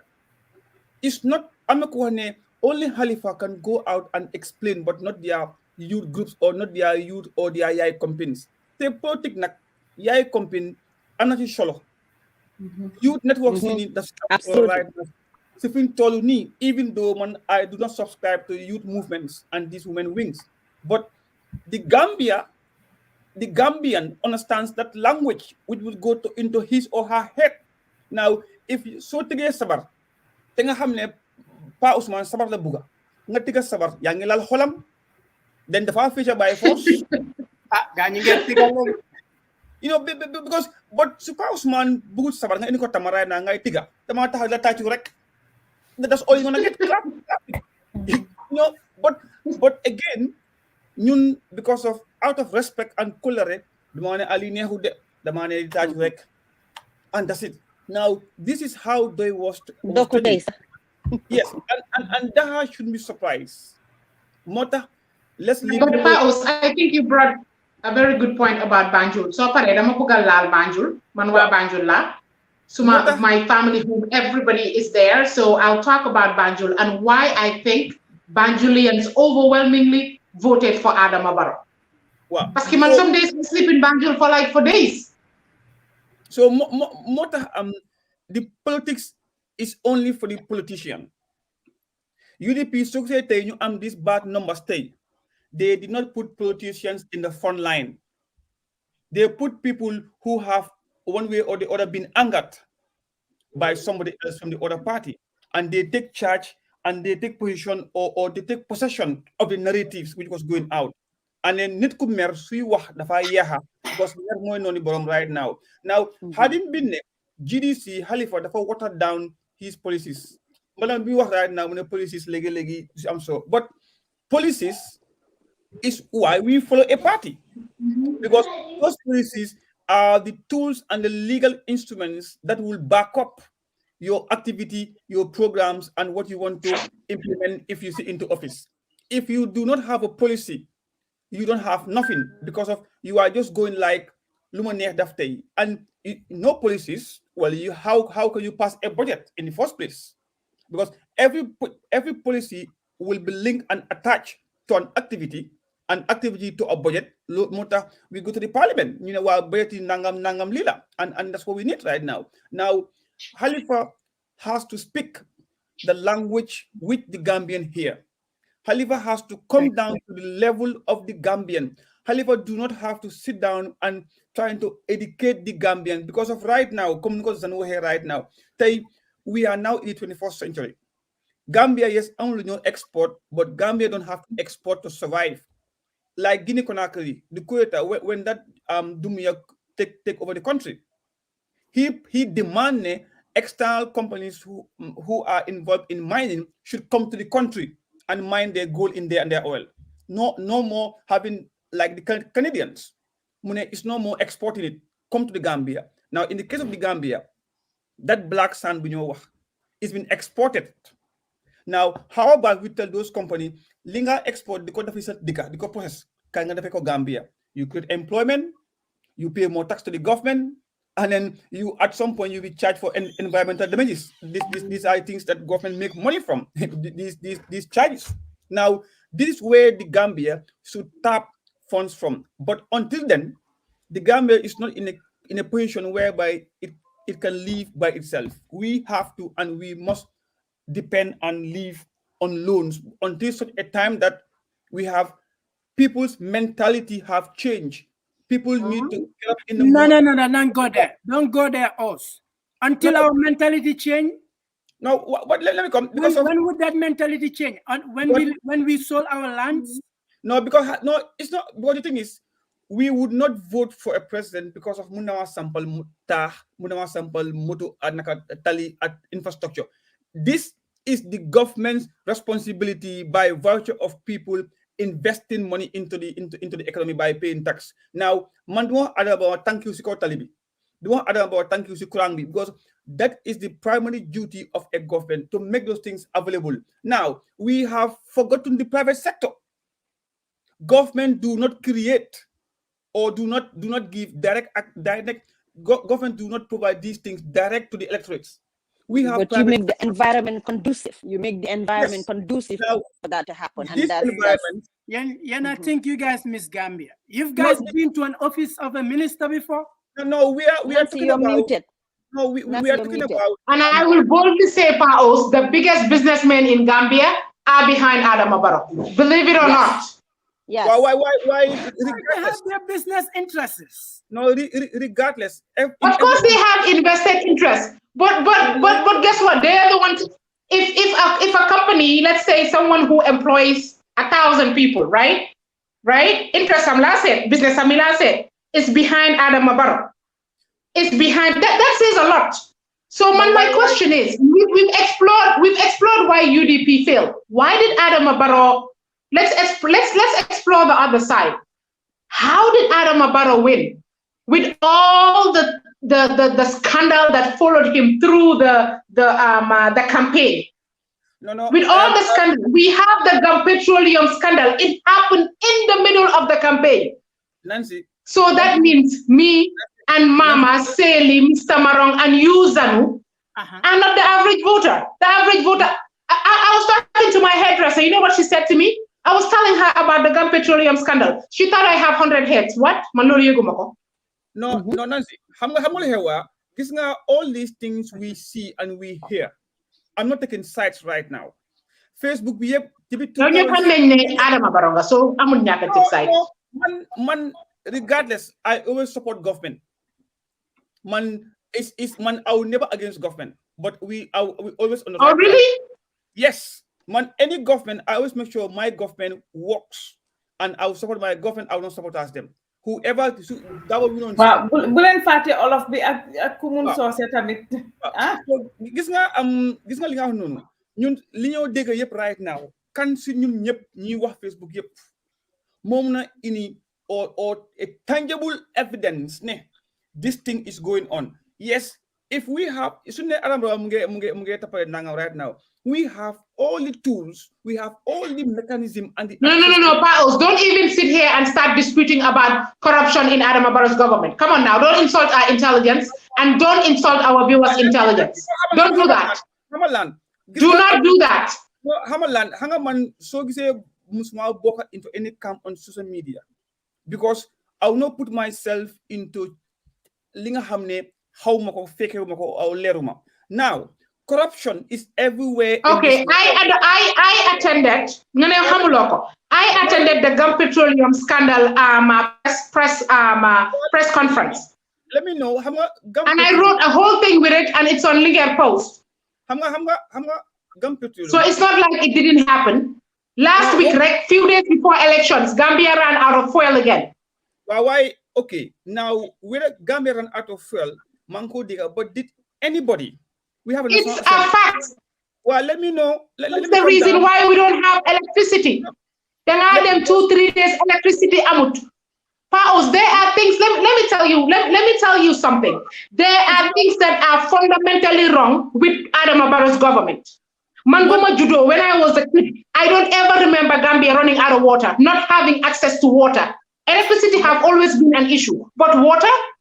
No, water is an issue in this country. We don't have the basic life necessities. At least I can say I don't. I live in Bijilo. Do you know how much I need to pay to have 24 hours electricity and water? We have a National Assembly. We have the Park and Pet Committee. This committee, they are responsible to scrutinize and audit public enterprises like Gambia. Now, if a corruption at this scale had happened in the Gambia, which had happened, now what stops us from, or the National Assembly members? We have an indirect system of governance in the Gambia. Now it is easier to remove a president than a National Assembly member, because all we need was someone, the president or the minister or the Gambia director in charge to National Assembly, explain why this thing happened, how it happened. The Park Pet Committee takes their role. Now, for example, in the UK here, whatever scandal that sparks... You know Gulf Petroleum is a private company, right? No, it's not a private. It's a Mama? Gulf Petroleum is not a private. Gulf Petroleum was established by Yaya Jammeh, and it's a semi... Exactly, and they have stakeholders. Let Mama come here, and Social Security owns, I think, about 45% or so. No, but the Park Pet Committee, they can call anybody who is in a position of customer service and public domain or doing public service, giving public service in the Gambia. And you think, Mama, can you please speak on the Gulf Petroleum issue here? It's all relating to elections. I know this is a election in Gambia. So far, dañoo xaar IEC mooy naka bureau bi nga xam ne ñoom lañ ñaax Mama suma olof yaa ngi ñëw de. pour ñuy wax ñu elections results yi ñoom la ñoo xaar so si xaar bi ñu ngi waxtaanaa la affaire Gambia lu naka la Adama Barrow def ba win ñi nga xam ne ñi fogoon ne ñoom ñoo win li xew ba ñoom winuñ ak problème ñi amoon 5 years si gannaaw. But I think Nancy li Paos doon wax dafa valid dañ am within the system. Comme niñ am judiciary bi ñu am the Supreme Court ñu am everything ñoonu lañ amee checks and balances in the system in the Parliament muy the National Assembly oversight committees muy all of these areas that are failing so fekkee ne we are always putting the blame on one person gis nga bu fa lawyer Darboe toogoon sax ñooñu du def the same mistakes the same things are going to happen because it's going to be and ñu duñ dee hold accountable ñi nga xam ne ñoo nekk ñoom lañ sas ne leen def leen liggéey bi and Mama want to hold accountable just the president at the top forgetting ne president bi dafa delegate responsibility to ministers to oversight committees to these regulatory bodies yoo xam ne they are not functioning they are not working why are they not working? And he holds them accountable Mama when they fail and it's his responsibility to hold them accountable when they fail. Mayma foofu lañ war a xoolee Adama Barrow responsible because Adama Barrow su fekkee ne oversight committees yooyu noonu they're not working, su fekkee ne the bodies, the regulatory bodies are not working, Mom Adama Barrow, that's where he needs to step in, or the minister concerned needs to step in and ensure that something is done about that. But we cannot continue to say just Adama Barrow, ñuy fàtte ne am na minister bu fa nekk bu responsible, am na a regulatory body bu nekk foofu bu responsible, am na oversight committee at the level of the National Assembly bu fa nekk boo xam ne itamit is responsible, and all of them have failed us. So instead Gambia, the only function is working is the judiciary fi nekk nii, because foofu noonu we have seen the way that they have been impartial, the way that they have been executing their mandate and their function. Why so said feneen yëpp nga xool seen oversight roles yi, they are failing. Nga xool seen regulatory roles yi, they are failing. Those checks and balances within the system, su doxutee, you need to be able to hold those people accountable, starting from the regulatory body to the minister, all the way to the president. Why foog ñu dooree itamit si yooyu xam nga ñun Gambia luy suy problem.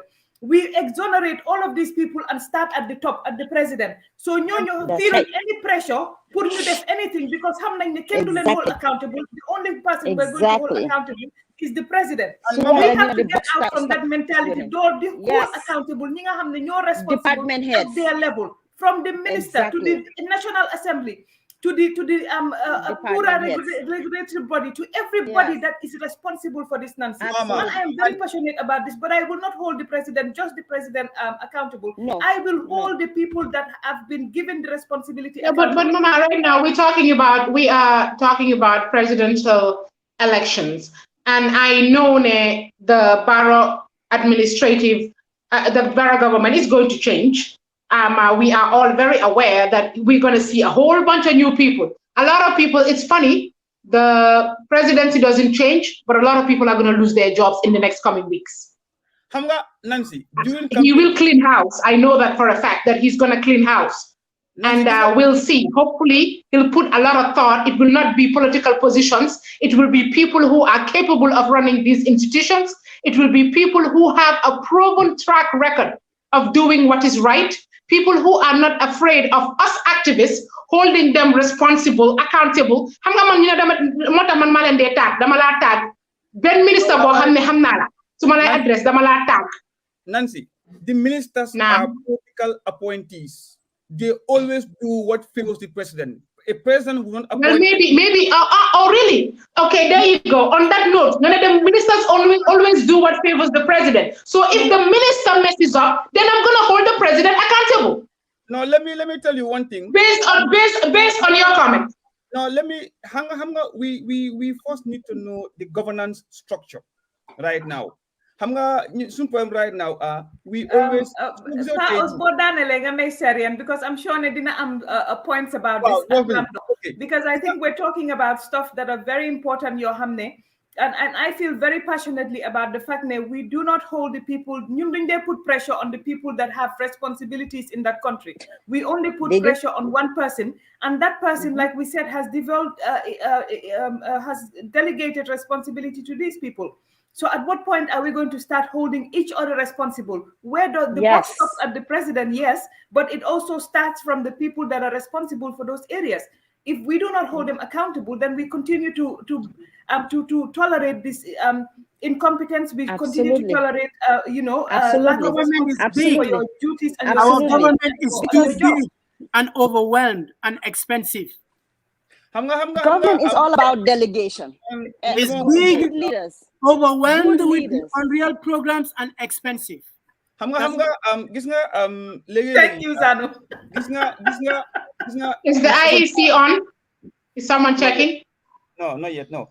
No, not yet. Previously, in some case, you always knew they lose.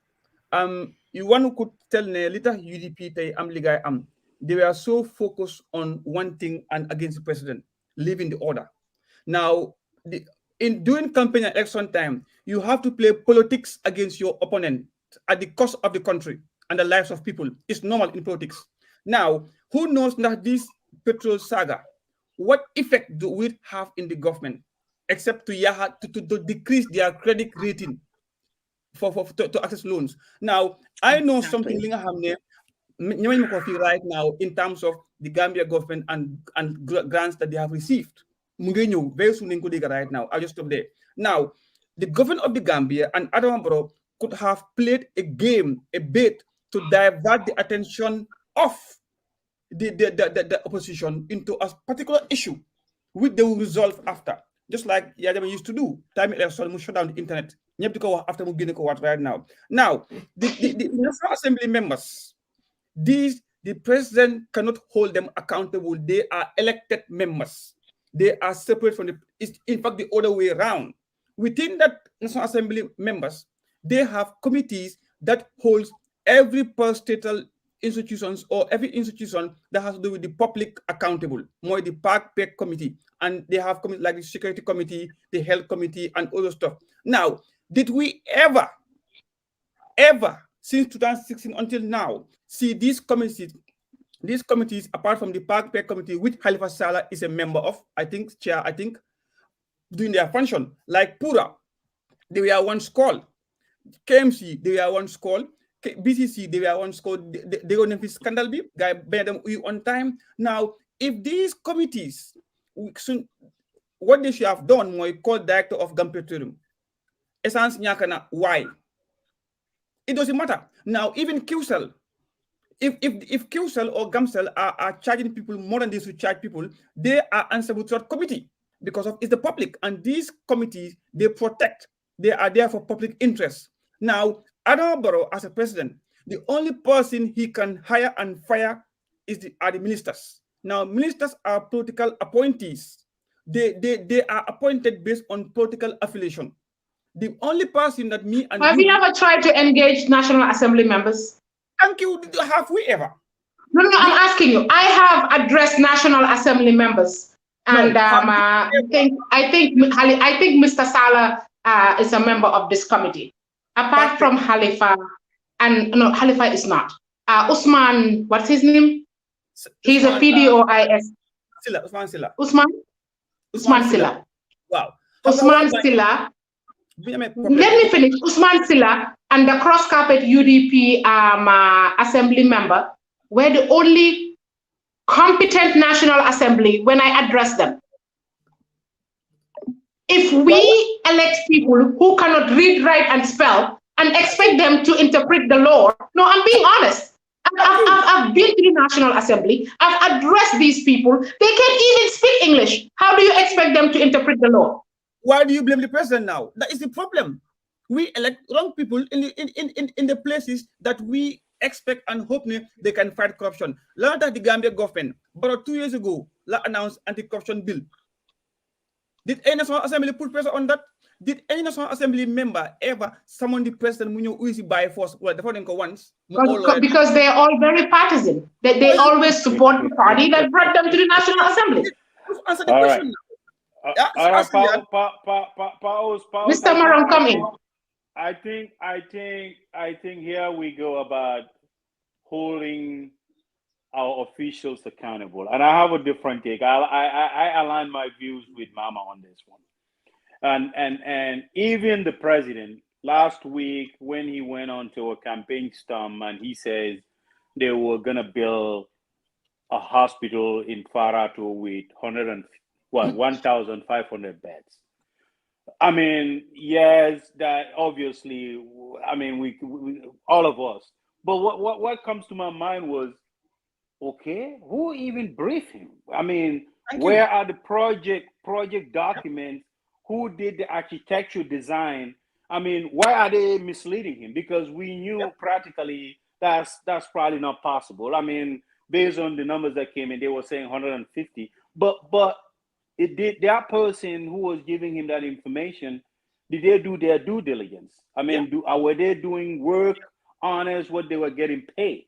So sometimes you have to take, responsibility for your own role here, and how many times, even in the state house, there was one time, he was presenting certificates to economic forces. Yep. The certificate was upside down when he was handing down to the economic post. Well, here, being in the military for 21 years, if I'm presenting any type of certificate, I have someone looked at over and over the spelling, the design on the certificate, and how it's going to be presented, how they are aligned on in alphabetical order. So I feel like they seriously and we're talking about competence and all that. In terms of working with the National Assembly, and we have to call the Vice President out on this one here, okay? Because I think the executive, the legislature, and the judiciary has to work together. But we had so many bills. We have the new constitution that failed.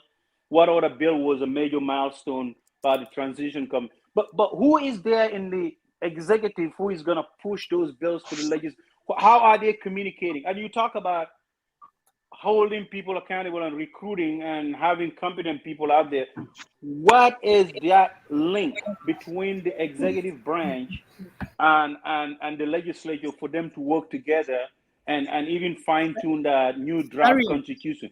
So these are things that get me worried sometimes. Are they just in there to fill their pockets or to work just for the ends meet, or they are there, they put their heart and soul into day-to-day work? Can I answer that question for you?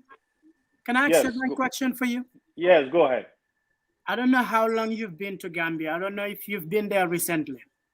I've been. My understanding of Gambian politics, I've had them come with this dubious claim that it's made of the legislature, the executive, and the judiciary. That's not true. Gambia is made of the voter, the politician, and the bureaucrat. The voter have poverty problem. He wants the politician to fix it. The politician, in order to fix it, would hire the bureaucrats. My friend, if you go to Gambian bureaucrats, their offices, even if you're to meet the minister, he's sweating. He's sweating 24 hours. He's on the phone call trying to fix deals. You've been to a minister office before? Yes, I've been to minister office before. My friend. So the system that we have will never work. We are fooling ourselves here, but it will never work. Even if we bring God to be our president, there's no possibility. If you even cry foul, people laugh at you. You go to the ferry. And most of the civil servants said 70% of the civil servants, they need to go. Most of them have nothing to do. They're just on our payroll. I agree with that. I agree with that sentiment. But Zanu, here is what we're talking about here. Okay. Now, after 5 years, we're doing analysis on election night. Right. It's very much looking like they gave Barrow another 5 years mandate. Yes. Now he has a team. Corruption. He has a team for 5 years, and all of us here would Sorry, I'm not looking like they gave Barrow. That's why I keep doing this. Gambia has decided. They did. Well, you know, they did. It's very much looking like they did. So until the IEC call it out, I guess it's all speculation. Call it out. Yes, call it out. So, but here is we know what the team he has in place. The face of the government. It didn't work that well. Now, moving forward, he has a mandate. What kind of team? These are all, because here is the thing. They were going to do a review of the public sector. That didn't work out. They were going to do the security sector reform. That didn't work out. Now, oh my God. Talukko. Do you know what Talukko means? Yeah, I understand what that means. But here is what I'm trying to say here. We are being serious. In another 5 years, are we just going to see the replica of what we've seen 5 years ago? Are we going to hold people accountable? We need to do a sweeping. The personnel, the face of the State House, people who are next to the president, the new mentality. Government should not be a source of employment. I think most of our people are enriching themselves through our government. This is why we have so much corruption. This is why things don't work out for all of us or for average Gambians. Do you want to hear the absolute truth? Do you want to hear the absolute truth? The government should be dismantled. We should reimagine our government. You know why Adama Barrow win, in all honesty? because Why? he let the bureaucrats to do as they will. He's too scared to go after these bureaucrats. These bureaucrats are not dummies. They're gonna vote him in again because their source of income is in that offices.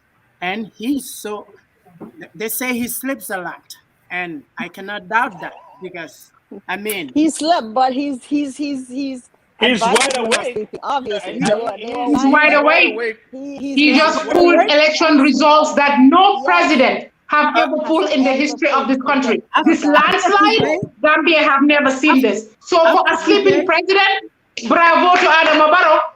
Adama Barrow is going back to sleep until 5 years up. Correct. If you think about it, the grassroots. In all honesty, in all seriousness, yeah, I think the president has a 5-year mandate and he's in a very strong position. He has the political capital and he has the support, overwhelmingly, majority of Gambians. So now, the way he does business 5 years ago should not be repeated again. I think right now he needs to hold people accountable. People who he needs, as Nancy said, he needs to employ and hire people, not based on some political, dividend in the future, but who can do the job and who can yield results for Gambians. Yes. Now, I think we have a lot of challenges moving forward. He has to have someone. I hope, and I pray that I know that he's got a huge coalition that was behind him, but some of these politicians that endorsed him who do not have any political capital, who do not have any base, I hope that he does not think that he should reward them with ministerial positions. I hope not. I think that would be a disservice to the Gambians, and I think it will be something that will just backfire for him. If he wants to leave a legacy, right now is the time to clean house. Right now is the time to really see who are the competent ones, who are delivering, and invest in those ones, and look at where he is having problems and look at how to fix those problems. But going back, li ñu doon wax rek mooy su fekkee ne Barrow fi mu nekk nii coalition bu rëy la àndal, waaye foguma ne ñooñu noonu yëpp war na leen a xalaat ne war na leen a jox ministerial position. One, because amuñ the political capital. Gis nañ ne ñu bari si ñoom sax mënuñ leen a woon sax nominate parce que amuñ woon the numbers that leen IEC doon laajte. Secondly, foog naa ne moom pour legacy am, pour mu am legacy bu baax, foog mu xool ñan nga xam ne mu ñooy liggéey si government am, mu gën a jàpp ñooñu seet itamit ñi nga xam ne xëj na amuñ liggéey bi demeewut noonu, mu xool naka la mooy saafaralee foofu noonu.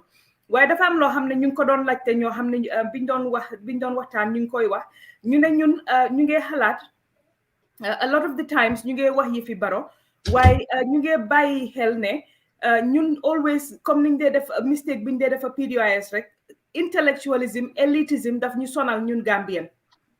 Ku nekk dafa ne man maa gën a jàng, man maa gën a lii, loolu lay wone. Barrow teamam soo seetee Masi Dusano, we have to give these people credit. So seetee di nga ne sax Fabou Sané, somebody like Fabou Sané. Fabou Sané is somebody ko xam ne moom itamit I worked with him at MRC. He was a field assistant at the time. These are community workers. You might not think that they're intellectually savvy, but they know what they're doing at the community level. They know how to communicate with the people. So KMC being dahe UDP sen Kunda something, what's his name, the guy Kunda Nyang. UDP, that's another strong person as well. The person comme ñu ñoom Sidi Ndiaye mi ñoo jël nii sa yëpp dinañ underrate grassroots dañ ko mun. So politics, grassroots, that's important. It's not about intellectualism. It's not about elitism. It's about grassroots. Bi ni ngay mëna waxé ak nit ñi ñu xamné yow ci sa level, ci sen level nga nekka, ñu mun la understand, ñu mun la déglu, ñu mun a waaye ma gis nañ fi parti bi fa doon jaay intellectual la janga. Gis nañ what happened to them. And we have to explore the ones who did not make it to the ballot box too. Yeah. The election night la ñi nga xamné sax ñoom qualifying sax to make it to the ballot box. And when I stand behind my statement, if Esa Fall, an individual who joined the game very late, can qualify, a whole party that they've been building for the past year or two. Munuñoo qualify pour nekk si ballot box bi. Lu tax ma votal la pour nga run suma so munta qualify la wax the basic. How can you run the country? How do you explain that? Yep. Anyway, Nancy, you know, looking at the Barrow's team again, ñun ñëpp Barrow's team ñu ngi wax ne ñun ñëpp fii nii all of us ñu ngi wax ne UDP has intellectuals, book smart people, yes, but not they are street smart. That's another thing. That's one. Because when you look at people like Majanko Samusa, Suku Singate, the likes of these people, we underrate these people, but the Badibus, they have delivered on the Badibus. Ahmad Bah has delivered the Salums. You know, the Woolies and all of these things. So these people have gone. Niko Ahmed Jite wahe. Ahmed Jite is also a very savvy, smart young man. He is you know, he's very savvy. Ñom ñima kinte mi nga gis ni yëpp young dynamic people. Problem bi mooy def ko ci teamam and minister bi wax na ko fii itamit minister Silla, they invested heavily in Gambians. You know what, Mama? I want to come there. Shout out to Minister Silla. Yes. Ibrahim Silla, nobody is too small for him to, he literally, and I hope, Mr. Silla, you're watching. I hope the same strategy that you use to get your president back into office, you would use those same communication strategy between the government and the people. Because clearly it worked. Yes, definitely. Comme li ma doon wax Ibrahima Silla dafi wax lu am solo loo xam ne war nañ ci jàngat itamit mooy ne président Barrow demut comme ne dafa dem jël another media pour ñu ñëw defaral ko even production or anything. He invested heavily in the Gambian youth. Documentaries yi nga gis ni yëpp they were done by Gambian youths, entrepreneurs yoo xam ne tey created na leen some form of employment ak ñooñu sax ñu indi li nga xam ne mooy ñu indi waat nit. If you look at that team, it's a young dynamic team boo xam ne they have huge potential du tey rek but to grow. And loolu lañ gisut most of the time. UDP has that dynamism as well, si seen group bi, why those people are not given as much prominence in terms of same visibility as NPP has done in terms of empowering these people to actually go to the communities and work with them and deliver. And I think the political parties dañ am pour jànga si lii nii because man dama de always ne lu nekk jàngat la is a learning opportunity or a learning curve. It's a learning lesson. War nañ cee jànga pour ñu xam ne you know investing in Gambian, investing in the youth is never a bad idea because these people underrated in any way. Yeah, so then underrated in any way rek dinañ am problem, and I think ne you know this is what we have done. Ñun ñëpp soo waxee Ahmed Jite nga ne Ahmed Jite, soo waxee Ñima Kante nga ne Ñima Kante, soo waxee Fabu Sane and all of these things, we underrated them, but these are the people that can go to the grassroots. Man hamna Fabu Sane, like I said, DPMRC, he has been a field worker, working with the community groups, working with the community. These are people that understand lan la community bi nit ñi nekk nit ñi lañ dee wax ak lan lañ xalaat ak liñ bugga. So ñun I think ne fi mu nekk opposition bi su ñuy déglu war nañu jànga si lii jàngat si nga xam ne dinañ ci ñoom itamit dinañ ci bàyyi seen xel invest si ndaw yi ñooy amee parti yi suba foog ñu jóg ñu invest si ñoom foog ñu jóg ñu invest si li nga xam ne mooy yóbbu parti bi jox ndaw yi di opportunity pour ñu prominent jox ndaw yi di opportunity pour ñu ñoom ñu fi mu nekk nii door di li Sénégalais di wax diriger nekk ñoo xam ne ñoom ñooy yóbbu parti yi kanam. I think it is very important. Paos, I don't know if you want to come in there. Mama, ba pare xam nga li xew lii mooy dafa another part of this mooy ne xeebaate xam nga not di use rek de ni nga tudda ni yéen ñoom Duusaano ñoom kii nii kii moom fi ma ko tapalapa moom dinaa ko bàyyi fi ma ko bàyyi rek léegi parce que moom moo ñu joxoon impasse waaye daal xam nga dëgg la dinañ kaf dinañ ree waaye xeebaate bi suñ jëlee bi ajal la Duusaano beneen la look at this man gis nga su xeebaate boobu noonu nag ba pare jël di ostracize Faabu Saane mu ngi UDP depuis bañoo sañta UDP waaye soo jëlee dañ war a bàyyi xeebaate de dañ war a bàyyi xeebaate torop parce que ñi suñ seetloo ñun xam nga recently lañ gis ne ñu ngi boycott nañ Fatou Network boycott nañ QTV boycott nañ GRTS waaye balaa loolu ñun ñii lañ doon boycott ñoom si Sally, let's talk about the implication. I don't understand running a campaign and boycotting networks. I could not wrap my head around that. How do you expect people to get your message? What kind of entitlement is that? I have raised that. I have raised that many times. In fact, for me, I got, one of my friends that I knew for a very long time called me on Messenger saying, "Oh, I saw you on Fat Network. You need to boycott." And I said, "Who are you to tell me what I need to do?" Yeah. I said, "Who are you?" The idea of boycotting. Oh, yeah, 2 weeks the ago. idea of boycotting. 2 weeks ago. But here is 2 the weeks thing. ago. If you are in a campaign, you are trying to sell your agenda.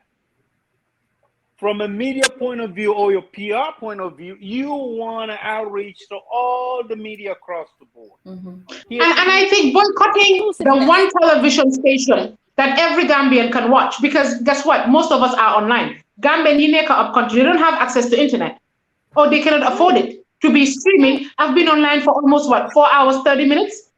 Right. But channels like GRTS and QTV, it's accessible. You boycott them. Correct. How do you expect the masses to hear your message? And then you go to TFM.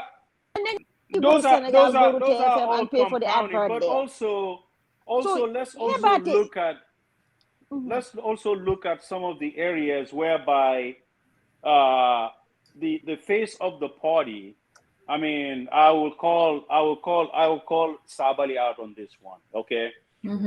Thinking about, him in the past and making him the new face of a change, right? And he's forefront and he's been attacking people. I mean, I'm going to be very honest. I'm very unhappy with him. Because that's what he knows. Yeah. So he tactic. That's what he knows. Right. So and some people will confidently tell you behind the scene, I'm very uncomfortable with Sabali. And they gave him this title, he's a commando, where he's no commando, right? Attacking people. So these are also risky strategy that was overlooked as well. Because you were saying, I'm gonna do things differently, but you are putting someone who has a very, very tainted, background in the past. I mean, Who was just supporting Barrow not too long ago?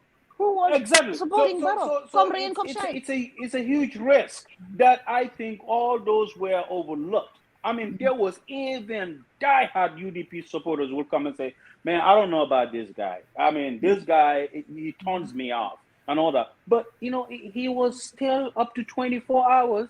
The forefront guy, you see, so those are all risky, and I think moving forward, people need to kind of think about that as well, because I know there were people who protested and saying, "You guys dare not put him part of the executive, anything to do with the executive," and I think they heard that message. That was not done, but the fact that he was the face of for UDP and everywhere he was going, I just think it was a big bad PR. In this sense. Definitely. I mean, we said it here before that one boycotting the networks was a bad idea. NPP were very smart. Even Kerfatu that was being accused of being biased towards UDP, they paid them to play their adverts. Yep. And what that does is, whether I like NPP or not, I will go and listen to the advert, and then I'll be there. You MPP, you are stupid, you are this. But I have listened to what they're saying. I have heard their message. So they use the strategy that worked. And I think moving forward, UDP needs to distance itself from boycotting. People have to accept that people will criticize them, and it's okay for them to accept criticism. It's not, myself, I did not insult anybody. I had a criticism that I made, and, the next minute, we are boycotting you. I didn't see. No, but Mama, I think anybody that I do not insult anybody, and I don't insult, I would state my point, but I would not insult anybody. So if you cannot accept. No, but I think if anybody has watching us, they would understand that I have criticized pretty much every candidate. I haven't spared Adama Barrow. When the NPP lady was on, I got into a heated debate with her. I'm pretty sure the UDP supporters are on the comment section cursing me out, calling me names. The 3 names that they use: Chagabi, Ninga Nyaka. What's the other one? Like, you know, it's a thread. Like literally, it's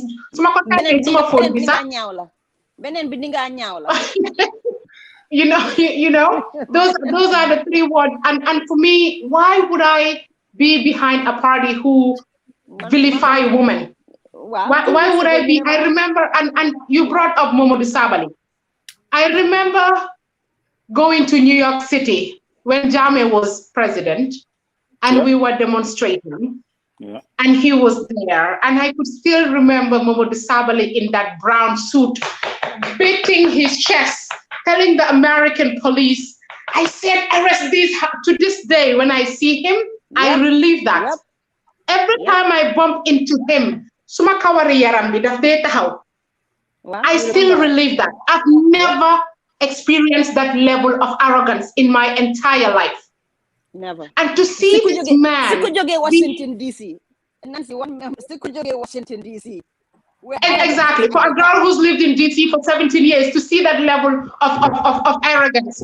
Mind you, I know senators, I know very wealthy people, and I've never seen that. We just the brown suit. It's engraved in my head. I cannot. Every time I see this man, to the point before when I see him, he would nod at me.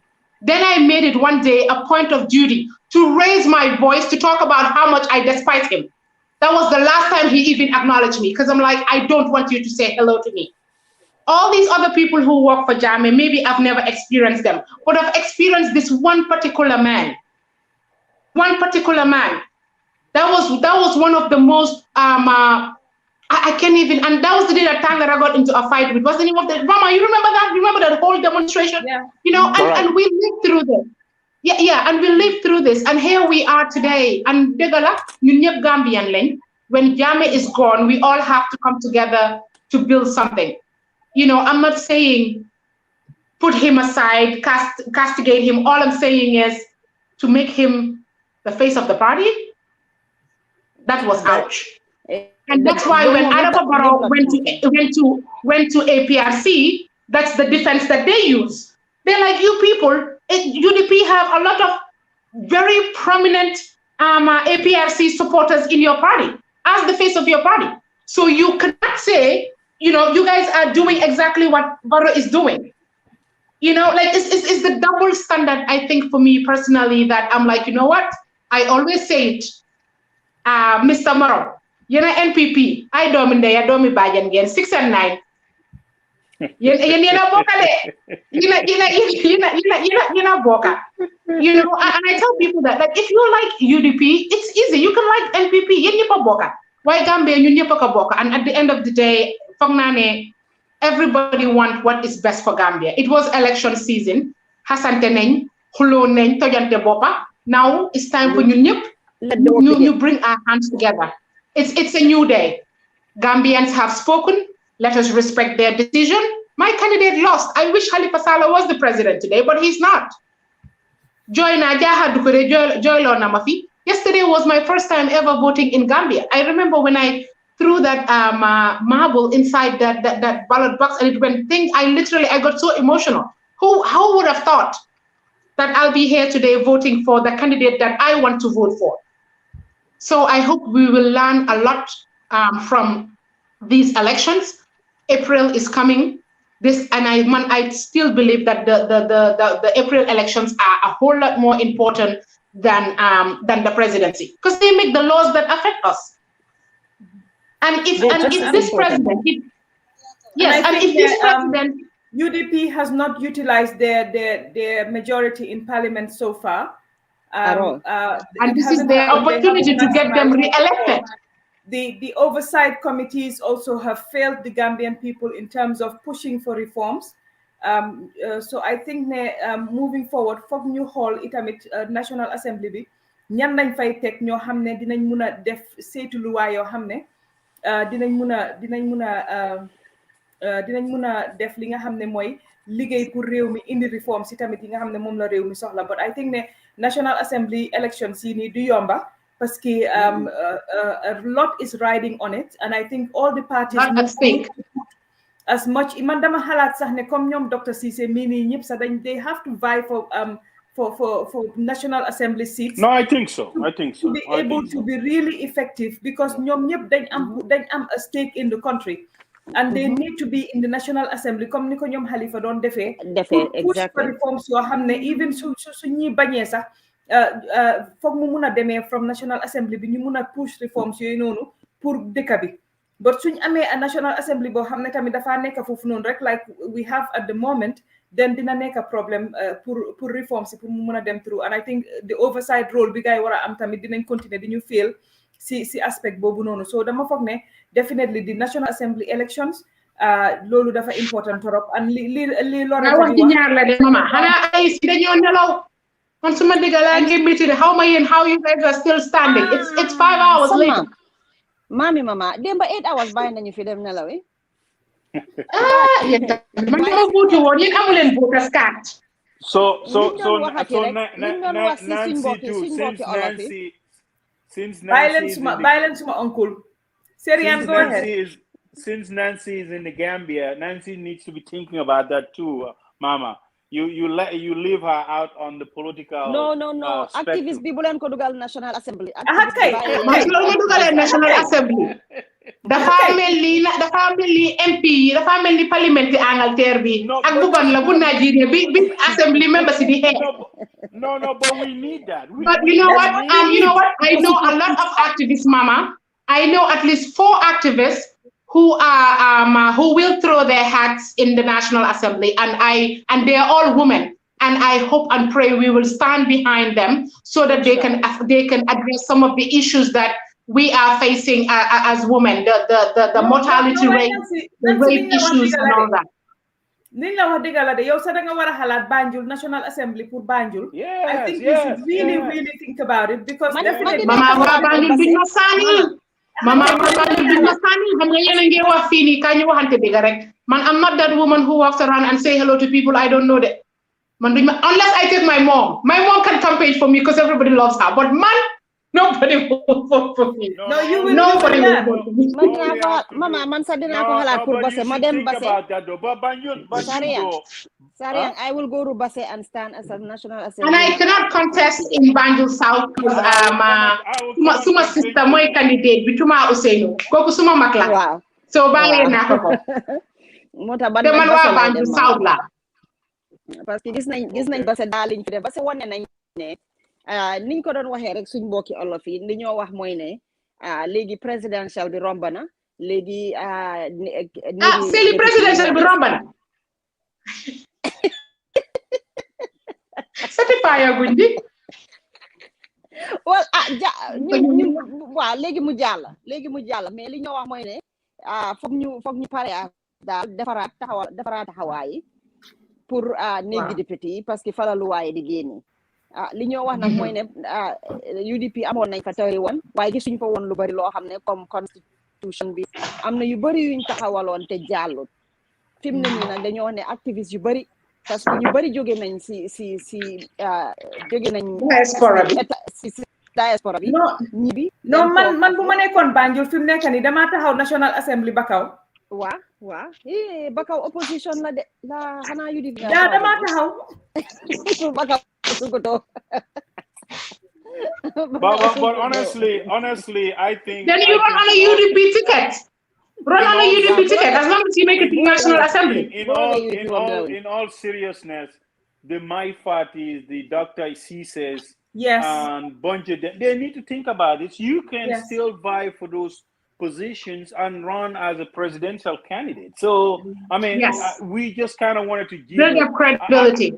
Exactly. What happened is I just don't. What I'm concerned is since Barrow won, hopefully, and the April is around the corner, then he swept the MPs. Now, all of a sudden, we don't even have anything. Whatever comes through that parliament, it gets rubber stamped, and we will not run the government efficiently. And I think some of them needs to get out there and throw their hats in the ring and vie for those positions. That way, at least we can hold the government accountable. But looking at, since we've been here, and I think I'm kind of sleepy. Sorry, give me 1 second. Mama, I wanted to know if you can just write, or you or Paos write the results in the comment section. Okay. Please, thank you. No, wala muna ko share rek. Yeah. Guys, my thing have 3%. I'll come back on in the next 20 minutes. Let me just go check on my son. If we had to see some type of serious reforms and serious changes in Barrow government, what are some of the things that we would like to see? Because I mean, we actually, for me, I think corruption, making sure that people are putting their best, holding them accountable, and recruiting the most competent folks who has the technical knowledge and experience to be in the position. Not to reward, as Mama you said, this, I was concerned about this. Everyone was just rushing, endorsing Barrow. Now all of a sudden, I owe to this person that I need to reward him a position. He needs to be very, very careful, because, you know, that might not be the best option here, because at least we know him, you know, heading into the new term, he has a lot of challenges, you know, a lot. He's gonna run a divided country. He needs to bring people together. So he needs to find people who have the right skill set to drive those agendas and be successful. With this landslide, I don't think it's so divided. Right, there's some division, but it's not as divided as we think. Facebook Republic is divided. Let's just get that. Sorry, and we know with a lead of over 200,000 votes. I mean, this is a political shellacking at its best. And what we're describing as a landslide victory.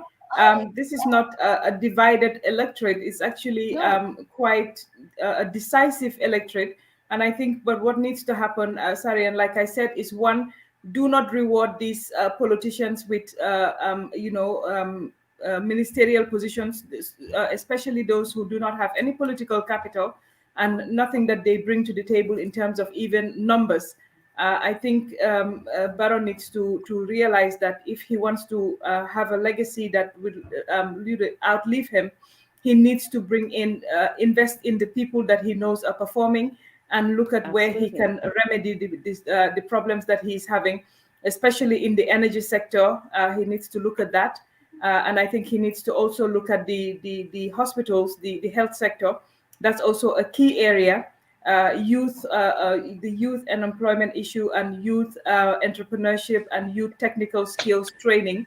Those are priorities that he needs to look at. If I was advising him, I would tell him that skills training, because even in Europe now, around the world, everywhere you go, yes, there are universities, but people are now, the job market is dictating what kind of training is happening.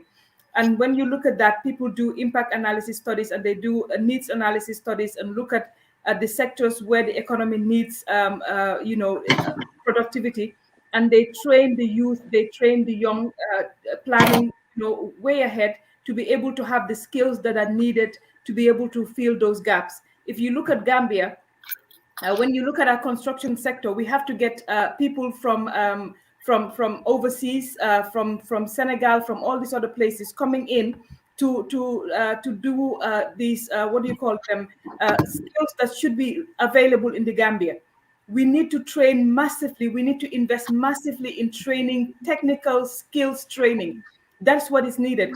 When we look at, you cannot overlook hairdressing. You cannot overlook carpentry. Plumbing. These are professions here in the West that you earn more money than the people that have gone to university and are sitting in offices. So we need to, change the mindset of Gambians when it comes to skills training, and invest heavily in that. And I think if he's going to have a very, like I said, a legacy that will outlive him, he needs to invest in those sectors. again, Absolutely. Absolutely. Looking at the other Absolutely. sectors as well, the health, obviously, maternity, I think, we need to have, there's a lot of skilled Gambians in the diaspora. There is nothing stopping this government from having agreements with them for them to come like they do with the Cubans, pay them the premium that they're paying the Cubans and have them come and work for their country. You cannot expect me to live in the diaspora, be earning a decent salary here. You're paying the Cubans more than you're going to pay me, and I have skills better than them from the West to come and work for the country. If we can pay the Cubans a premium in dollars to come and work for the Gambia, we should be able to do the same for Gambians that are also abroad that have the same skill sets and the same qualifications to be able to do that. So again, the health sector needs the Gambian diaspora, and the government will be very much, doing something right if they can invest in getting the diaspora to contribute. I see you get those now. Yes, we have a lot of youths definitely that can go into this sector. Optimistic a lot. I like people who are very optimistic. Do you know what happened to the Youth Development Fund? Anyway, xaaral ñu jël IEC parce que ñu ngi hold on foofu noonu den su gaay pare ñu wax Youth Development Fund bi Fanu dinaa ko binda yow di nga ma wax si Youth Development Fund bi xaaral ma note ko down nga xam ne after dinañ ci waxtaan duma ko fàtte. 1,772, 1,772. There were 10 new votes. These were witnessed by and those by Lyman Jada and Garamo Koi,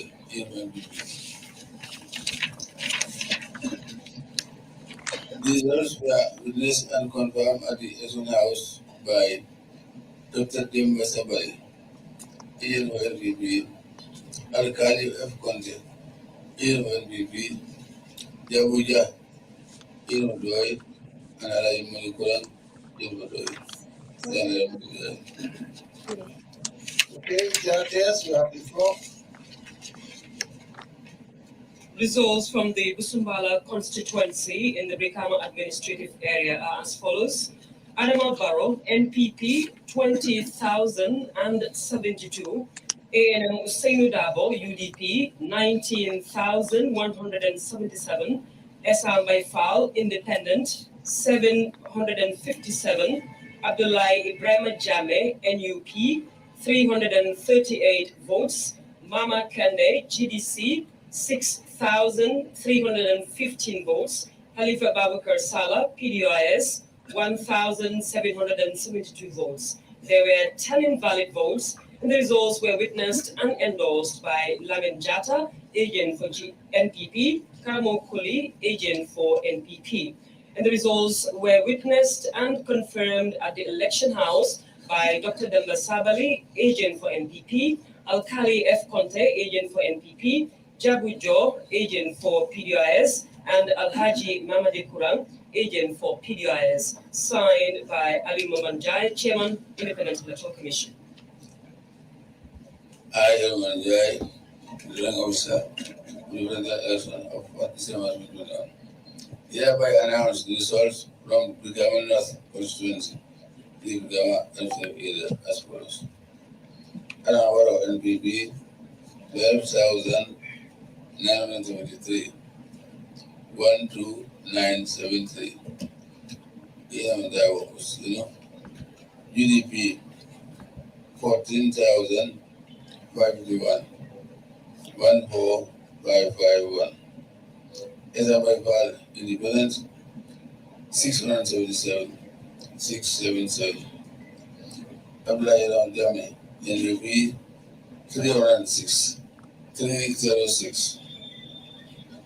Amakande GDC, 3,071, 3781. Khalifa Bakar Doi, 891, 891. There were 4 invalid votes. Similar evidence endorsed by Mr. Abel Konate, agent for NPP, Karamo Koli, agent for NPP. The results were witnessed and confirmed at the Eson House by Dr. Demba Sabali, agent for NPP, Alkali F. Conte, Ian NPP, Jabuja, Ian NPP, Doi, and Alaji Manikura, Ian Doi. Sign on there. Okay, yes. Moving on to the Brikama North constituency in the Brikama administrative area. Results from this area are as follows. Adama Barrow, NPP, 12,973. ANM Hussein Dabo, UDP, 14,551 votes. Esa Baifal, Independent, 677 votes. Abdullahi Ibrahim Jame, NUP, 306 votes. Mama Kende, GDC, 3,781 votes, and Halifa Babakar Salah, PDIS, 891 votes. There were 4 invalid votes, and the results were witnessed and endorsed by Mr. F.L. Konate, agent for NPP, Karamo Koli, agent for NPP. The results were witnessed and confirmed at the election house by Dr. Demba Sabali, agent for NPP, Al-Khali F. Conte, agent for NPP, Jabujo, agent for PDIS, and Alhaji Mamadi Quran, agent for PDIS, signed by Ali Mohamed Jai, Chairman, Independent Electoral Commission. I, Aliwan Jai, the order of the president election of 1st December 2021, hereby announce the result from the old Union constituency and it became as the Adama Barrow, NPP, 25,035. 25635. Emerson Level, UDP, 8,880. 8880. Independent, 1,036. 1036. Abdullahi Ibrahim Jami, NUP, 344. 344. Mama Kande GDC, 6,103. 6183. Hello, Gonzalez Bay, 2,414.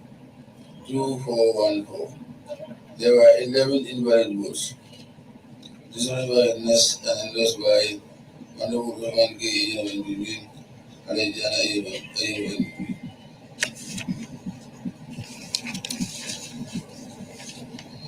The results were witnessed and confirmed at the house by Dr. Demba Sabali, agent for NPP, Elijah Conte, agent for NPP, Jabujo, agent for Doi, and Manikura, agent for Doi. Sign Alimanda.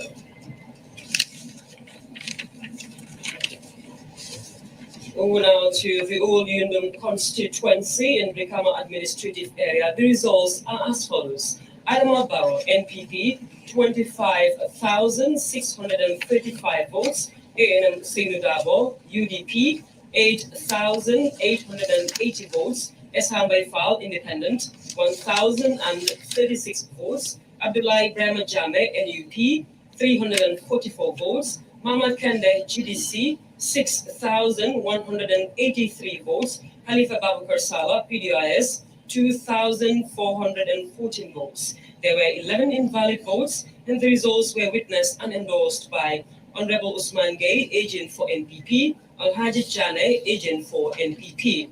The results were further witnessed and confirmed at the election house by Dr. Demba Sabali, agent for NPP, Alhaji F. Conte, agent for NPP, Jabujo, agent for PDIS, and Alhaji Mamadi Quran, agent for PDIS, signed by Chairman of the IEC, Ali Mohamed Jai. I, Mohamed Jai, Chairman of the Independent Election of 4th December 2021, hereby announce the results from the Holy Bandari constituency.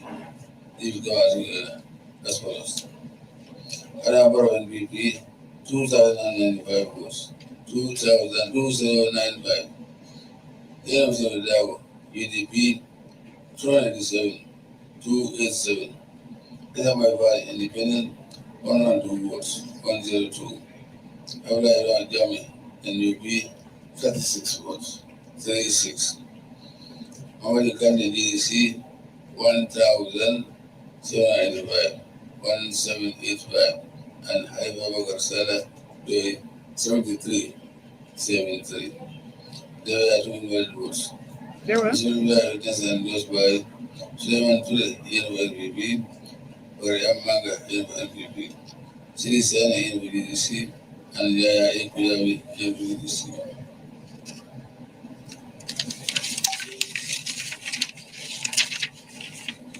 The results were witnessed and confirmed at the house by Dr. Demba Savali, NPP, and Kali F. Conte, NPP.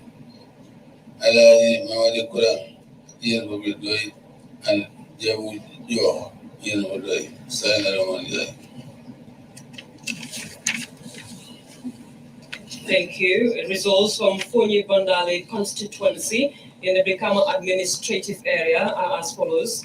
Adama Barrow, NPP, 2,095 votes. ANM Usainu Dabo, UDP, 287 votes. Esham Baifal, Independent, 102 votes. Abdullah Ibrahim Jame, NUP, 36 votes. Mama Kande, GDC, 1,785 votes. And Halifa Babukar Salah, PDIS, 73 votes. There were 2 invalid votes, and the results were witnessed and endorsed by Suleiman Ture, agent for NPP, Bakari M. Manga, agent for NPP, Sidi Sane, agent for GDC, Yahya A. Kujabi, agent for GDC. The results were further witnessed and confirmed at the election house by Dr. Demba Sabali, agent for NPP, Alhaji F. Conte, Alkali F. Conte, agent for NPP, Alhaji Mamadi Quran, agent for PDIS, and Jabu Jo, agent for PDIS, signed by Ali Muhammad Jai, Chairman, Independent Electoral Commission.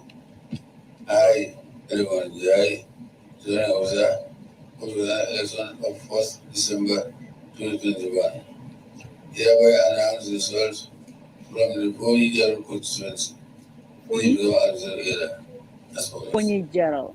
Barrow NPP, 2,379, 2379. Then Musainu Dabo, UDP, 721, 721. Esham Baifal Independent, 103, 103. Abdullah Ibrahim Jame, NUP, 39, 39. Mama Kadi GDC, 1,172. 1072, and I was Salah, 84.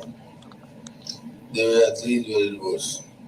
This was witnessed and endorsed by Lamin S. Baji, NPP, Tumani B. Sambu, NPP, and Samatamba, GDC. This was witnessed and confirmed at the election house by Dr. Demba Savali, NPP, Alkali F. Conte, NPP, Jabu Jo, NPP, and Alaji Mamadi Kuram, NPP, Sign Aramandi.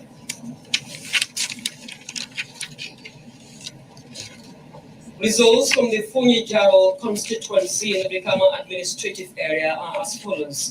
Adama Barrow, NPP, 2,379 votes. ANM Usainu Dabo, UDP, 721 votes. Esham Baifal, Independent, 103 votes. Abdullah Ibrahim Jame, NUP, 39 votes. Mama Kande, GDC, 1,472 votes. And Halifa Babukar Salah, PDIS, 84 votes. There were 3 invalid votes. The results were witnessed and endorsed by Lamin S. Baji, agent for NPP, Tumani B. Sambo, agent for NPP, Ismaila Tamba, agent for GDC. The results were witnessed and confirmed at the election house by Dr. Demba Sabali, agent for NPP, Alkali F. Conte, agent for NPP, Jabu Jo, agent for PDIS, Alhaji Mamadi Kuran, agent for PDIS, signed by Chairman, Independent Electoral Commission, Ali Muhammad Jai. I, Ali Muhammad Jai, Joining Officer for the final election of 4th December 2021. Hereby announce the results from the Fonyi Council constituency in the area as follows. Adama Barrow NPP, 1,710, 1710. UDP 414, 414. Isamaibal Independent 180, 180. Abla Ibrahim Jame NUP 80, 80. Mamakani GDC 6,121, 6121. And Baba Gursala Doi 149, 149. There were 3 invalid votes. 0 by witness and lost by Alam Kiba, agent for GDC, Usman David Kujabi, agent for GDC, Alaji Esdiajo, agent for NPP, Samba Sajo, agent for NPP. The results were witnessed and confirmed on the 11th house by Dr. Jamba Sabai, agent for NPP, Alkali F. Conte, agent for NPP, Jabu Jo, agent for Boy, and Alaji Madikuram, agent for Boy. Sign Results from the Fonye Council constituency in the Brikama administrative area are as follows. Adama Barrow, NPP, 1,710 votes. ANM Usainu Dabo, UDP, 414 votes. Esambay Fall, Independent, 180 votes. Abdullahi Ibrahim Jame, NUP, 80 votes. Mama Kande, GDC, 6,121 votes. Khalifa Babakar Salah, PDIS, 149 votes. There were 3 invalid votes. The results were witnessed and endorsed by Almami Jiba, agent for GDC, Usman David Kujabi, agent for GDC, Alaji S. Jaju, agent for NPP, Samba Sajo, agent for NPP. The results were witnessed and confirmed at the election house by Dr. Demba Sabali, agent for NPP, Alkali F. Conte, agent for NPP, Jabu Jo, agent for PDIS, and Alhaji Mamadikura, agent for PDIS, signed by Ali Mamanjai, chairman of IEC. I, L1DI, zoning officer, for the election of 4th December 2021. Hereby announce results from the Combo South constituency. The and the as follows. Barrow, NPP, 25,025 votes. 25075. Ian Musonadawa, UDP, 20,669, 20669. Isamaibal Independent, 1,230, 1230. Abla Yamal Yami, NUP, 507, 507. Mamakati GDC, 7,098, 7398. And Ayaba Saga, 1,337, 1337. There were 11 invalid votes. Result by witness and endorsed by Mr. Evel Konate, agent for the NPP, and Alma Muture, agent for UDP. The results were witnessed and confirmed at the House by Dr. Diamba Sabari, agent for NPP, Alkali F. Conte, agent for NPP, Jamu Jo, agent for Doi, and Alaji Madikuram, agent for Doi. Sign Alamanja. Moving on to the Congo South constituency in the Brikama administrative area, the results are as follows. Adama Barrow, NPP, 25,075 votes. ANM Usainu Dabo, UDP, 20,669 votes. Esambay Fall, Independent, 1,230 votes. Abdullahi Ibrahim Jame, NUP, 507 votes. Mama Kande, GDC, 7,398 votes. Khalifa Babakar Salah, PDIS, 1,337 votes. There were 11 invalid votes. The results were witnessed and endorsed by Mr. F.L. Konate, agent for NPP, Al-Mamo Toure, agent for UDP. The results were witnessed and confirmed at the election house by Dr. Demba Sabali, agent for NPP, Alkali F. Conte, agent for NPP, Jabujo, agent for PDIS, Alhaji Mamade Kurang, agent for PDIS. Signed by the chairman of the IEC, Ali Muhammad Jai. I, Elman Jai, County Officer, election of December 2021. Hereby announce the results from the Koyi constituency. The area as follows. Adama Barrow, NPP, 3,352, 3352. The elements with the double, 1,001, 1301. SMI for Independent, 228, 228. Abdullah Jami, NUP, 69, 69. Mama Kande GDC, 3,274, 3274. Annual Wakarka, Chala, Doi, 194, 194. There was born in the right words. This was where witness and led by Abukarasi Yai, ANPP. The results were witnessed and confirmed at the election house by Dr. Diaspora, ANPP, Alkali F. Conte, ANPP, Yabujo, ANPP, and Alajima Kurang, ANPP, signed Alumni.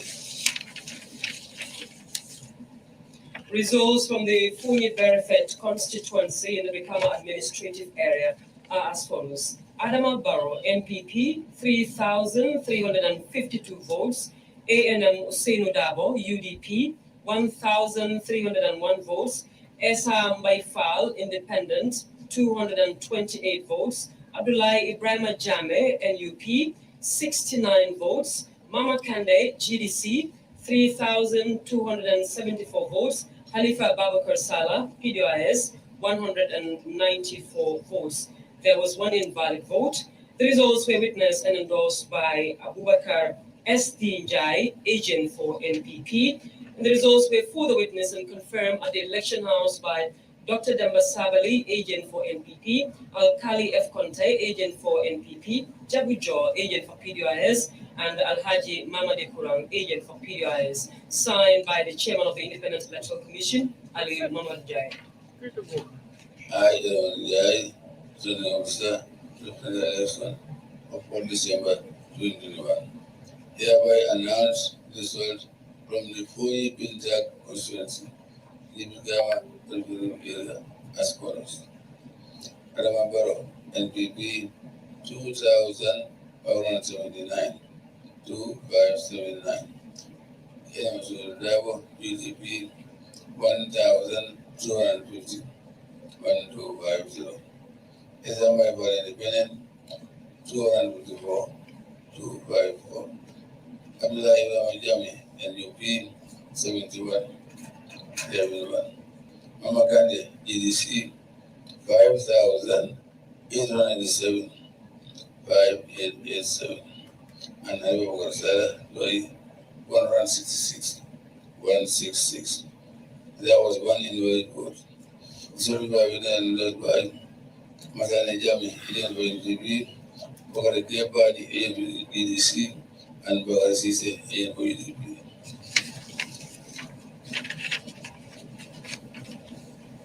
The results were witnessed and confirmed at the election house by Dr. Demba Sabali, agent for NPP, Alkali F. Conte, agent for NPP, Alhaji Mamade Kurang, agent for Doi, and Jabujo, agent for Doi.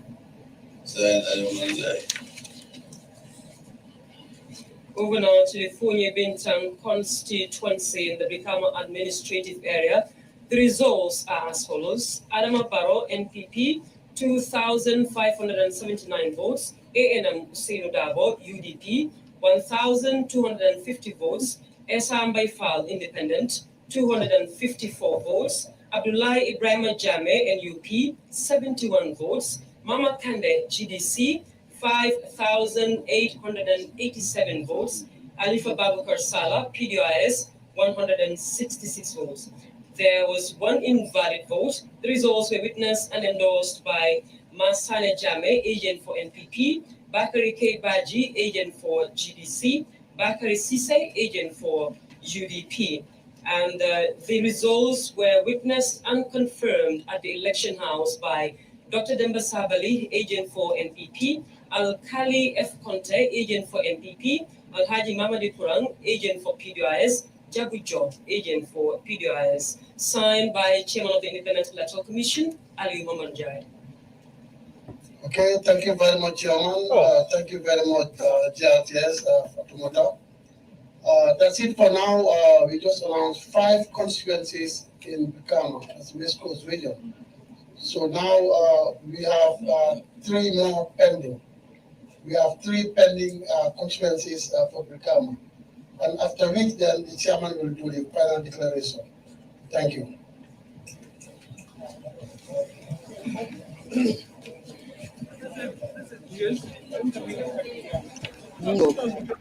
mu ngoog kon loolu lañ mooy results yi jot a ñëw fi mu nekk nii ñu continuer rek kon defal leen results yi nga xam ne moom moo egsi fii fi mu nekk nii jóge si IEC chairman bi di Alhaji Momar Njie moom mi nga xam ne tey Gambie gi yëpp moom la ñuy déglu pour mu wax ñu ki nga xam ne moo gagné élection yi fii nii liñ mun a wax rek te continuer di ko wax mooy ne li ñu suñ projection si woon si number si ñu amee from polling station si ak li nga xam ne moom la IEC di wax nii méngoo na wane ne kii di président Adama Barrow moom la nuru ne moom la Gambien yi jox li nga xam ne mooy second term mooy ñu jox ko 2e mandat pour mu ñëwaat toog nekk si réew bi beneen 5 years loolu mooy li results yi di wone fi mu toll nii ñu continuer rek fi mu nekk nii dugga si results yi su ko defee ñu ñëw indiwaale waat analysis yi xaaraale mu ñëwaat indi last 3 mooy ñetta yi des bu ko defee ñu mun a xam kan moo gagné ñu mun ñoo confirmal kan moo gagné fana ki gagné moom fi mu nekk nii leer na ñëpp waaye pour ñu am ko confirmation from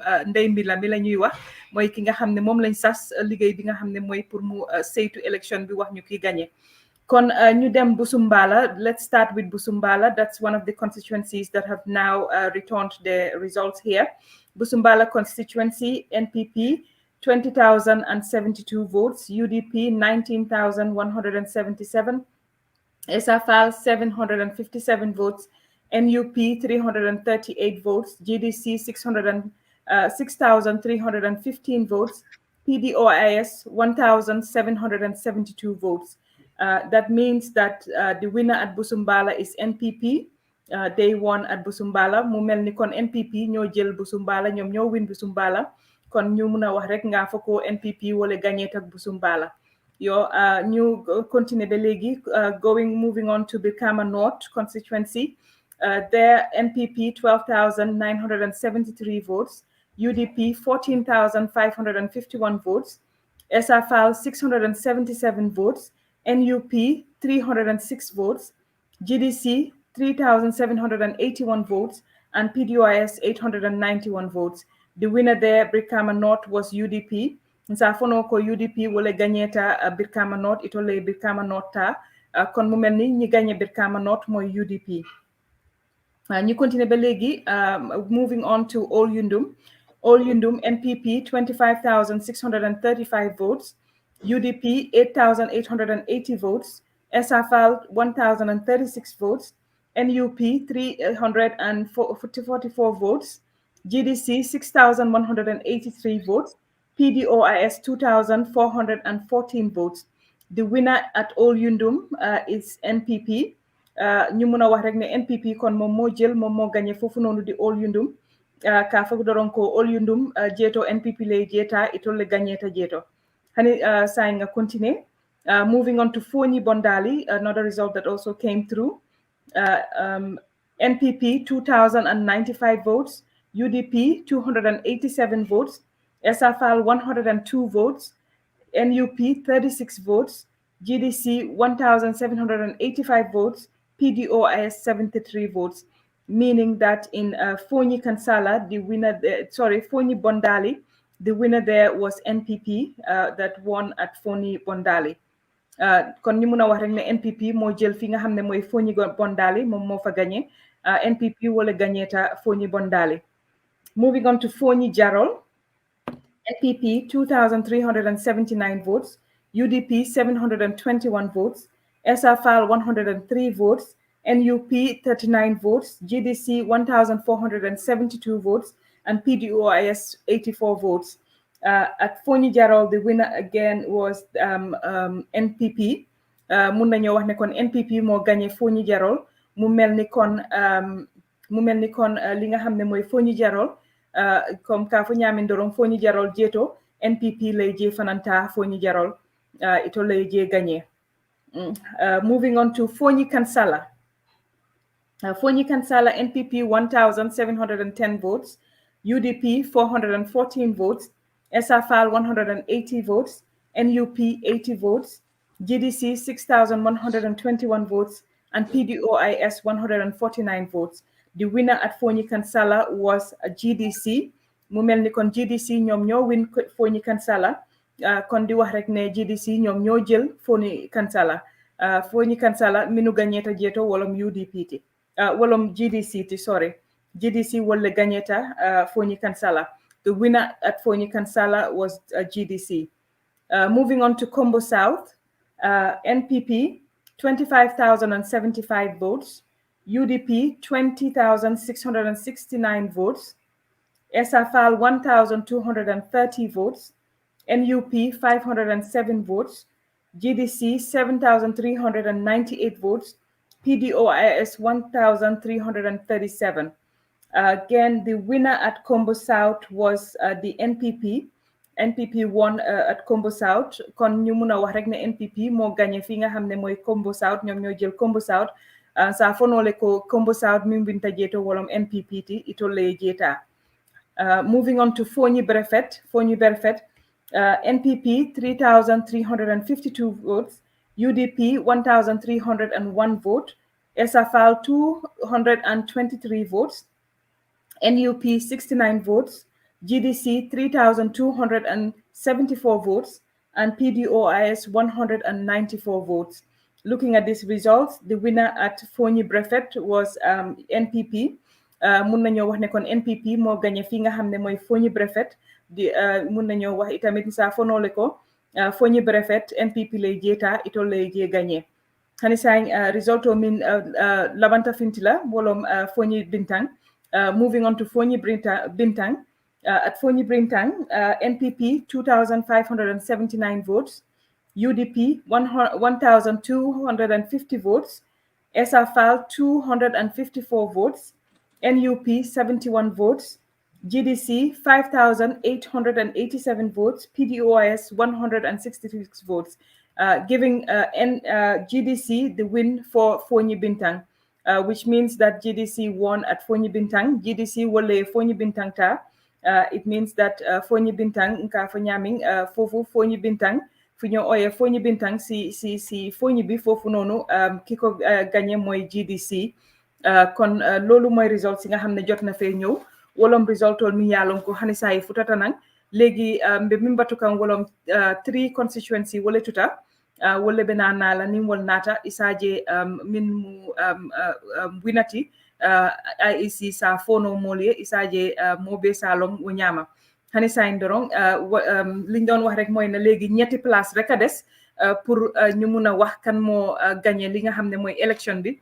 waaye li moo nuru rek comme niñ ko waxee woon rek di ko project te mun nañ ko project fii mooy ne NPP ñoom si li ñuy gis yëpp ñoom ñoo gagné élection bi Gambia nomba si tamit loolu la moo wone kon loolu la ñoo mun a sukkandiku bokka ko ak yi nga xam ne ñeen mi nga xam ne yéen a ñooy seetaan ma bëgga ñu dugga si li nga xam ne mooy analysis yi PAOS Seli ak Zanu yaa ngi fi Fonyi Brefet gis nañ ne foofu noonu Adama Barrow am na fa slight lead fi nga xam ne itamit mooy Fonyi Jarol foofu noonu yëpp xam nañ ne des strongholds of ñu mel ni ñoom Lantombong Tamba ak ñeneen ñi nga xam ne ñoom itamit dugal nañ si Fonyi bi somebody like Ismaila Badji ak ñooñu yëpp dugal nañ si Fonyi bi tamit campagnal NPP te Fonyi bi tamit gis nañ ne foofu Adama Barrow win na fa place yu bari which means ne ñoom itamit li nga xam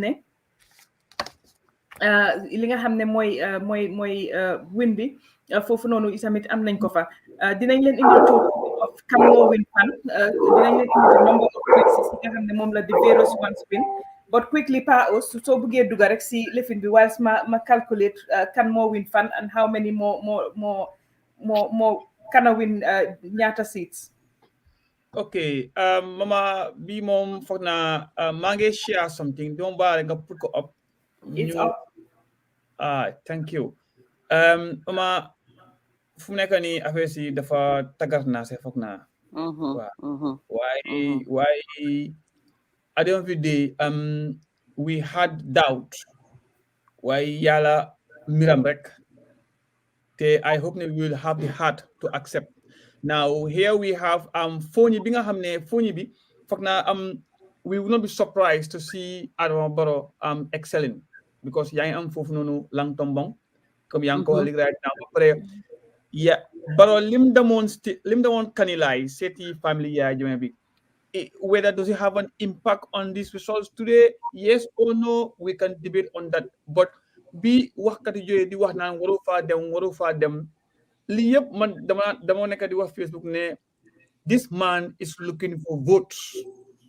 This man would not necessarily care about yow loo mer loo jotee ak ña fa nekk family bi and tey jii the message he went with there was message of peace and inclusion into the development of the Gambia. And what we all said was Kanilai is part of Gambia.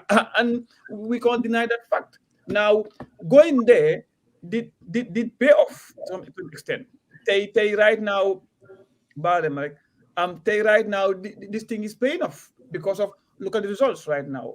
Lang Tombong Lumnyo to be part of his government is helping. And then not only him as a person, but how many look at ñoom Njoguba ñi nga xam ne they know the demography of that area and they used to be with Jammeh.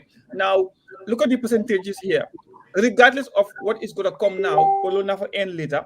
Why Barrow out of 219,000 votes casted, which is the 60.9% turnout, which is very good, not bad so far. Adama Barrow had 43% of the votes so far. That this excludes those three that are yet to come. And Lawyer Dabo or UDP, they had 30.7% of the votes casted so far within that area. And FAL, 2% of the votes. Jammeh, 0.82% of the votes. Kante 19.4% and Salah 3%. Now, again, I'm not surprised because of the collision between Mama Kante and APRC also. It has highlighted a big increase in the, because now Mama Kante, the only place he won is only the Foni. Only 2 places he won. Only 2 is here. This end bit in here, this last section, linga win. Now we are here, we have Mangogina enlarge. So this column in here, Mula Wanela, GDC, they only had 2 wins throughout the whole elections. 2 area, which is the Foni. And that is thanks to the alliance they had with APRC, number 1. And number 2, Mama Kante handled the area and he was an APRC member. So he still maintained that connection. So this is why when he first started, I said it was very important to have a network-based structure in politics. So and now here comes the very interesting part. Even if what we are yet to see now is these results that are coming. These 3 areas that are left amounts to 116,627 votes. These are yet to come. Let's say even if UDP should get that vote now, all, and Barrow lose all right now, this is how it's going to look like. So far, Barrow is having 411,000 votes, and UDP is having 200,000 votes. Now, the combination of those 2 areas, Cinco Bole, is a total number of 116,000 votes if they all vote, which is highly unlikely. Now, let's give them benefit of the doubt. Okay, vote. If you add this number to this number, what UDP have is still not enough when you catch UDP. When you catch, sorry, NPP. If you add this number right now with the 3 registered voters from those 3 areas, UDP will have 317,008. That is still not enough to win, which means they will automatically declare Barrow as the winner, regardless of those 3 they come in or not. Barrow is still the winner right now. We can confidently and vividly confirm that Barrow has won the elections. And my prediction, which we had yesterday from the State House, was Barrow will win with a difference margin of 224,000. This is my prediction, and that would be UDP will be in a position, will be still within their usual percentage of winning since 2006. Now, Barrow is so far having 54.45 of the votes, and yesterday, Mama, I said, I am saying between 54 and 59 is what was predicted, and UDP I said between 20. And look at the CPAS survey that they did, the polls. We are still within the range. What the survey said was 44% for NPP and 23% for UDP. Now the 24% that was the undecided voters. So for there right now, you are almost near to 54, and UDP 3% more than what people have said in the polls. Now look at this is a huge number. This has never happened in the history of the Gambia. Even Yaya maybe more wins. It was around 200. It was around its end. Yaya time more win. It was always around its end. Now today we have seen Barrow doubled what even the coalition had in 2016. Now, a big question should be attached to why this thing had happened. Now, why did it happen? On what grounds did the Gambia based on? Could what they test right now, dunya can you get try to analyze Lanata Gambians vote? On what grounds have they make a decision to vote? And no other word apart from one thing, the fear. Because of Barrow in the phone is more APRC la, but again, since day one, Barrow musta jotari wa APRC, since day one. So with or without, with or without the APRC, a win was anticipated. And if you minus what Barrow had in from Foni, UDP sa jot. Because of the Fonies would rather have a Barrow government than UDP. We all know the consequences, that the perception that they have should there be a UDP government. It could be wrong, but they will not want to gamble their lives or their livelihood to have a UDP government in the Gambia. Now, we will all discuss now, why are Gambians scared of UDP? A party that was meant to be the biggest party in the Gambia, a party that was meant to be party because of ñom hamnañ not nimmel sinit was definitely, and majority of them were victims. Now these are all questions, and by now, if I was UDP, they're gonna fire their party chairman, resign, and they're gonna fire their company manager right now, because they have not done their homework. They were warned, they saw the polls, they saw the signs, they saw every indication Barrow will win.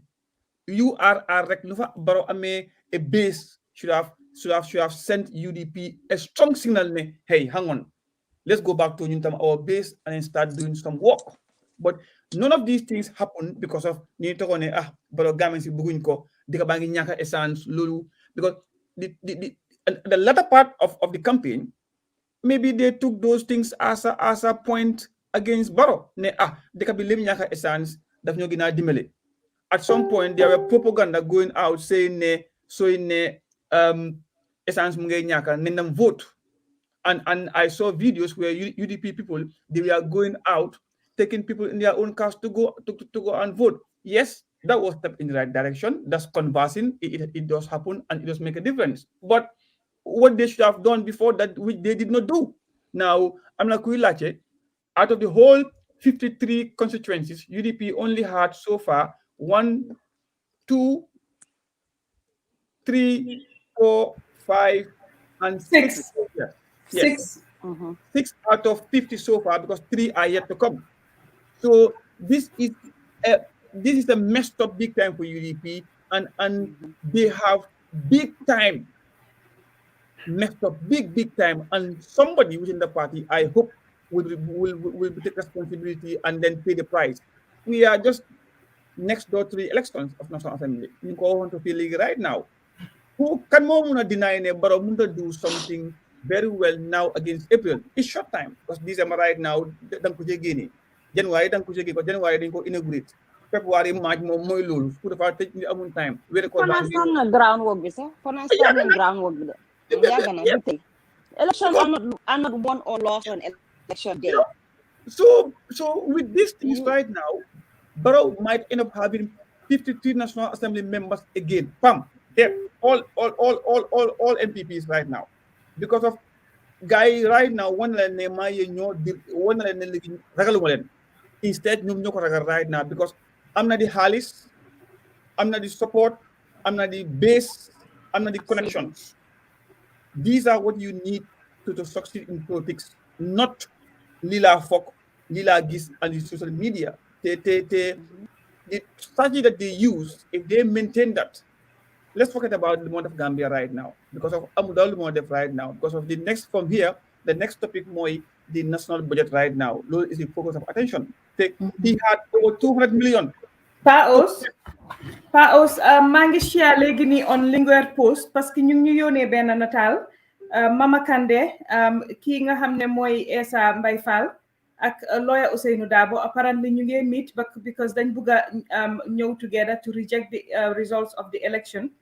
ñu ngi yónnee nataal bi ne gars yi dañ bugg a ñëw meet ñu ngi meet fi mu nekk nii kër lawyer Ousainou Darboe to issue a statement rejecting the election results. Loolu lañ ñoo wax fi mu nekk nii ne Mama Kandeh ak kii di Essa Mbay Fall ak kii di lawyer Ousainou Darboe ñu ngi meet fi mu toll nii si kër foofu di lawyer Ousainou Darboe pour reject the election results. waaye comme ni ñu wax rek dinañ continuer den ko monitor liñ ci am rek dinañ ko indi waaye loolu lañ ñu nekk di jox fi mu nekk nii am na nag ñuy wax Facebook ne suñu gaay xamoon loolu dañ waroon a ñëw together di time election bi form a coalition xeex Barrow waaye defuñ ko ba fi mu nekk nii elections ñu ñëw ne dañoo ñëw fi mu nekk nii pour reject results yi so xaw ma nag fu ñu toll si loolu waaye maa ngi ko def léegi nii Linguère Post maa ngi ko fa post waa nataal baa ngi nii ñu share fii lawyer Ousainou Darboe mu ngi noonu nga am kii di Mama Kandeh ak kii di Essa Mbay Fall toog nii waaw ñu ne gars yi ñoom ñoo nekk di mit fi mu nekk nii ak kii di ak kii di lawyer Ousainou Darboe pour issue a statement reject li nga xam ne mooy results yi gisuñ fa nag kii di Halifa Sallah gisuñ ko fa kii di itamit Abdoulaye Jammeh gisuñ ko fa ñoom gisuñ leen si meeting bii nii waaye GDC ak Fall ak UDP ñoo nekk si meeting bi foofu noonu kër lawyer Ousainou Darboe. Gis nga Mama, the leadership of these parties or candidates, they have failed and they will not want to face their people and explain and take responsibility. Now, what is going to happen right now? The IEC, they are mandated and to issue out these to election results right now and declare the winner. Should these things happen now, if they have any issue, they cannot have an injunction now to block the IEC from announcing that thing right now. That fast track court service in the Gambia. Number one. Number two, the announcement they will proceed just as we have in America. Proceed whilst they proceed their legal action. It's their right to dispute. But them understanding. Limo read is from a signed document by somebody that they trusted to go and represent them on the ground. Exactly. So the judicial system and the court are not stupid. They look at the evidence. Mama, I'm a bank card, non spend halis right now, go talk na mako sacha. There was the evidence ne yamajo your pin.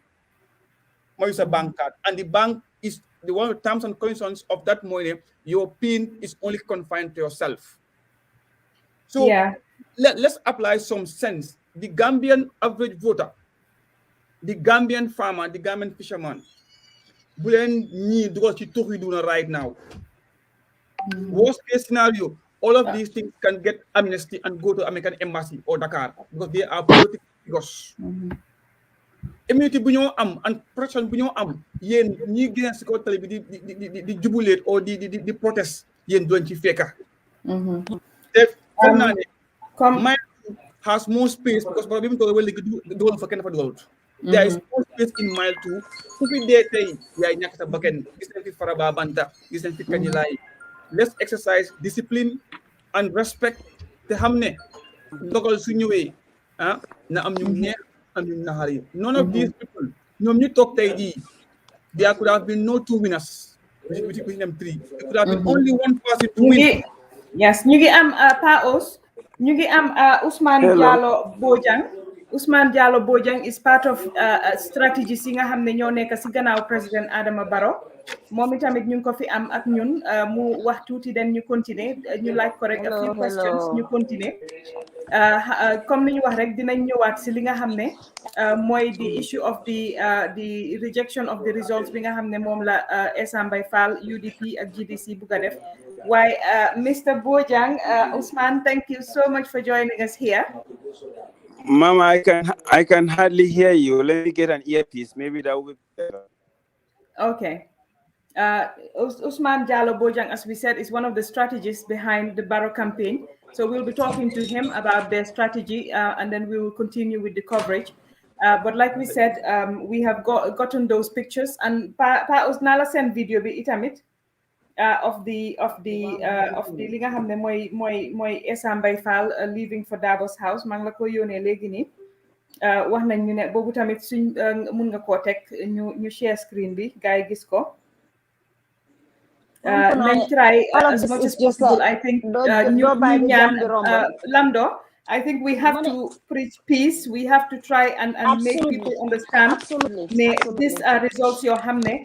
Every political party dafa am representative mu sign ko at the level of the polling station and at the level of IEC. So definitely every election will have a winner and a loser. Definitely. Anyway, you tell Mr. Bojang. It's on the spot counting. It's a clear Usman, thank you so much for joining us. Yes. Thank you, Mama, and the team.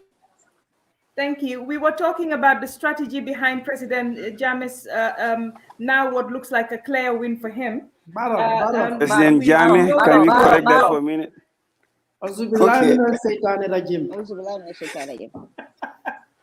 President Barrow's win. We know that you are one of the strategists behind the campaign for Barrow's re-election. We want to know what are the observations from your camp, and also what are the things that you have done to ensure that the voters really voted for Barrow. By the way, before you speak, thank you so much. Well done to you and to you. Definitely the hard work paid off. Thank you. So well done. Yeah, I mean, I happen to be. Thank you. I happen to be part of the team in the West Coast region, who have been working actually for over a year now, trying to get our president re-elected.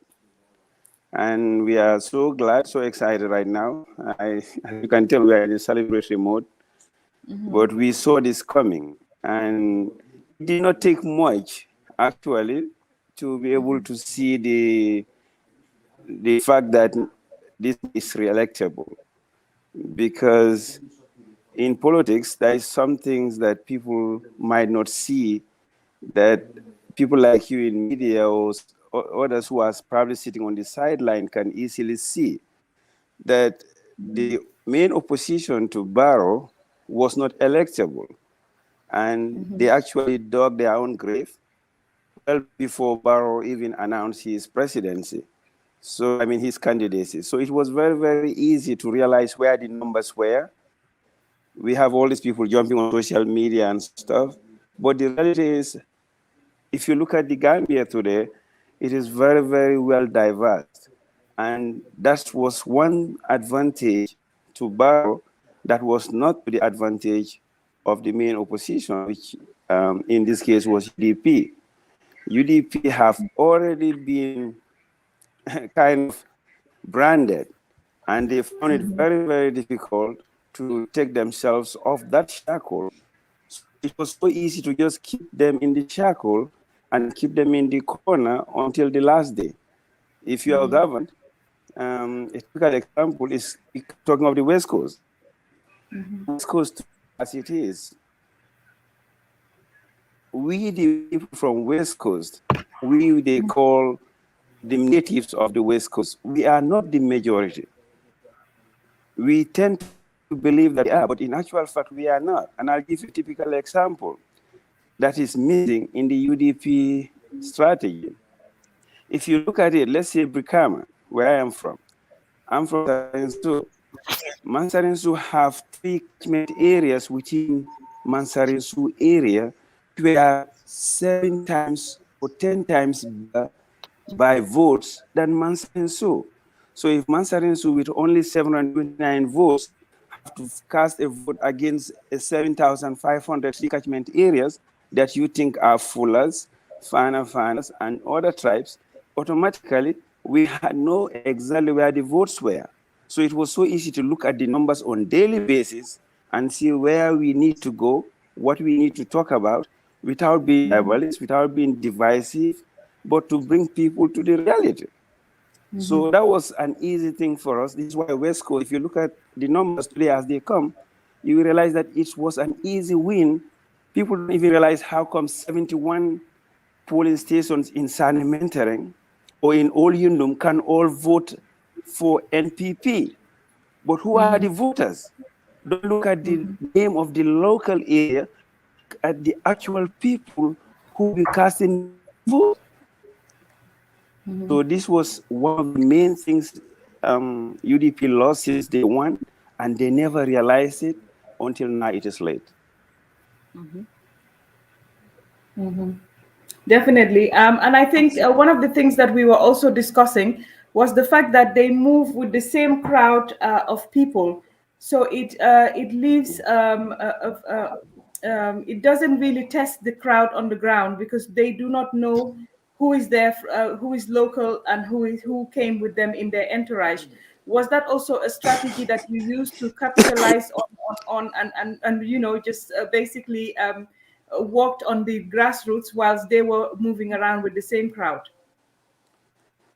Yes, and this is something that I don't know why they do it. Gambians tend to think that the average Gambian just goes with the crowd. And this was one thing that they've actually missed the point. I looked at their Gunjur meeting or their Sukuta meeting. You have a crowd of 10,000 that you are moving around with, and you go to natives, and then you bring only 1,000 out, then you have 11, 12,000, and say, oh, we've actually got all this area. But what you are missing is the silent majority, because a lot of people don't realize that to win, all politics is local. You know, you cannot win politics or a vote in the local area by bringing from outside. It doesn't help. With NPP, and this was the president's own strategy, it has nothing to do with anybody around him. I can tell you that. I have been with UDP. He knows exactly what they do, so he knew their weakness. So it was so simple for him to say, no, let us not move crowd. People think he just doesn't want to spend, but no, he would rather not spend money on that. In fact, he's welcoming. It was so planned. He insisted on not moving people from district to district. He doesn't mind to have Brikama people meet him in Brikama, but they can only come as far as Farato. The Farato people can only go as far as Busumbala. So it was so easy to do this handing over. And when we do this, you really start to get your numbers. You don't get people just flowing with you like in the sea. In this case, you know you are in the bush because this is a fight. As you go through the forest, you will have to have some trees behind you. You cannot just be moving all those trees with you. And this is where UDP's tree forest looks so huge, but in actual fact, what is behind them is a desert. Definitely. That is one of the key areas that we have identified. You have now, it looks like what is the people of the Gambia, from Banjul to the Combos to the last stop in Koina, has given a resounding mandate to President Barrow for another 5 years. As one of his strategists, one of the people that will be maybe advising him, what are the key areas you would want him to focus on for his legacy, at least for the next 5 years? Okay. I came in as a friend to Barrow and not to his NPP party. So I have a different role that I play. I have a privilege to at times sit with him and then come to know him, come to know the family, come to know how he thinks. And I am very, very impressed with the way this man thinks. This is one thing I don't think a lot of us, especially who've been outside the country too long, I see all these social media commentators, which is less than 0.001% of the population, thinking that we have the actual monopoly, what needs to be done in Gambia. This is where we got it wrong. I traveled to the provinces, being from Combo, for the travel to the provinces to see what this man's vision is. I spoke to him and I realized exactly where he wants to go. He really, really wants to build on his legacy.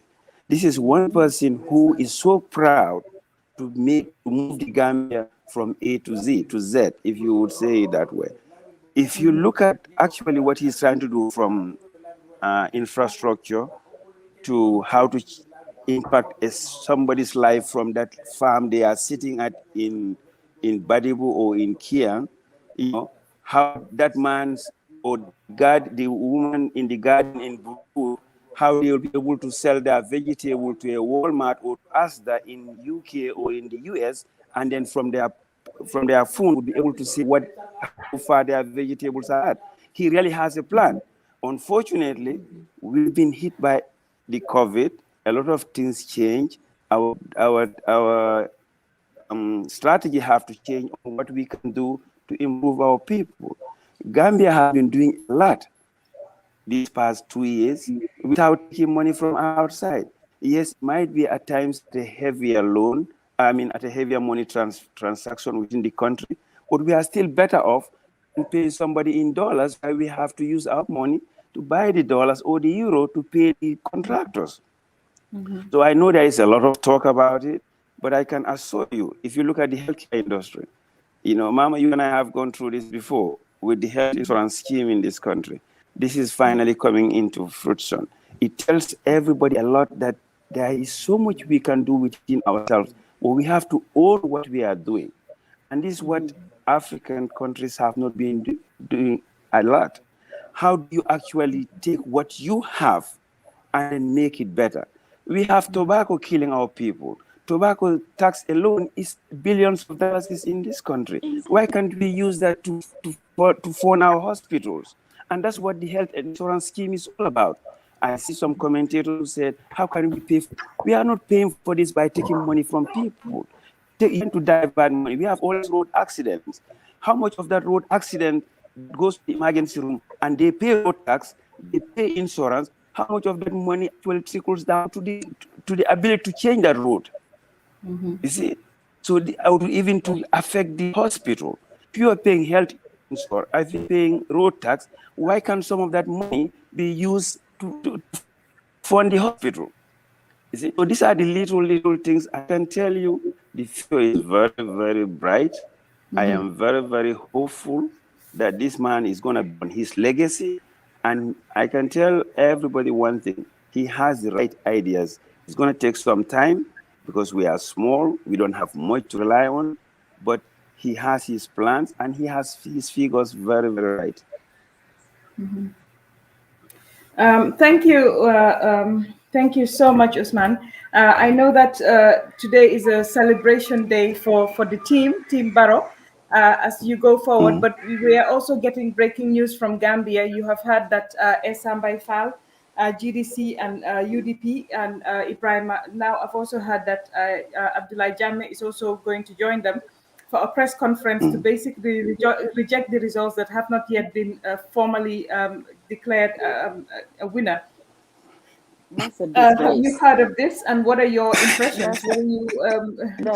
That's disgraceful, honestly. You know what is so I funny, can't hide Mama and I team? can't hide my emotions on this one. This is definitely Exactly, because the disgraceful. reality These is, are people that let know us be better. very, very honest to ourselves. Yeah. The Gambia is bigger than any single individual. We have to admit that. The Gambia is too big for a few people to hold us hostage. These people knew the results as we knew it. I can tell you by 9:30 p.m. sitting in that situation room, we were getting results exactly from the polling station as they come. We were tabling this. We had young guys. I had your interview with the Honorable Minister and Mustafa Jaba yesterday from the situation room. We were monitoring. And, and on that note, I'll tell you, it was good to see how far you guys were going, unlike even GRTS and other media outlets. So kudos to you on that. But I can tell you one thing. These numbers are raw numbers.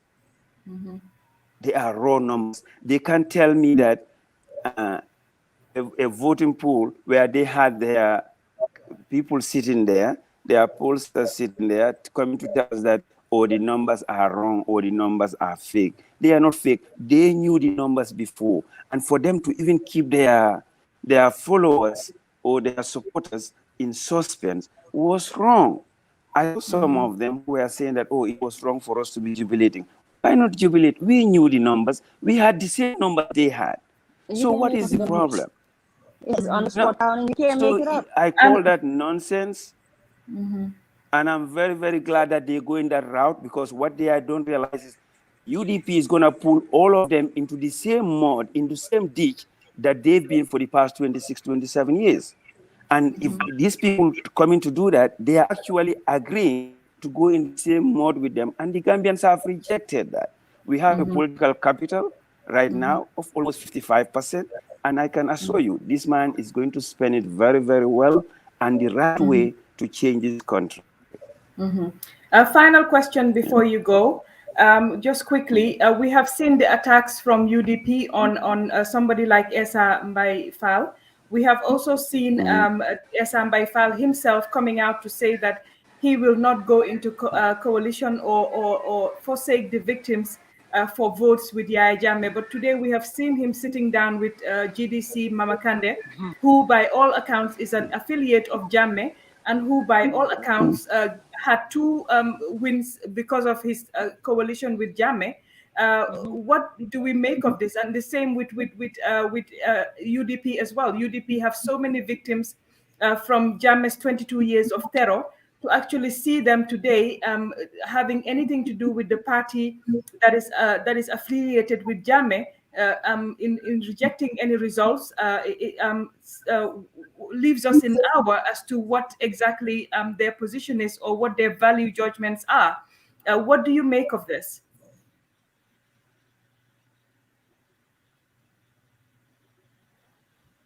Abdullah, are you there? Sorry. Hello? Was that for me? Yeah, Abdullah, are you there? Is Osgo? Let me just check. Oh, Os might have gone. But Lamdo, that question, what do you make of somebody like Esa Fall, who told us the victims are key? What do you make of UDP that tells us they themselves are victims? How do we reconcile that with UDP today affiliating with GDC and coming out with a statement together with GDC, a party affiliated with Yaya Jammeh, who won 2 seats because of their coalition with Yaya Jammeh in the Fonies? Both seats were won in the Fonies because of that.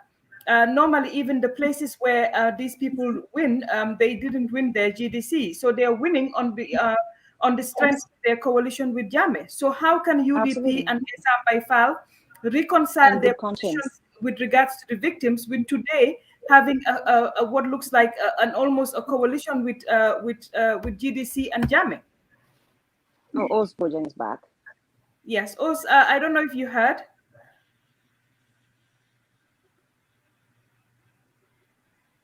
He's gone. Yeah, I think it's I cannot reconcile it. I cannot reconcile that in my head. I cannot reconcile how you are. The whole premise was Barrow was that Barrow was the one who started by going to Yaya Jammeh trying to create a coalition. So for you today to sit there and talk to Makande, whose rally, his whole rallies, he had Yaya Jammeh speaking and denouncing Barrow, denouncing everything that people fought for, which the biggest part of the fight was everything that UDP endured under Jammeh. So to see them to sit with GDC today, well, like you said, by extension, Jammeh, not even by that far of an extension, because Jammeh is a phone call away for GDC. So this is just a complete embarrassment. These are what you would call sore losers. And I'm really, really disappointed, not only in UDP for doing this, but I'm more even disappointed if Esam Fal will go this route with them, knowing that he was the lead counsel for the TRRC. Everything we saw, he brought to us, and then some, because he sat on TV telling us that there's some things that he couldn't bring because he didn't have enough evidence. For example, the killing of Abdul Kulo. So, so for today to sit there and extend a handshake to GDC, who's sitting there representing Yaya Jammeh, is disgusting. Definitely. It's disgusting. And I don't know how else to say it. I don't know how else to say it. And for UDP, the reason all of us got on the backs of UDP and started fighting Jammeh, a lot of people came onto the fight against Jammeh because of what was happening to UDP. We can't forget Solo Sunday. We cannot forget what happened to even some of the people that are actually living with us and in that executive. We can't forget what happened to the Lamina Budiba, God rest his soul. We can't forget. These are the live images that you were bringing you from lawyer Usainu Dabo's house at Pipeline. We're looking at live images there. We understand that Esam Fal is in there. We understand that Mama Kande is also in there talking to lawyer Usainu Dabo. I haven't seen Abdullah Jammeh of NUP, but I understand he is also there. Also a part of the discussions that are going on in terms of what they call the rejection of the results. Now, this is looking very much, and there's of course a crowd building up right now also outside of the House. Really, this does not go well for the democracy that we all enjoy or are enjoying. This is unnecessary. Zanu, what do you make of this? Let's hear from Zanu. What do you make of this? Well, I would like to think that these people are in a meeting for the good reason. I don't want to think that these people are in a meeting for the bad reason. I just feel that Zanu, yeah. From confirmed sources, they are telling us that they're having a press conference to come together and issue a statement together rejecting the results. Well, that's the report. But for me, I don't think Esa Fal to start with would go that low. I'll prove it to you now, Zanu. Huh? I will prove it to you now. Give me 2 minutes. Okay. Well, we have another footage. well, if that is the case, it's really disappointing. It means that these people were not genuine to Gambian people. These people feel they are so entitled to our country to the point that they feel that the Gambians cannot decipher what is good for them, that they are the best for Gambians. Africa TV is doing the press conference. Let me check quickly. Okay, I think that is important before we pass judgment. I think. But it's also their right to dispute the elections. Yeah. But no, what's his name again? Paos. I think at this point that we are in with these high emotions, well, yeah, they can dispute the result. They can reject it as much as they want, and just make sure they go through the process, through what the law says. But I hope that they're not going to incite any form of violence, because I know our people can be very excited when it comes to this kind of provocation. You know, they should take it in good faith. I think Mr. Dabo, we've seen Mr. Dabo working with a walking stick. You know, to think that, you know, I don't know how to put this into wording, but I just don't want to pass any form of judgment right now. I just feel that these people will, if they are to come out to contest this election, they have been conducted. Okay, 2 minutes. Let me. Sorry. Sorry. Can I bring it up now? Yeah. Yes, go ahead. Yeah, go ahead. Please, yeah. This is something that's a matter of concern, and I think the law has given them an option that is to always file a petition if they are not very convinced with what is happening. So they are working on that, and for the fact that the former lead counsel of the Truth, Reconciliation and Reparations Commission, TRRC, Safal, is involved, we may expect to see the matter heading to the courts because they may appeal to the court to make sure that they fight their right, they fight their complaint with regards to the regularity of the election results announcement, which is currently happening at the Independent Electoral Commission in Carnifing East. So it's really interesting here, Binta. As I told you earlier, the crowd, it's just upbeat, you know, they are dissatisfied with the results that have been coming out. And you have to understand that since yesterday, we were not, in fact, seeing such movements. But now that it is happening today, it's like something is messy in it. But like I said, the $1 million question is now, what is going to be the stance of the Independent Electoral Commission? What are they going to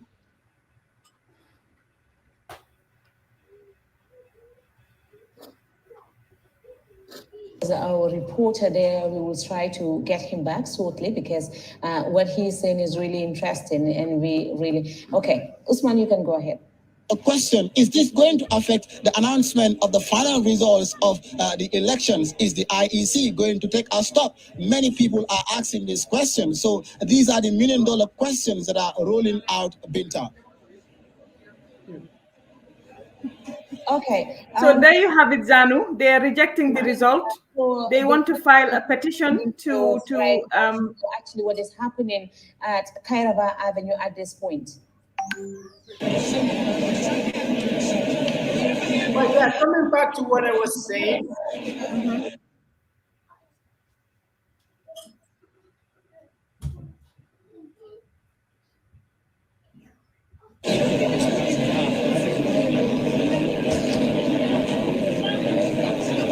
Oh my God.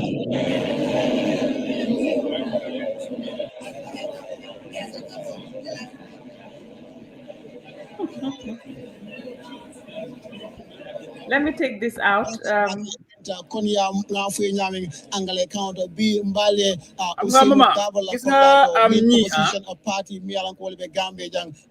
they have a heart, if these people, if they claim to love the Gambian people and the poor people, they should not try anything that will confuse people's mind. These results, look overruled and look overturned, do yomba. Now, what they're going to do more, them shopping, because they know people like this are in the game.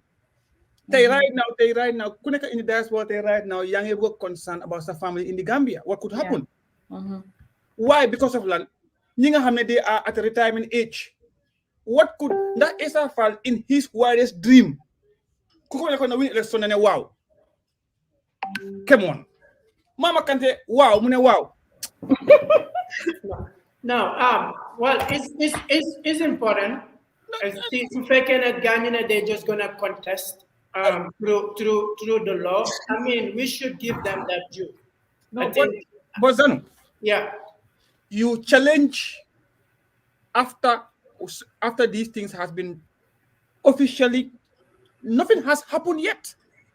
IEC has to even until IEC conclude with those 3 areas and give the final announcement, right, and the decision of or announce the winner and the losers, or the winner for say. Right. Nothing right now is legal. Nothing right now is official. Man mayo no hamne Barrow winner, but it means nothing in the eyes of the law. Right. Right. But we don't know what they're working with too. We don't know what information they have. We also should give them the due right if they want to contest it. As long as it is not a form of incitement, I think they're within their right to contest it. Well, right now, what irregularities, as per the reporter, right, have we all cited? Yep, the media house young one everywhere. Now, secondly, all eyes were on IEC in favor of NPP, in fact.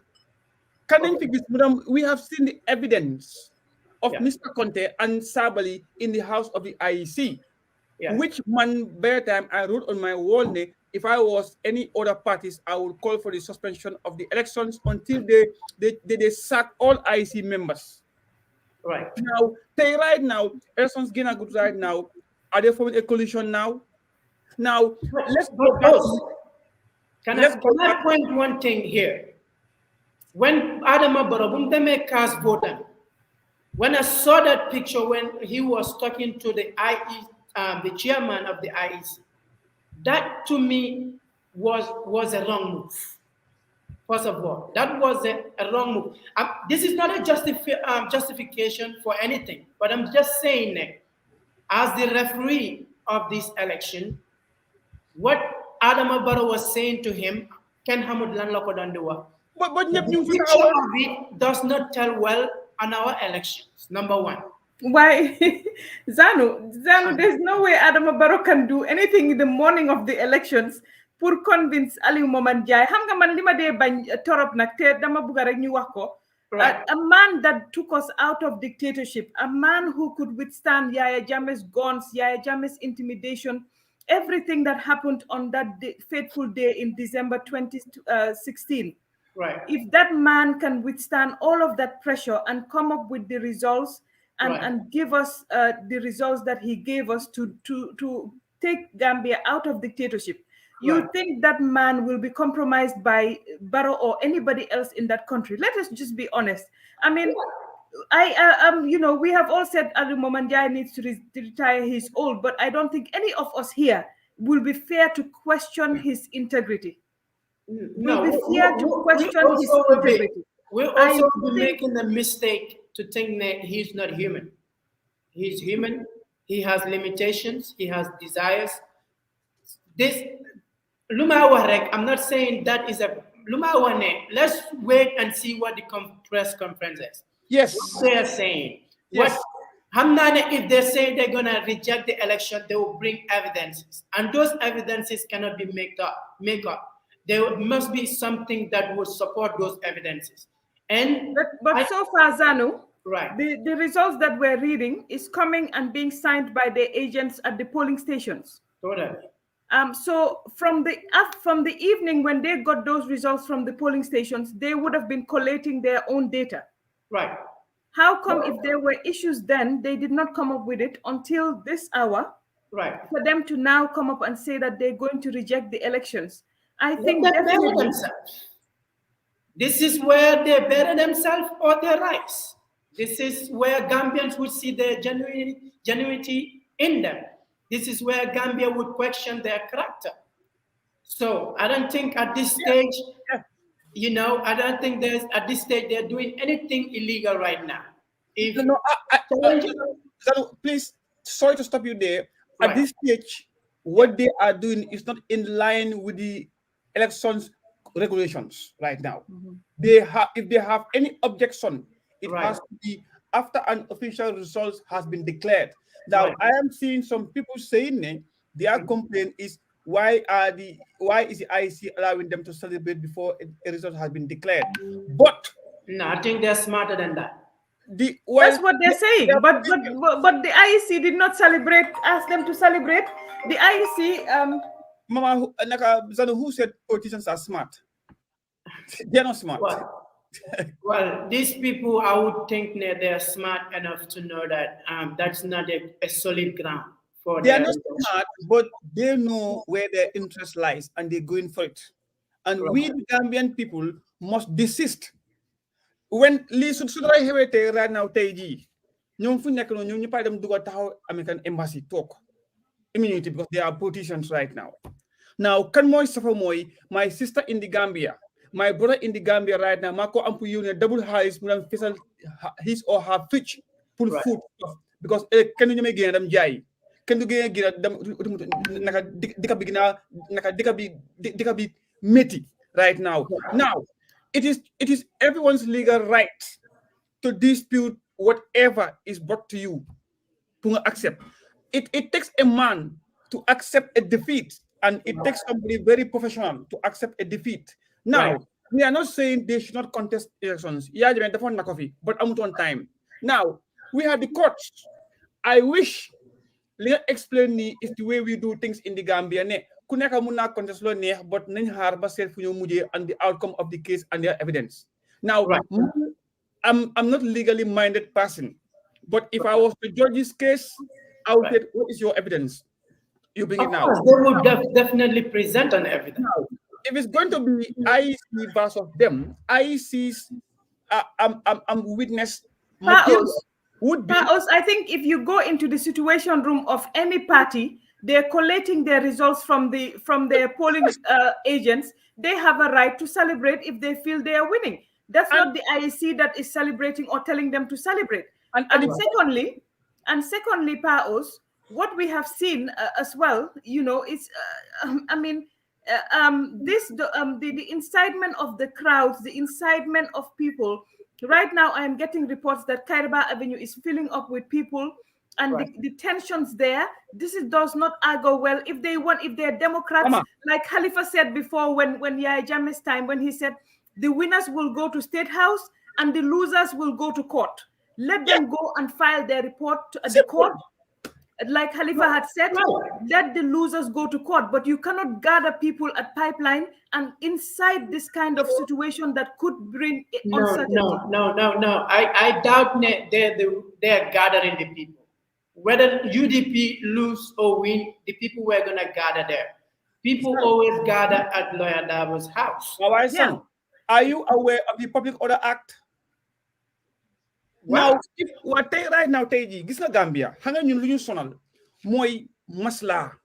Zanu tay dang ma mbej sax mané mbej la ha bay, but xamune mbej is an offensive act yang mako def. It's a punishable by law. Now, Teji, ken lo dabo tay as we see. Public bi ñu fa nek right now and never could call the police and say you must stop. That area is not part of his house. Is the government, is the public's place. This is Gambia. We block roads for campaign. But block roads for Tanamber. No. Block roads for Furals. This is Gambia. This is not Europe. Zanu, if you want to organize Tanamber, you go and seek a police permit. If you want to organize Fural, police give you permit. Now, what we are saying now, Dabo did not say, come to my house. No. People came there on their own will. In law, you don't. The accused does not necessarily have to do the action. It's the intent. You are judged based on your intent. Well, you're presuming right now. All of what we're doing now is a presumption. No, but the crowd is presuming. We are now, presuming okay. that. Now let me explain this now right now. Okay. We have the first wrong. Moine, they are putting their case at the wrong time. Number two, any neighbor, IEC has suspended all political activity. They have given a time frame for campaign. When it stops, it stops. They have said during the campaign, no media house should issue out any political material. But the cry foul. There were certain regulations speculated within. You agree. All parties came to agree on a code of conduct to conduct elections right now. to guarantee a peaceful election in the Gambia. Now, the IEC witness material would be, I have a document signed by Zanu representing NPP or UDP. Again, counting on the spot, we have seen even the ballot box, they return back the marbles in there and seal them with serial number and tags. For any reason, they have to go and recount. They go back and open them again. Now, everything is sealed and secure as the way it was put in from day one, like yesterday. Now, the only reason why we're having this thing now is because of this long delay. And even me, if I was the loser, I would take chances. Long lose. It's a long delay. How much take chances? It's the politicians' attitude. Now, this thing, we are not jumping the gun. Those who are there, pipeline now, wanting to have a press conference on what? They are jumping the gun. They have their fundamental human right accorded to them by the Gambia Constitution. When the results are announced, you can dispute them at the court. That would not stop the proceeding of the re-electing or the swearing ceremony of the president-elect being declared by the IEC now. But the court did not say you cannot have a press conference. No. That's having the press conference is not a crime. Right. But the purpose of having a press conference may constitute a crime. Look at the legal terms in here right now. The purpose of what?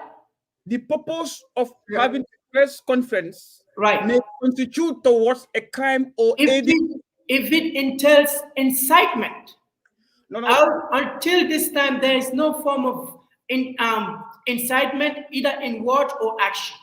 All they did was to gather, and no law prohibit people gathering. Dabo is a public figure in Gambia, whether we like it or not. There are going to be sympathizers who are going to come to his house and sympathize. Fine. That is different. Until we know the details of why they meet and Zanu, I think, let's try and just go back to waiting for the IEC to officially announce the results. But what I can say, liñ mëna wax rek moy la Halifa Sallah waxon 2016 ne ñañ fal ñoñu dañuy dem State House, ña ñaka ñoñu ñu dem court.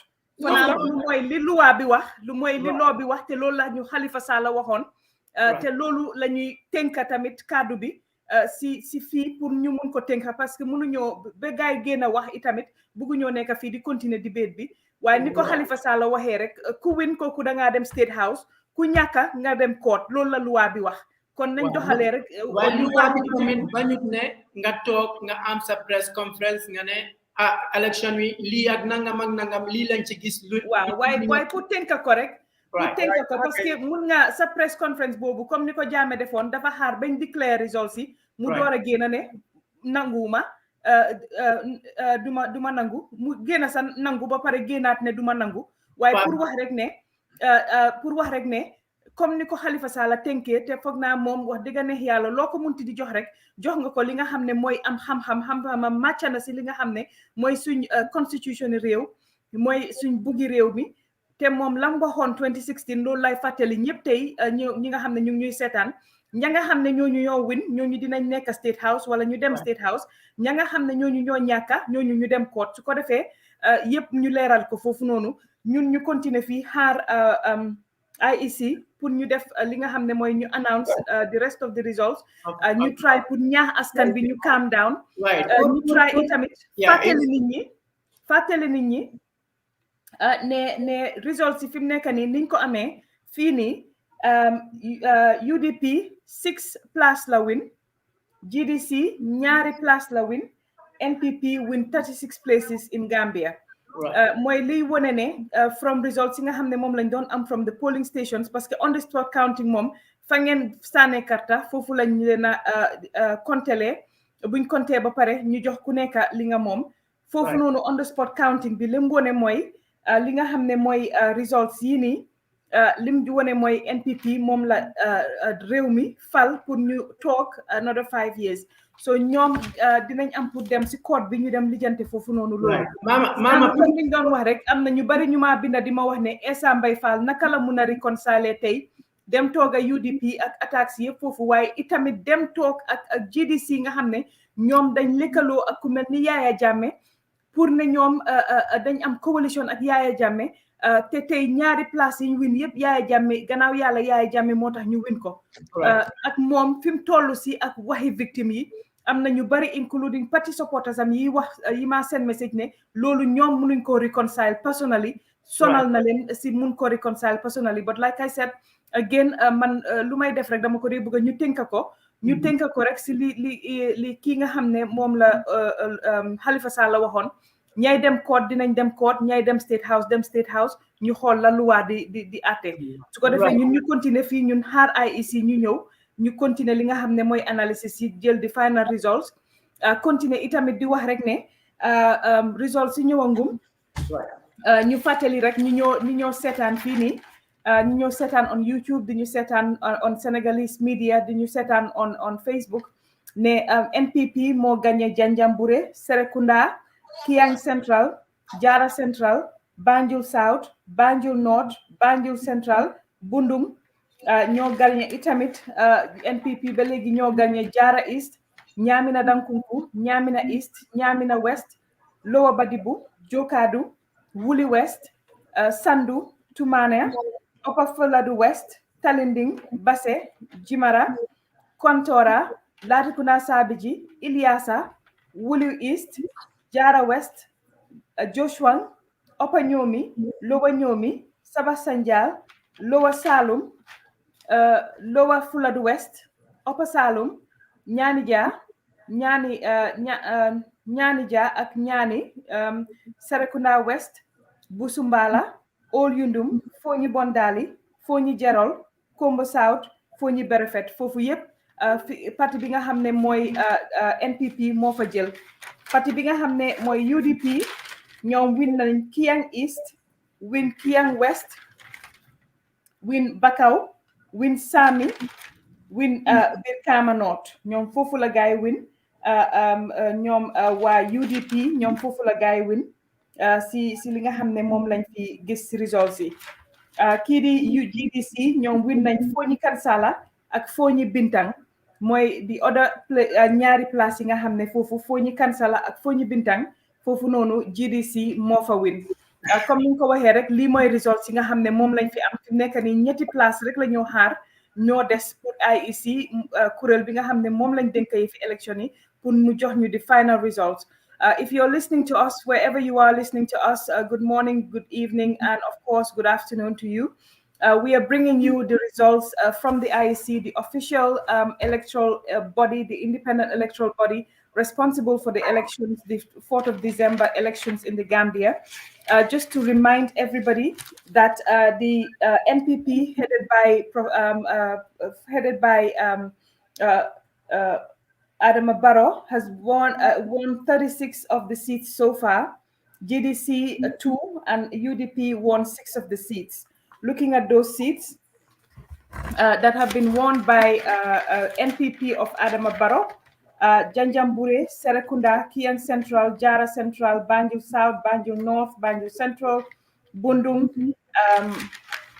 Jara, Nyamina Dankunku, Nyanija, Nyamina East, Nyamina West, Lower Badibu, Jokadu, Wuli West, Sandu, Tumani, Upper Fuladu, West, Talinding, Basse, Jimara, Kantora, Latrikunda Sabiji, Ilyasa, Wuli East, Jara West, Joshua, Upper Nomi, Lower Nomi, Sawasanjal, Lower Salum, Lower Fuladu West, Upper Salum, Nyanija, Nyani, Serekunda West, Busumbala. Okay. So these are all results that 36 places that the NPP has won. And we're now looking to see what the final results are going to be from the IEC, the Independent Electoral Commission. As we're saying, we're also getting breaking news that the opposition leaders, Essa Mbaifal, Mama Kande, and UDP's lawyer Usainu Dabo, all at the house of lawyer Usainu Dabo, preparing to have a press conference to denounce the results. And also we're waiting for that press conference to come. We're also waiting for the final results, the 3 results left, the outstanding results from the 2 constituencies that are outstanding from the IEC. Those are the results that we're waiting for before the official announcement of the winner of the elections. We will follow that up for you as well at the IEC in the Gambia. We will link that here live on Lingard Post. We will continue to monitor the situation in the Gambia on the ground. We understand that tensions are building at the pipeline, Kairaba Avenue, the house of opposition leader, lawyer Usainu Dabo, as his supporters and other supporters gather to wait for the press conference from their leader denouncing the results. We are waiting for that, and we will bring you that as well. Bitum mbadin lamoy la doron ka fali ko hani sign be baturola pour ka result sign saba plus sabale su tuta jeto pour wol fanana result ye nanam be wala batu kam from IEC nimbota jeto fanan hani sign be baturo ke kam fanan katu nga kalamuta ko Mama Kande la GDC la Mama Kande aning Essa Mbaifal aning lawyer Usainu Dabo ibe kachala sign teng Usainu Dabo ya Kairaba Avenue ikoni boto jeto ibena diamulale aning molmi yalon ko wolon kibaro futan nyoluti pour kana foko itol mansong ni result ni yalon kuntita bi na election auto be wofanam batukan hani sign nga iba iko munatin na IEC imang kontiro ke juna anin fanan iko fanan kudo leketa kate fay dulal to mi yalon ko fanan yakele fo itol te d'accord la ñing result mi yalon ko IEC ba fintindi kan o ibina fintindi la nga fo ñamin dorong luwaye min fo Halifa Sallah ya fo no ñamin 2016 wolom ko ni gagneta ite katale State House minu yalon ko wol man gagné andu man song wol katale yeta court yeta jeto yeta kele jeto minu yalon ko wol gagneta wota wol fana yesta State House yedo post dati folo isaje mim be kala court wo fana yeke mol ngalon wo ñama bari hani sain ko declaration manke ka foko Adama Barrow le winter abe kala kumu yalon ko fo ngam batu folo fo nim woketa sena fo mi yalon ko wole bena kela nyin koto bari hani sa ndon ka foko imbe batirola pour kaje fo ibe talale court fo ibe nala whatever the case might be mbe fana natirale yenne jang pa os zanu ñu continuer di xaar xawma fu IEC tolu do ñu wagu waaw ñu ngi xaar ba léegi IEC pour ñu ñëw indi results yi ñu ngi monitor itamit xool kañ la Essa Mbaifal di génn ak Mama Kande ak kii di lawyer Usainu Dabo pour ñëw wax waaye am na question boo xam ne Zanu ñu ngi ma koy laaj rek fii nii si suma inbox bi ne ma laaj leen yéen panel bi naka ngeen gisee toogaay UDP ak kii di Essa Mbaifal seen toogaay ak kii di Mama Kande nga xam ne moom fi mu nekk nii lëkkaloo na ak Yaya Jammeh te ñoom seen mbébét yëpp mooy Yaya Jammeh mbébétam mooy pour kii di GDC mun a win ndax moom mi tamit mu mun a ñëw dellu si waat si biir réew mi pour itamit mu mun a ñëw suxaliwaat moom itamit campagne am ak yeneen a yeneen si biir dëkk bi te victime yi seen ay mbir waxanguñ ci am na ñu bari ñuy wax ne ak li Essa Faal taxawaayam si yëfi victime yi ndax war naa toog ak ku mel ni GDC itamit UDP seen taxawaay si li nga xam ne mooy ñoom si seen boppa ligaay dunda si Yaya Jammeh ndax ñoom itamit war naa toog ak GDC nga xam ne ñoom fi mu nekk ni lëkkaloo nañ ak Yaya Jammeh loolu tamit doy na waar. xam nga mama gis nga right now politicians are only politicians. They can always switch sides at any time, any minute, to pursue their only personal interests. This should not surprise anyone. Gis nañ fi Mr. Kunang lu fi wax Halifa Sallah in the end now we cannot say we cannot label them as bad person. Why yen mi len gëmon bi gaay waxé man yen la amal affaire bañoo wax you should have known these are politicians and they are looking at what suits them, what favors you, and they say to you. They are going to tell you what you want to hear. But this is where we get to learn as Gambians, who are our politicians? How do we, to what extent do we believe what they say? Esa fal gis nañ ko fi dem na ba ci victim center bi di wax pam di bla bla kay mënu ko ay nak rightam la pour mu dem toga Mama Kandeh su ko neexee ñun right now this platform we are not making any conclusion in respect of that meeting they having in Lawyer Darboe's house. We are only debating is happening too soon. Whatever the reason, if they have to condemn results, it has to be after. Now coming back again, Mama Kandeh likodal esa fasa hamagud much good in politics na ba mëna ega fu Mama Kandeh ega ba muy am that shame dafa door este file mo ida baxle o mu yaxule te some hours ago wax na fi ne esa lim daf is very good moma that Aliou Jammeh that Mr. Jammeh is a stepping stone for them because they are introducing themselves to the population of the Gambian people, preparing for the next elections to come. Li waxon nañ ko fi right now towards the end Essa Faal is been dragged into li nga xamne xamut ko li nga xamne mënu ko sax antal ko if you this could escalate if Lawyer Darboe, if three of them should denounce these results right now, Teji, how would the Gambia look like today and tomorrow at Monday in Wellham School? Lolu na open loxo Essa Faal gis nañ lim am billions of dollars la am ci account am bi su ko neexee order air jet mu fly and his wife to go to Senegal. Gambian, did we not learn from 2016? Bi ngeen daw di cross bara jëne mburu amul chan fi sama kër ken amu dole ñu dina ay gar di naka di leka. Why do we want to repeat the same thing in this year? Now, waxuñ ne dañoo def anything right now is too early to make a judgment, but whatever they are saying to the public, it will hold and it will stand. They have now that mantle of authority to say whatever the guy wax pour Gambians go by, even more on Barrow right now. Gisaguñ ben MPP member bu gën right now. So man mënuma deny them from having a meeting. It's their right. So guy buge dispute the elections is their right, it's acceptable if they are given the time. While lolu yep can doubt it can is not disputing that fact. But what we say moy ne I know alter any final statement to the public. Right. Let them know what they are saying. I'm sure right now, Mama, by now, Halifa would have called them to calm down. Jukum la def.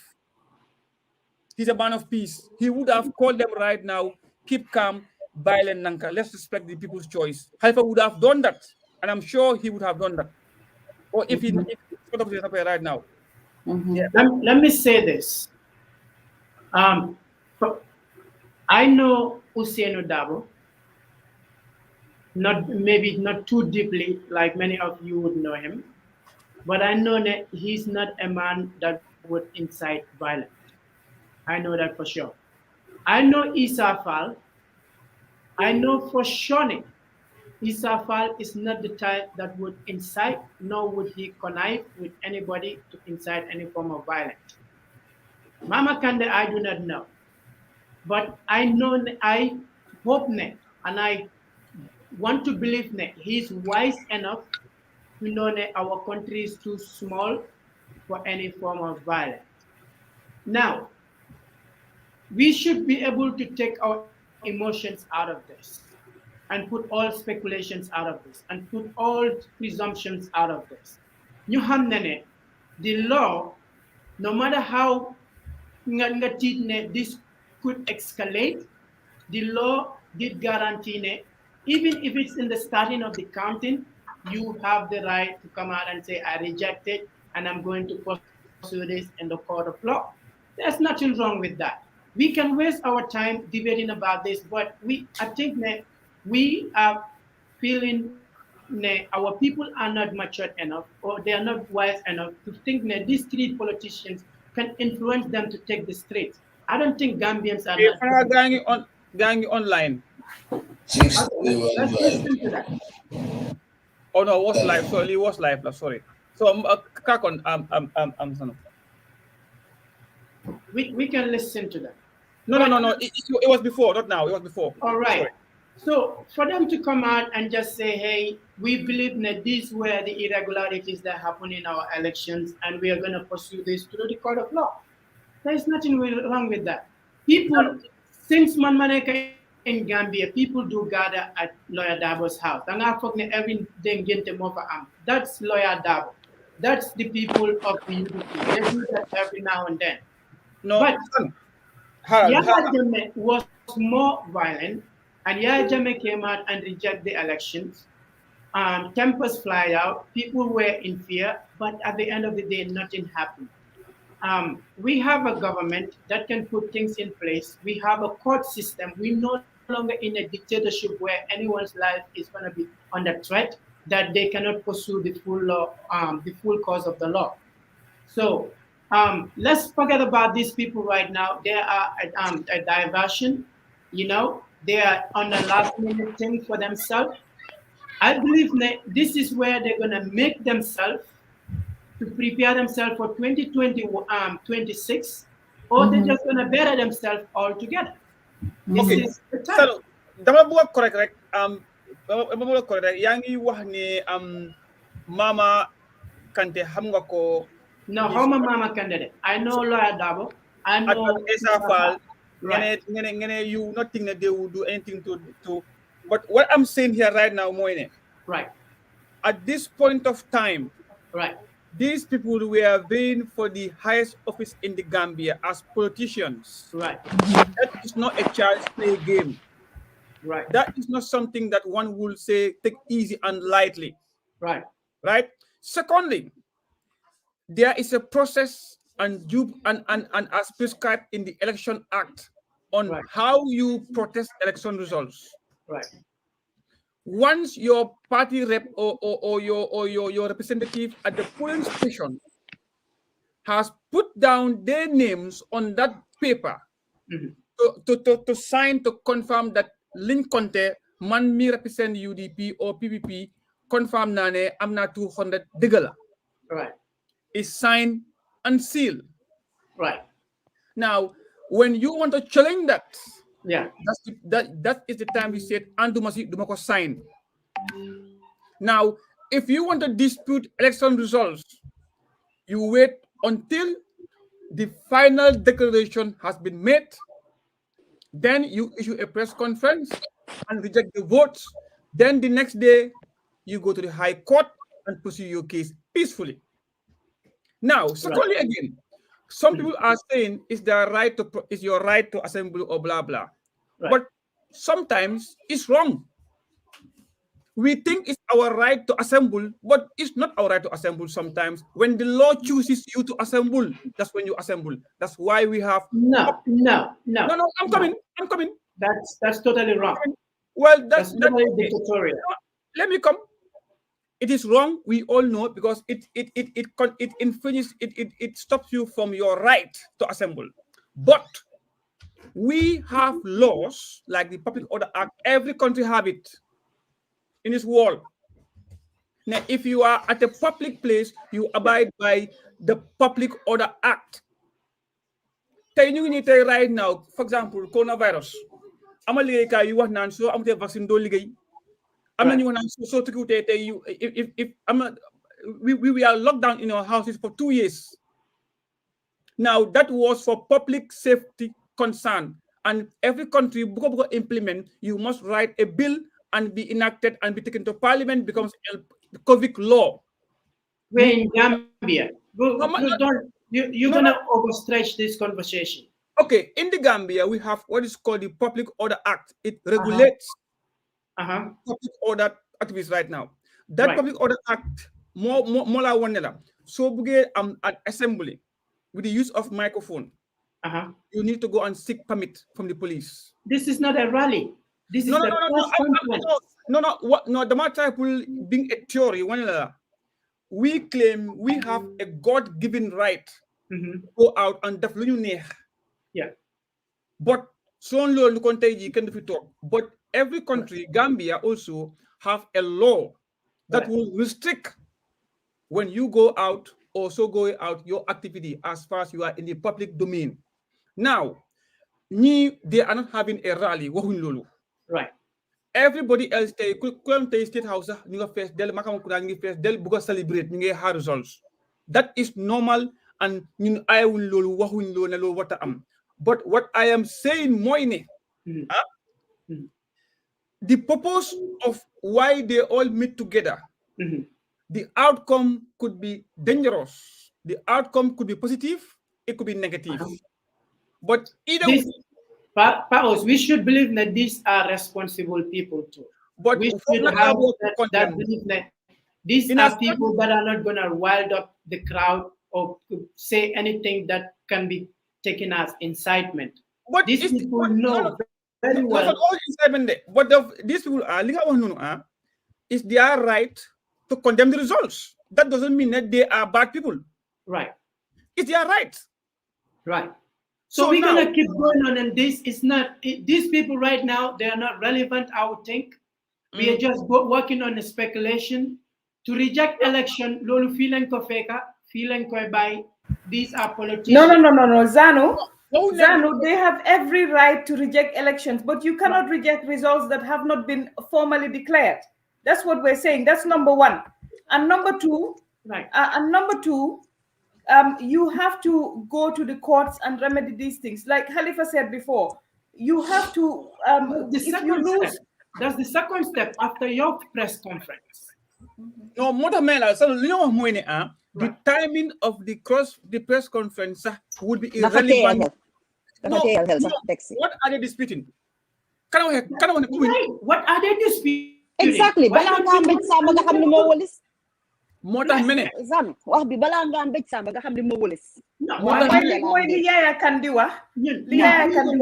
law said vote and go home and wait for the final results. Exactly. So you don't have the final results and you cannot reject the results before it's final. That's not the law. More than minute. That's not the law. That's just a Halifa Saleh opinion. No. It's not an opinion. That's not an opinion. This is not IEC them vote, get them talk here. Constitution in Gambia more wax lolu. More wax ne results suñ ko declare ba pare. Right. Ku a contest. Yeah. Or ku buga wax dara appeal nga yobu ko to the courts. The same way Dr. Cisse biñ leen waxee ne demuñ nomination time ne déedéet tey lañ def press conference. Biñ leen waxee ne leen you're not eligible to contest. That's when they went to court. And then here's another thing. Marisol, I don't know if you heard the audio on WhatsApp. Since conference, WhatsApp, it's all over. After read for Gambia for all party. Marisol, read on the conference. Be more Contewale Esam by Fal at GDC. They were not even on the ballot.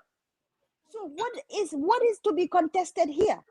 What are we contesting? You don't know. We know. He said it. I do not know. No, we know. These people send their representative. I'm representatives in almost every ballot box. They report back to them. They give them evidences. That's null and hard. We are jumping the gun right now. We're not jumping the gun. The press conference, the press release says right there 1.123, and that the delay. They also the point number one was the delay. That's what they just said in the press conference? In a point number one, what? We know what's in the press conference and the press release.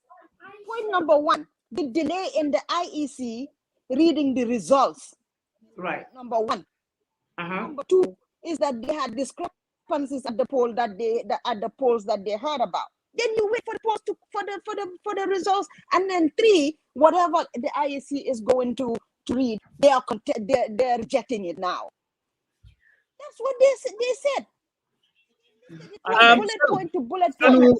Lee is politics, and you have to be very wise. And that's what they are. It is politics. We just leave it at that. Let them just do their press conferences they wish to and pursue this in the court of law. No one's life is on threat. There's no form of incitement. There's no form of violence. So we should just let them. It shouldn't even be news. It's not even newsworthy. Anu, do you know why I'm so concerned? It is newsworthy because he called a press conference, and those people, everybody, the militants are all on our way to pipeline, on our way to party leader house. They post all over the place. Do you know what is the problem here? Some of these things. Do you know what is the problem here now, Moy? Regardless of whatever that press conference is, it would not stop IEC in the next half an hour to announce who is the winner. Right. Now, if right now they announce to reject whatever is coming, they're going to reject it. Right. IEC will still announce to win. Now, if what is going to happen in the Gambia now? Nothing will happen. So right now, I'm seeing Facebook Live of all UDP Facebook Live right now. They are all there right now. What are they gonna do? To march to State House and burn it? Well, Mota Mela. Man, I was ex-military right now. Right. What did state intelligence would do at this point of time? Was send in their agents to infiltrate the circumference of the country. Right. To identify potential threats or potential activity that could lead or escalate a crime. Right. If you want to diffuse a situation, you do not wait for when the situation escalates and try to find a solution. You look for the early signs, a potential threat that could happen, and that's when you approach it and diffuse it. Now, elections are very fragile in every country. Elections, it's not only Gambia, everywhere. America, the riots, when they went and marched to reject the elections, when Donald Trump said no, they said no. What did he do? Because his voice was so strong that when he said yes is yes. What before they went to the violence? Violence. No. What the language he used? If you are very wise, a politician, you choose your words. What you say. Right. And I'm sure these people will choose their words. What they cannot choose. Let's move on to something else. No, how much I finish? No. Because the thing is, you can bring a horse to the river, but you can't make him drink. What they just said is out there. People can read it. People can make up their own. The only word that they have to say, Moy, we reject the votes. That's it. No. Gambians are not dumb like that. No. But Sanu, there is no format of saying how you reject a vote. All you need to say, Moy, yeah, it's me, Paus Mancham. I am declaring that I reject the vote and I'm going to contest in the court of law. That's period. Job done. That's all you need to do. Now, that will not stop the IEC from declaring the winner. That will not stop the other end from celebrating. Now, you have two people now, two factions. Keep winner celebrate because of they've been given the legal clearance that they are now the winners. Now, Mansma candidate, Mune, andut at Kartagi. So go ahead at Newa Balema Mandeman Anduma Mumsa. His supporters or her supporters will go out there to protest. Now I'm sure that they will qualify their message. We do not want any violence. We will pursue this. Responsible adults to say it's. You can say the words all day long. It's your actions. It's your actions that matter. But anyway, I think we move on. Right now, I think we move on because the votes that just came out again. We put our panic mode aside a little bit. I think we're panicking over. Yes. Right. No, it's out there. What's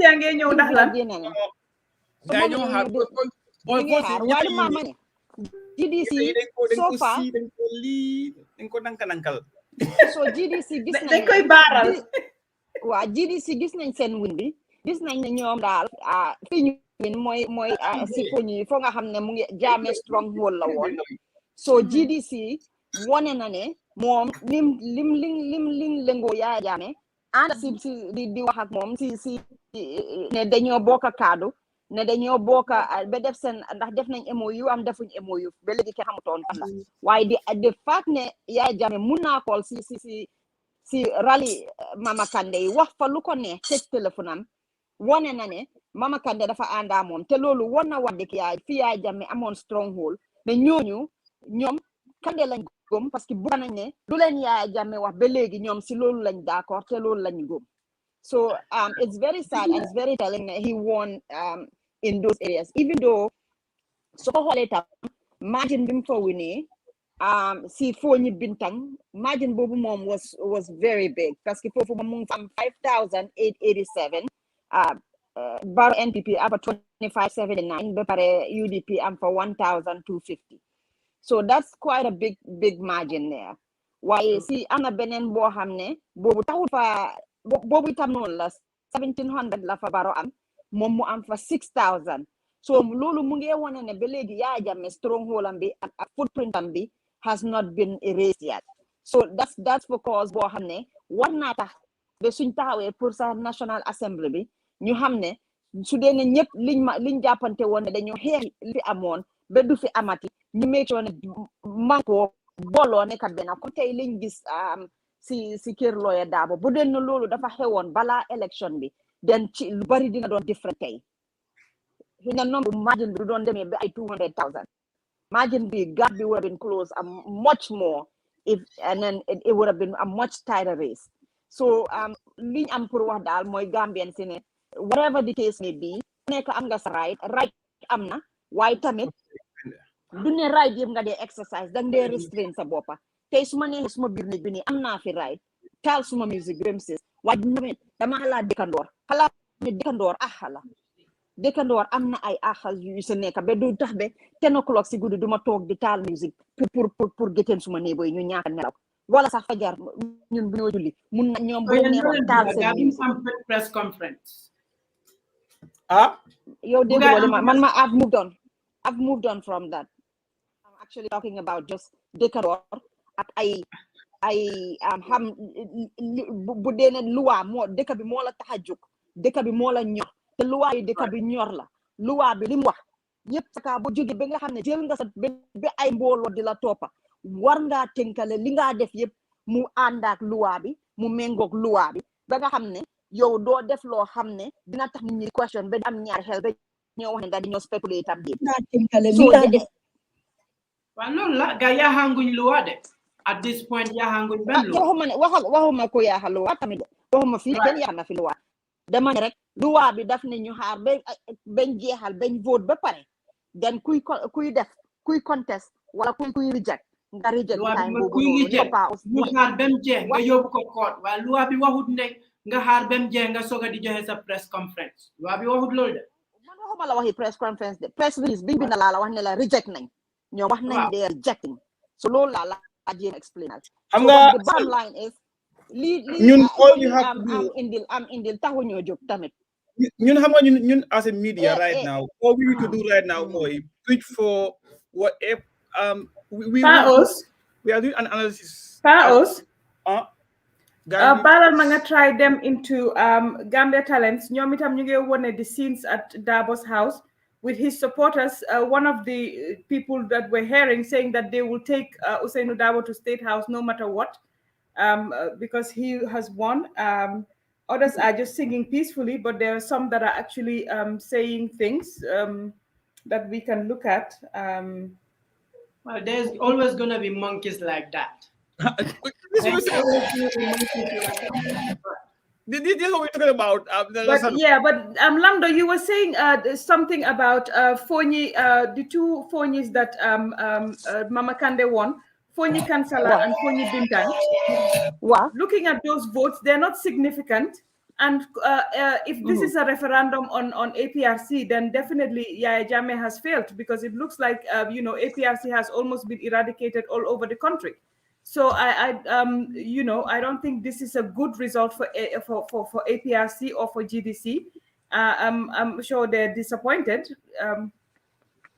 It should be disappointing, but it's also showing they're not totally erased, because 409,000 registered votes, the 9,568 moom mu war fa am 6,121 kon naan ba léegi mu ngi wone a strong stance daal digala so far ñaar yooyu noonu la win digala he needs way more than loolu pour mu win waaye amount bi mu winee percentage bi foofu UDP 414 rek lañ fa am ma gannaaw ni foofu la IEC chairman bi di toog pour war a mën a joxe results yi nga xam ne ma jógee ko si regional office jógee ko si regional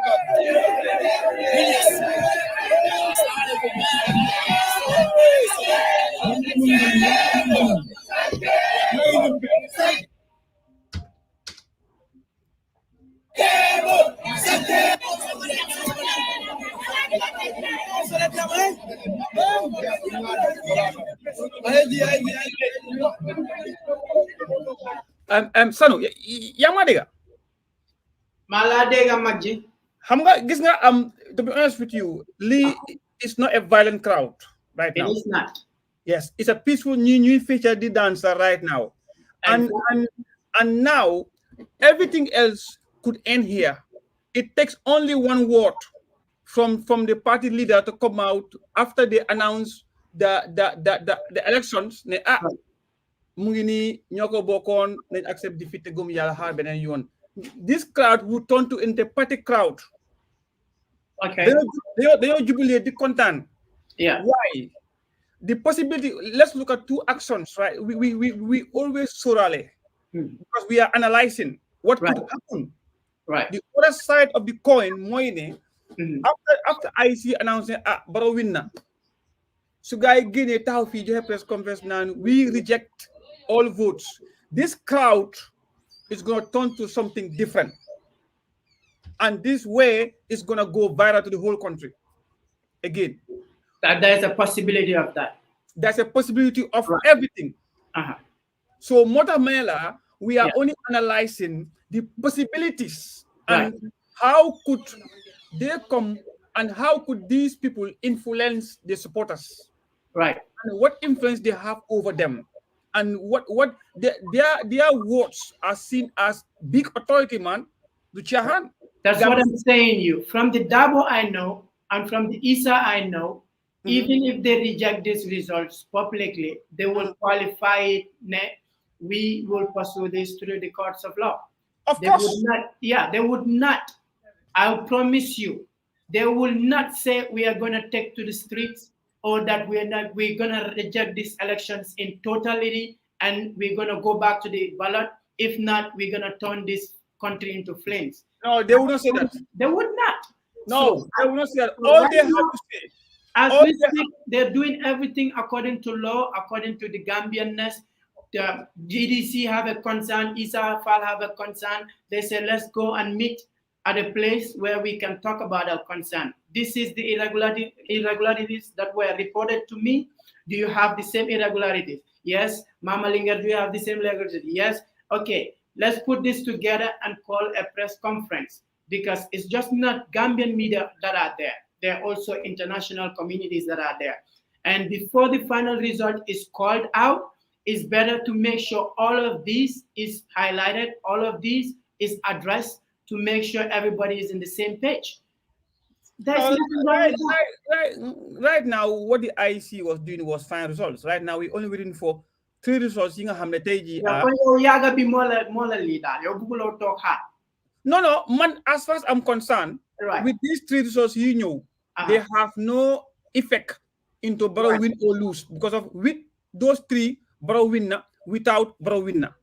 But is by law Right. that they all have to wait until IEC declare the election close, declare the winner, and that's it. And then then the losers can put in a case. Exactly. Yes. We have a caller. Sorry. Oh, it's gone. Now, then the loser will have a case to either appeal against or accept defeat and call Mr. Barrow, congratulations. Right. Caller balal manga caller back. Call bi dafa dog. And so fofu lola. Why xam nga sanu fu ñoo waxe moy ne there are some hooligans ñi nga xamé sax bokkuñ UDP bokkuñ PPP bokkuñ fen dañu bëgg waccaay rek. Right. They could infiltrate the crowd and start doing bad things. But Lolu, who do you take responsibility of that? Os quickly, ñu jël caller bi then ñu continue. Caller, go ahead, ñu ngi lay dégga. Hello? Wa caller ñu ngi lay déglu, go ahead.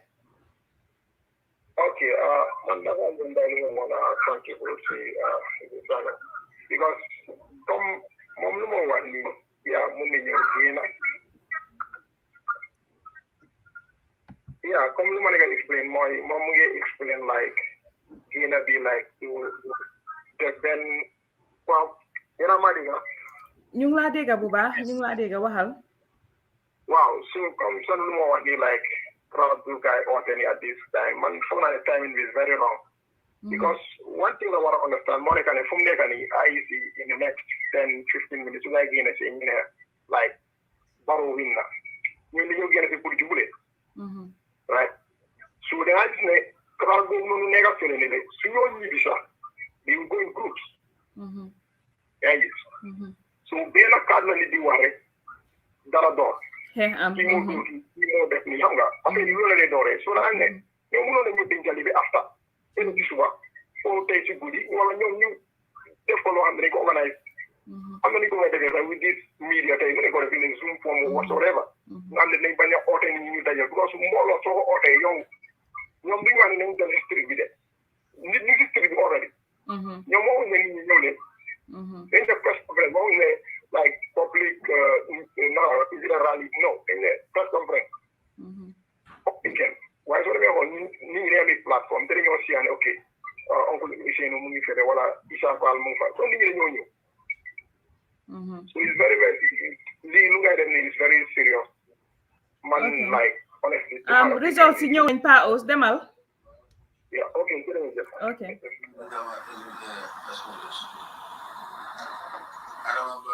NPP 20,072.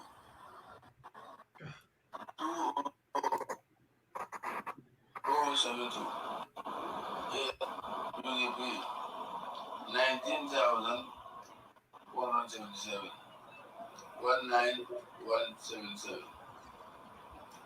December 5 Independent 757. So, apply around down NUP 338. 318. Paos gisanguloo link bi QTV. No, bi fa yaaga de. 1,615. Loolu dafa yaaga de. 1,772. Demal Fatou Network nga xool.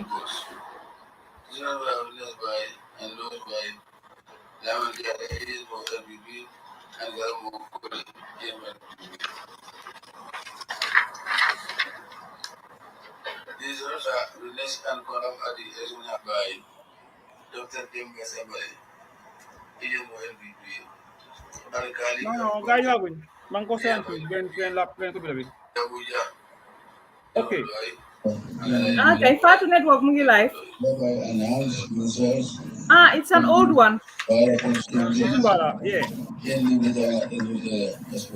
Results from the It's an old one, sorry. 20,000 and It was Busumbala. It's an old one. Wow, 2 hours ago. 272. No, we're still waiting. Bala Lenma, we're still waiting. Bala constituency.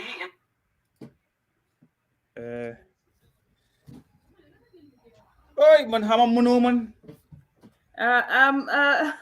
maa ngi gis li gars yi di wax fii PAOS ñu ne in politics Babou Njie Sala mu ne there's nothing like permanent enemies or permanent friends, only permanent interests. Xanaa loolu yéen ñi déglu yéen wala think ndax kii li moo wax lan la asa interest yow bi moo waxal but Mama Kandeh dem si Essa Faal dem si Mama Kandeh si ñoom du dara it's normal.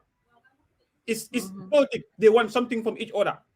This is the time they want it. But you, the Gambian people, did you look at your interests? Did you tell them what are your problems? Did they tell you how they can solve it? Did they give you a time frame? Did you trust them?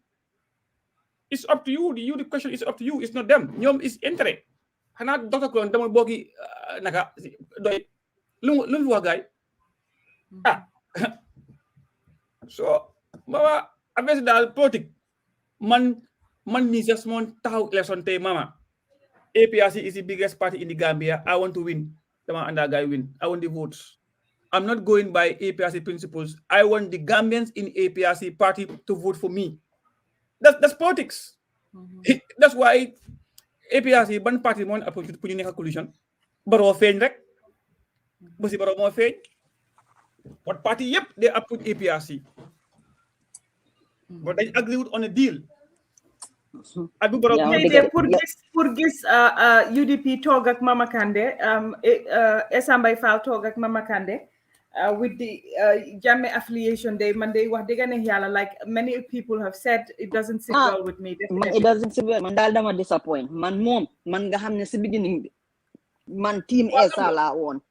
Lam do loolu leen a disappointé lam do parti yëpp nga honestly kaay ma wax la dara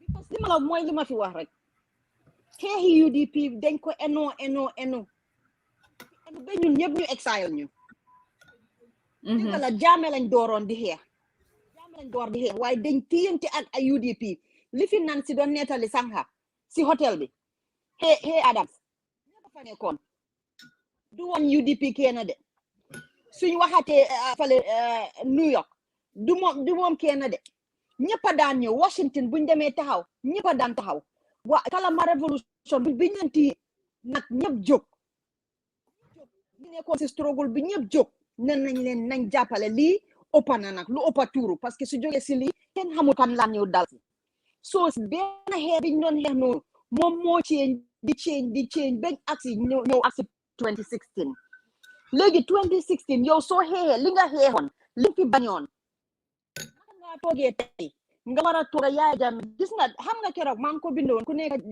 ñoom they didn't see it ne they think you are a hater or you're a bigot or you're tribalist.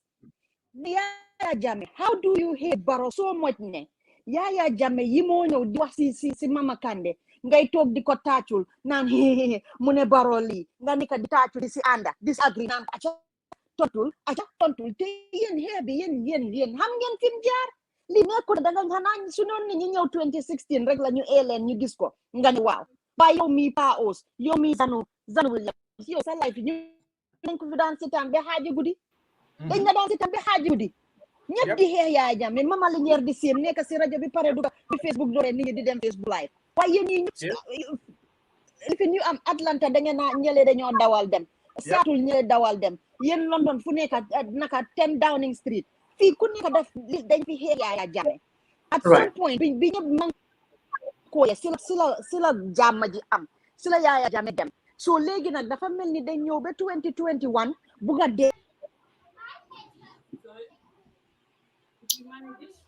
foog naa kooku dog na but loo doon di wax foofu Lamzo it's really vital it's really important pour ne ñun ñëpp a fi xeex Yaya Jammeh and struggle bi nekkutoon lu yomba and pour gis Essa Faal even to be able to sit with Mama Kandeh ku nga xam ne give John Yaya Jammeh even the platform to even kind of politicalize purize our political environment. Absolutely. That in itself, it's totally unethical. It makes those their characters questionable. But that doesn't erase the fact that they're still within their right to do what they have to do. We might not appreciate it. We might fear that there can be a form of violence to come out of it, but it does not negate the fact that they are still within their zone, their right to do what they're doing. Right. You're right. Mama Kande knows me very well in his dream. Yaya Jammeh du ko musa bàyyi time bu Yaya Jammeh nekkoon in office pour mu amee a call in a rally like that of a Yaya Jammeh's enemy. Popular lose respect for Mama Kande, and I know that I would never vote for Mama Kande. The same goes with Issa Faal. I think he kind of prejudged the TRRC. Yahana, everything that has to come, every good that was supposed to come out of the TRRC, he kind of rushed. And I said this to him when I met him. I did say this to him. I'm like, I think you came to this political thing very too early. His response was they wanted him, and there are people. Mr. Adam Barrow was not willing to work with the victims and all of that. Mom Jolna victims that's his biggest excuse why he's running into this race. And today he wants to be part of these people conspiring to attack our democracy, basically. I think it is wrong, it is unethical, and it is very disappointing to see him being this low or coming this low at this vital time in our elections. This was wrong of him to be certain. But what I'm defending right now is the fact that they are still within their rights to do what they are doing. You know, I'm seeing fear, I'm seeing emotions, but that doesn't erase the fact that they're still within their rights. Lolutam is important. That's what I'm saying. I'm not saying it's wrong or right that what they're doing. What I'm saying is that they're still within the law to do what they're doing. Is it unethical? It is. It is. I think that our election, like Yaya Jammeh would say, is rig-proof. I think that what we've seen so far guarantees every genuine Gambian our election is unique in its form, and I think there is totally. I don't believe I'm in that room where there can be any form of illegality.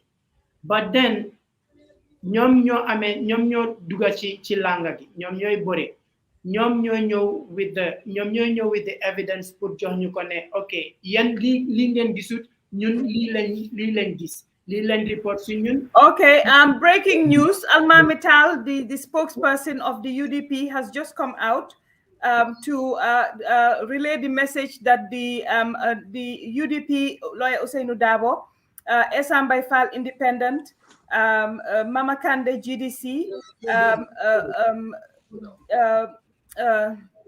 Marisok and Bibi Dabo have all signed a declaration rejecting the results that are yet to be declared, and also saying that they will not accept the result. So we're going to play it now. They have rejected the results.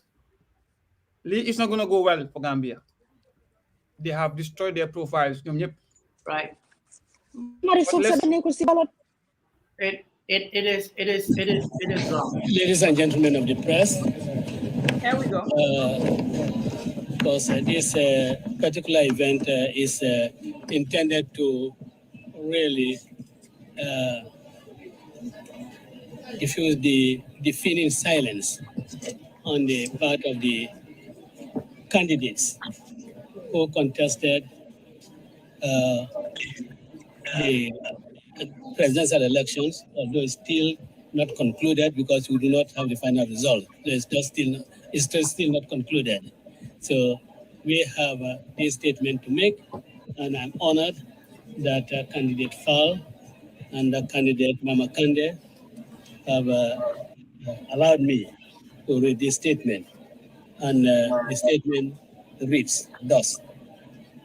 On December 4th, 2021, Gambians came out in large numbers to vote in the presidential elections. 24 hours later, no clear winner has been declared by the Independent Electoral Commission. The United Democratic Party and its partners, GFA and Honorable Marisok, the Gambia Democratic Party and the parties that endorsed his candidature, Honorable Esafal, have the following preliminary observations on the just concluded electoral process. 1. Considering that the Gambia has an electorate of approximately 900,000 with on-the-spot counting system, we are concerned that there has been an inordinate delay in the announcement of the results. 2. A number of issues have been raised by our agents and representatives at the polling stations, centers, and at the IEC headquarters. As a result, the representatives of the aforementioned candidates at the IEC headquarters refused to endorse some of the results that were announced to the public media. We are investigating this matter with our partners to determine our future course of action. At this point in time, we reject the results announced thus far by the IEC. We reserve the right to embark on any course of action the situation requires. To this end, all actions are on table. In the meantime, we urge all Gambians to remain calm and peaceful while we continue our investigations of these concerns. Signed, United Democratic Party, Gambia for All, the GDC, Honorable Esafal, and Honorable Marisol. That is the statement that we are issuing on the results so far announced. Well, thank you very much for your attendance. Thank you very much. Thank you very much, Your Excellency. We will be sharing this document with Paus, yes.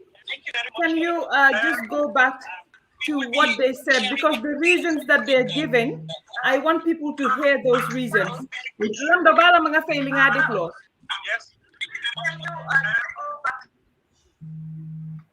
back. Let's hear the reasons that they're giving for this. Okay, Mankon Binatamit, but let's hear from the horse's mouth. I think it's funny what it's just still not concluded. So deafening silence on the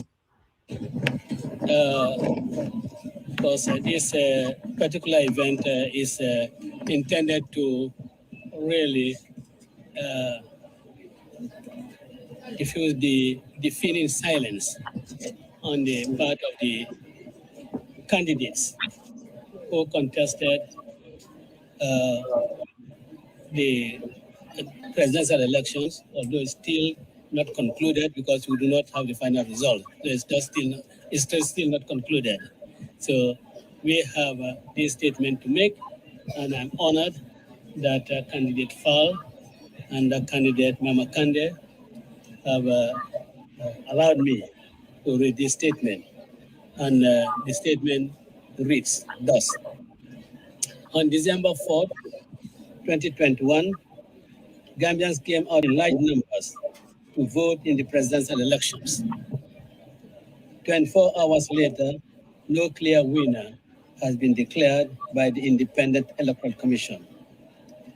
The United Democratic Party and its partners, GFA and Honorable Marisok, the Gambia Democratic Party and the parties that endorsed his candidature, Honorable Esafal, have the following preliminary observations on the just concluded electoral process. 1. Considering that the Gambia has an electorate of approximately 900,000 with on-the-spot counting system, we are concerned that there has been an inordinate delay in the announcement of the results. Two, a number of issues have been raised by our agents and representatives at the polling stations, centers, and at the IEC headquarters. As a result, the representatives of the aforementioned candidates at the IEC headquarters refused to endorse some of the results that were announced through the public media. We are investigating this matter with our partners to determine our future course of action. At this point in time, we reject the results announced thus far by the IEC. We reserve the right to embark on any course of action the situation requires. To this end, all actions are on table. In the meantime, we urge all Gambians to remain calm and peaceful while we continue our investigations of these concerns. Signed, United Democratic Party, Gambia for All, the GDC, Honorable Safal, and Honorable Marisol. That is the statement that we are issuing on the results so far announced. Well, thank you very much for your attendance. Thank you very much. Thank you very much, Your Excellencies.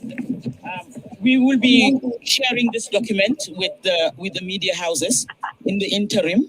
But after we get all the signatures from the party leaders, then we will share that with you for dissemination immediately.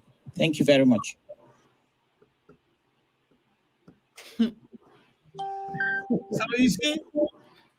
Yeah, I'm listening. They have not given a reason yet. I mean, I think they're smarter than that. I think there's and reason why they reject the election. Yeah, they should do better than that. Certainly, we will talk to him. Yeah, I think it's from you. Us up to date as to what. That's so.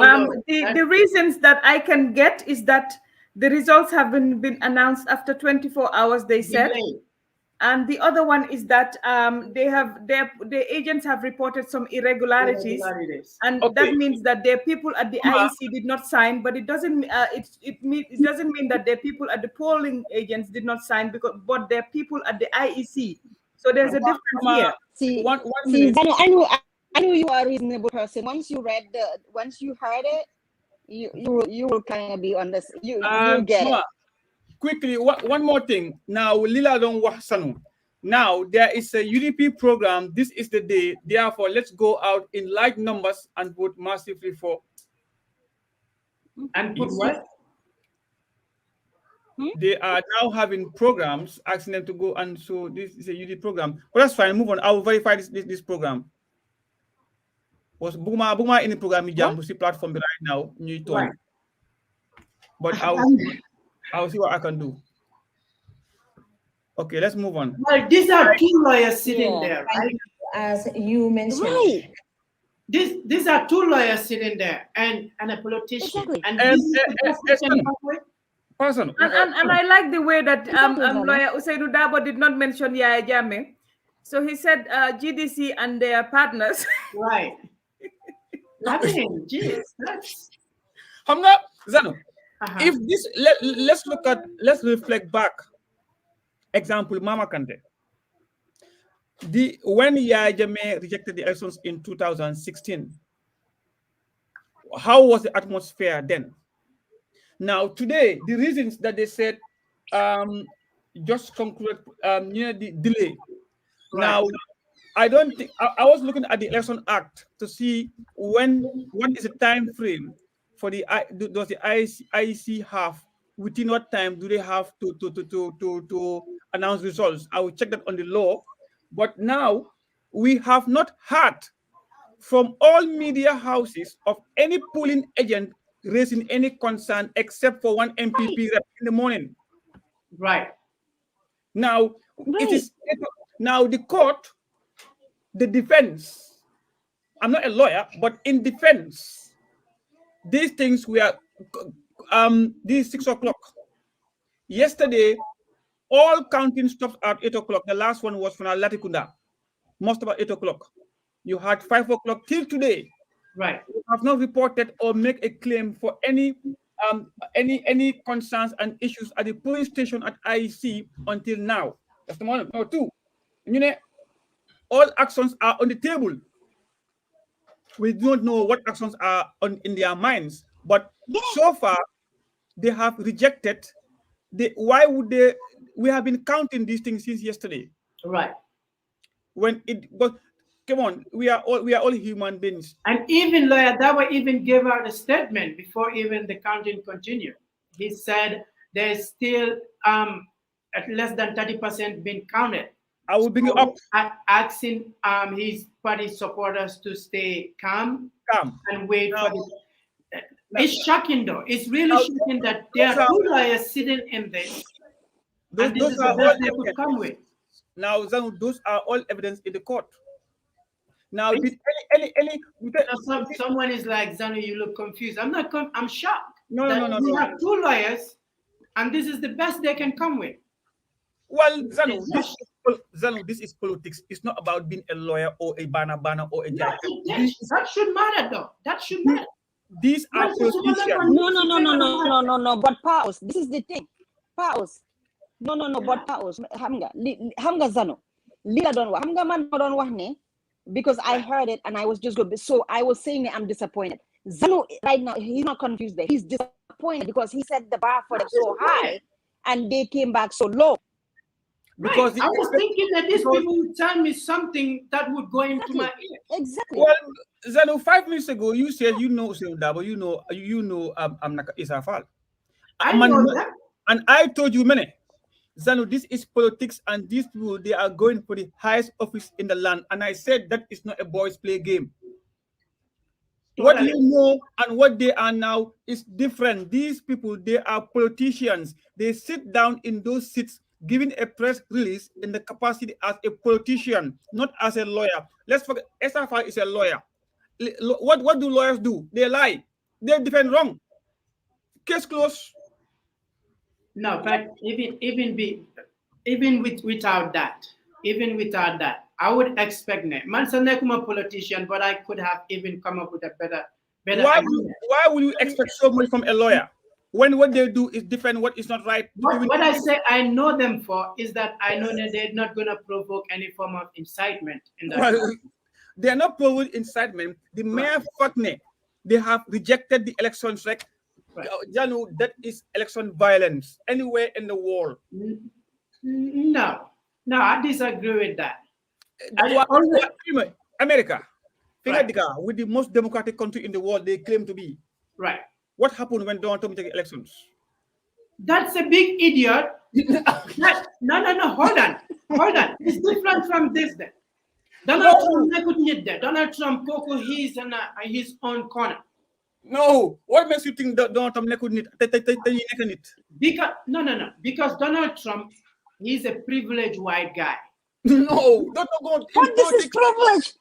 This is privilege right here. No, Donald Trump, even Donald Trump came with a better argument, though.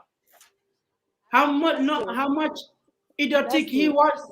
He came up with a better argument. Right now, one court of law, I'm going to proceed with this trial. Where? No, more than the fact that they wasted time issue a statement which has no backing facts. It will also confuse the average poor Gambian. Yes, definitely. Because the statement lacks substance, definitely. It doesn't come with any proof. There is no detail of one single malpractice that they highlighted, which raises concerns. Comme ni ñoo wax rek mooy ne seen press release bi gaay wax ni ñu ngi wax ne ñoom d'accorduñ ak report yi waaye joxe wuñ benn single wax boo xam ne moo wone li nga xam ne lu tax ñoom d'accorduñ ak wax bi. And I think ne at least mënoon nañoo joxe a few examples of electoral malpractice bi gaay di wax ni bi war a tax ba nga xam ne ñu ne ñoom d'accorduñ ak results yi waaye su fekkee ne loolu amut. Definitely, this looks very flimsy, and I think like people are saying, naka nga declare results your hamne is not yet officially even it's not well thought out finalized. at all. This is purely emotions. It's not well thought out at all. And here's the other thing, Mama. Well, Point number 2, I'm still confused about. Point number 2, I'm confused about. Refuse to endorse somewhere results were IEC refused to endorse some of the results by the media. What media are we talking about? I thought it was the polling stations and then IEC. All of a sudden, the media is important here. That's point number 2, or did I write it wrong? Did I hear it wrong? Am I confused here? Yeah, Lee this is is disappointing. Gambia. Lee is proving to the world we still have a premature democracy in the Gambia. Lee is what is showing right now. This was meant to be a land. Lee, it was not about win. It's about how we achieve the win and the lose and accept it and move on. Right. This is what it was going to be about. And this was going to be about win you accept. All eyes were watching the Gambia said, nah, they will accept. That we will proceed without no violence. This was what is going to happen. This was what this election was all about. There wasn't going to be, it wasn't irrelevant who win at who lose. Our politicians were the problems of Gambia, not Yaya Jammeh. Greedy and greed. But Yaya talk Gambia 22 years. Man, I sympathize with Nide, and it's very painful to say. But how can we put it without what in there? Sufiya Jammeh nekkoon tey right now ndax nit mun naa ñàkk a wax loolu dégg ngeen tey Halifa li mu wax démba mu ne Jammeh ngi ñoo seetaan tey he's been vindicated tey Jammeh ngeen toog di xaxataay mu ngi tàccu di xaxataay ba ay tànkay si kaw Jammeh ka rey na ay tànkay sa kaw delay announcement man foog naa Halifa Sallah is a prophet ndeysaan dañ ko xamut rek delay announcement. Delay announcement hours. They give us a result of almost 20 hours. Why did they delay? Ba pare dine bi tamit delay bi sax am na ñu ma doon dégg ñuy wax ne ñoom dañ laajte woon recount bi polling station si ñëwee dañ laajte recount. Why did they delay? Did they go to find out? Nga xaar. Well, why did they find out or call? They have the privilege to call. They have the privilege to send a rep to go to IEC and get an insight. Well, but it's goodness. It's goodness. Some of them, their characters are coming up. Well, thank you. It's goodness. Absolutely, thank you. That's the point. This will tell Gambians who they are. And because man like Isafal, so tahate suma constituency, but Isafal have lost all respect totally. It's. You know, Homer can more advise with this, and like I told him, he's a man of principle. Because he's a man of principle. This one shocked me. Why? Being fit that about all the threats, what happened? Zero. Worst thing could happen, and anything could happen. You know, because of right now, the peace and security of Gambia is very paramount. At this point of time, we are hoping to rebuild a nation. We were hoping to nyep reconcile. Gambia becomes one Gambia. We go back. So Japan munga door nit nga head nit torop ko head ko dama door feti that's shock the light sayaram bi yeb la that's la de shock wa li shock la because the party the thing is in vote yeb ñu suñ ko ñom ñep seen vote ci so count sa taw ñu win baro look at suñ kam boole yëpp sa taxul ñu win baro my shock of all people kan pas maaje day wàññeeku my shock I'm disappointed. Well, I'm not disappointed because of mom. If you are UDP supporter, we are disappointed with all the respect that we have for Mr. Dabo. We've lost all respect today. If you are a GDC supporter, convey this to Mama Kande too, that we've lost all respect for him. If you are Isafal supporter, you should also convey this, that we've lost all respect for him. They should know that Gambians are matured enough. They have their brains and senses to decipher the messages and choose the leader they want to lead them. This is disappointing. This is low. These put their character into questions, and come next year, they will be lucky to even have the percentage that they just have. I mean, this was not even done. There's not parliamentary elections coming. Hopefully, Barrow humidity, and this is how they come up. This is how low they want to play. It is disappointing, to be honest. And Zanu, this can backfire again in the parliamentary elections because the voters in Mere, especially silent majority, we keep talking about silent majority. Do they pay attention? They are the people that decide these elections. It's not the loud few. The silent majority are the ones that are deciding these elections. Ñi nga xamne ñu ngi tok nopi waxuñ dara ñom ñoo de decide election. Te ñu bari ci ñom gis nañ ne liñ gëna bañ moy neewal nit doole, liñ gëna bañ moy tuutal Gambian bi, liñ gëna bañ moy xebaate, liñ gëna bañ moy ñak moy fitna. Te bu fekkee ne ñu ngi continuer di provoke silent majority bi in this way, mun naa la wax ne dinañ fi toog parliamentary elections di discuss results yi di wax the same thing ne waxoon nañ ko de. Dinañ leen punish at the polls for this, and it has happened. They are so goradi. There is no other word to call it. I'm disappointed with Mr. Dabo, to be honest. This is total goradi. I wish I knew how to say it in Mandinka. Well, maybe IEC will confirm that they well, we wait for the final result. This is for Barrow, and we wish Barrow all the best. We hope that he's going to be the president for all Gambians. We hope that he's going to take up the mantle, though. We hope that he's going to add up his energy and make sure that there's too much corruption in his administration. That is taking the country downwards. It's taking the country backwards. But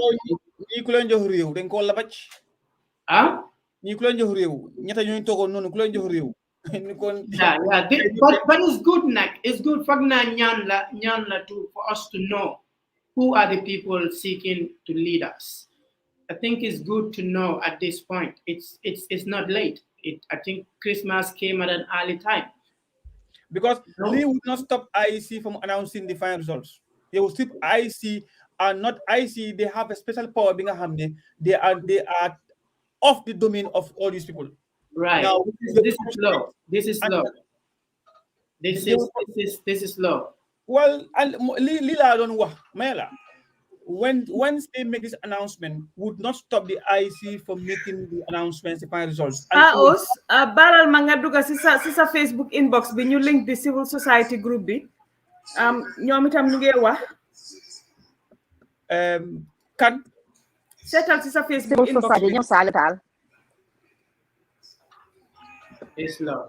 Facebook. Well, we should focus on Barrow now. Seetal sisa inbox bi.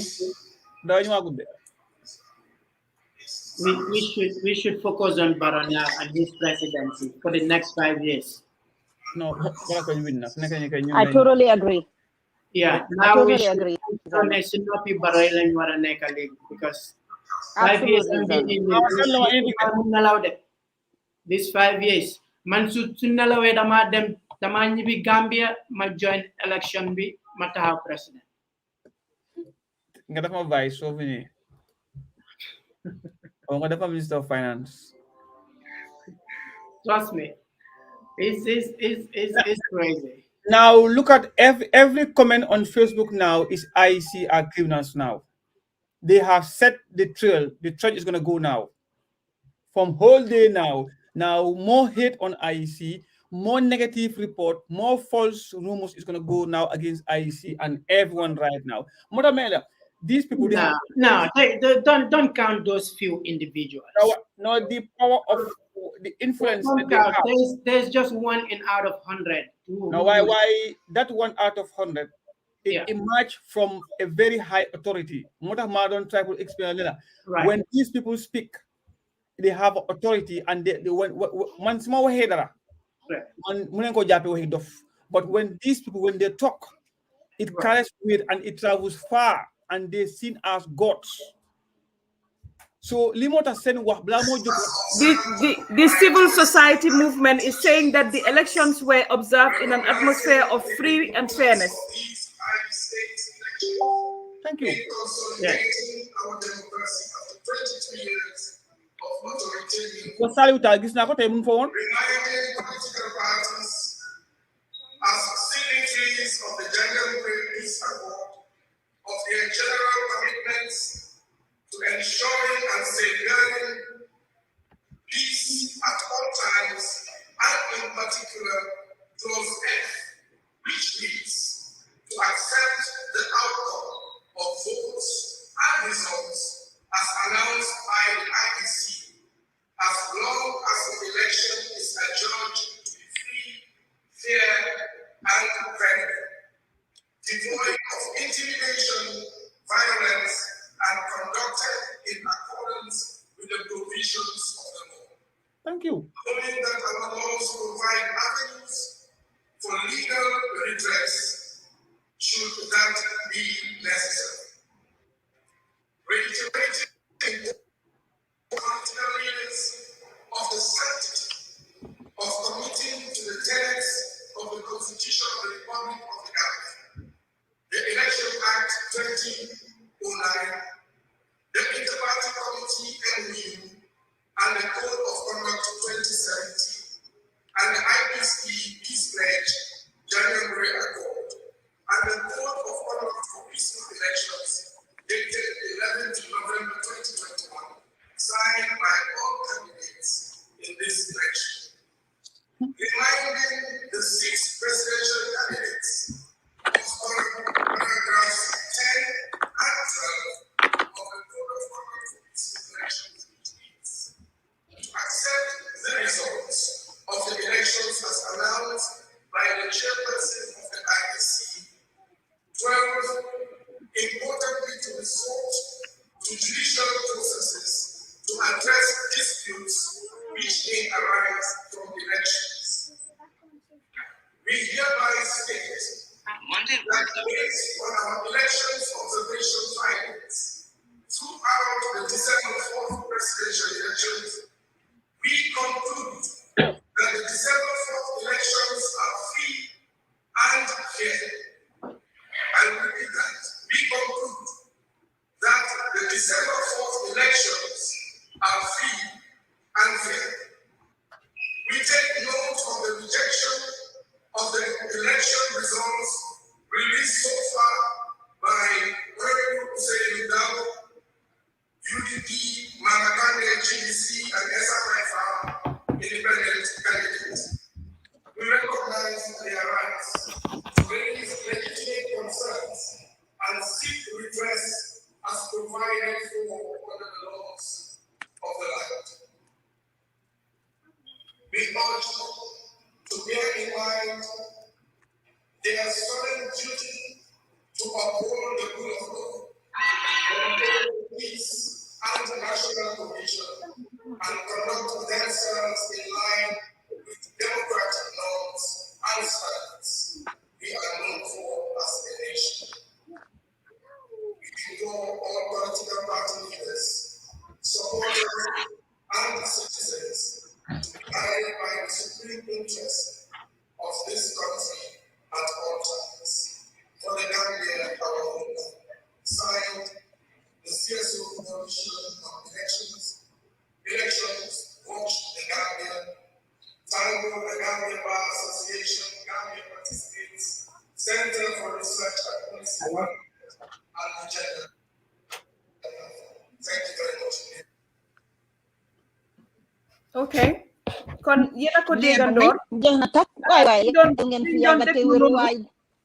doon déglu noonu mooy li nga xam ne mooy Gambia Civil Society mooy mbootaay yi nga xam ne ñoo nekk ñoom itamit si Gambia di saytu li nga xam ne ñoo doon saytu li nga xam ne mooy élection bi ni muy demee ñoom day ñu ne ñoom si liñ gis from biñ dooree élection bi biñ dooree li nga xam ne mooy registration mooy nit ñi dem bindu ba saa si yàlla tey ba tey élection bi am ni ñoom liñ wax ñooy ne ñoom groupe boobu noonu yëpp boole si civil society organisation yëpp seen association bi ñu ne ñoom day liñ gis si Gambia mooy ne élection si amul benn sàcca te def nañ ko si anam boo xam ne leer nag si anam boo xam ne itamit jaar na yoon loolu la civil society organisation bi wax ñu ne election ni Gambia was free and fair from all ñoom seen observations yi nga xam ne def nañ ko wax nañ itamit ne xam nañ ne ñi am nañ right pour su fekkee ne gis nañ dara loo xam ne métti na leen ñu dem si court bi waaye ñu ngi ñaax ñi nga xam ne ñoo jël décision bi pour ñàkk accept result bi ne gars yi nañ dem si court bi parce que foofu loolu la election ak bi wax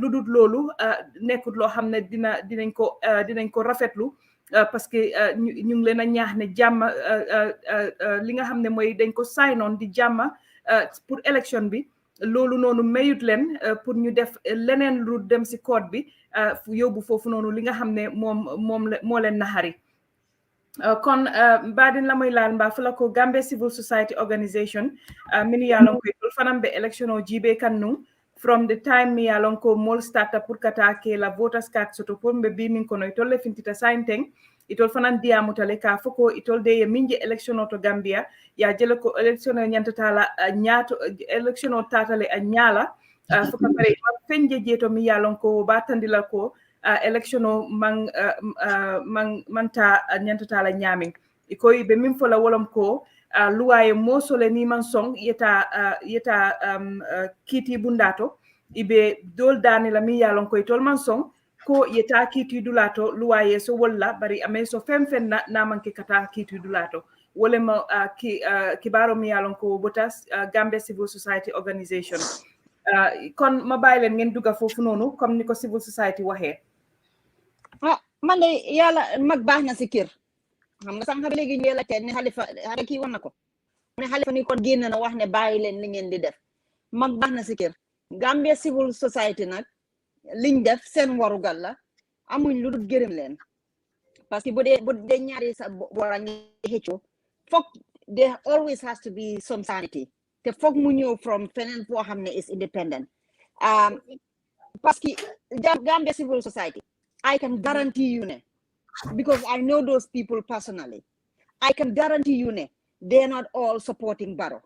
We know. lii moo tax dëgga ne te am na ñu ñoo xam ne mën naa leen a pointer wax leen seen turé léegi nii ne la ñii ak ñii UDP lañ wala UDP la ñoo sympathize wala UDP la ñoo support moo tax nag lii dafa am it holds a lot of water pour ñoom ñu génn si wax seen observance because second point of this rejection mooy ne some of the issues were at the centers boo xam ne kenn déggu ko ba pare buñ fàtte ne up to election day nit ñaa ngi génn di binda waaye soo leen seetloo ëppa doole bi yëpp mun naa ne 99% of ñi doon binda UDP la ak Citizens Alliance te Citizens Alliance biñ leen fi defee liñ leen def benn parti taxawut ne am in solidarity with them 1 2 bi problème bi ni bi ñoo gis ne IEC bi sambu jang na tali génn ndax ñi photoshop la ñi ne du photoshop nataal yooyu yëpp bi ñoo génn waa NPP rek stop leen live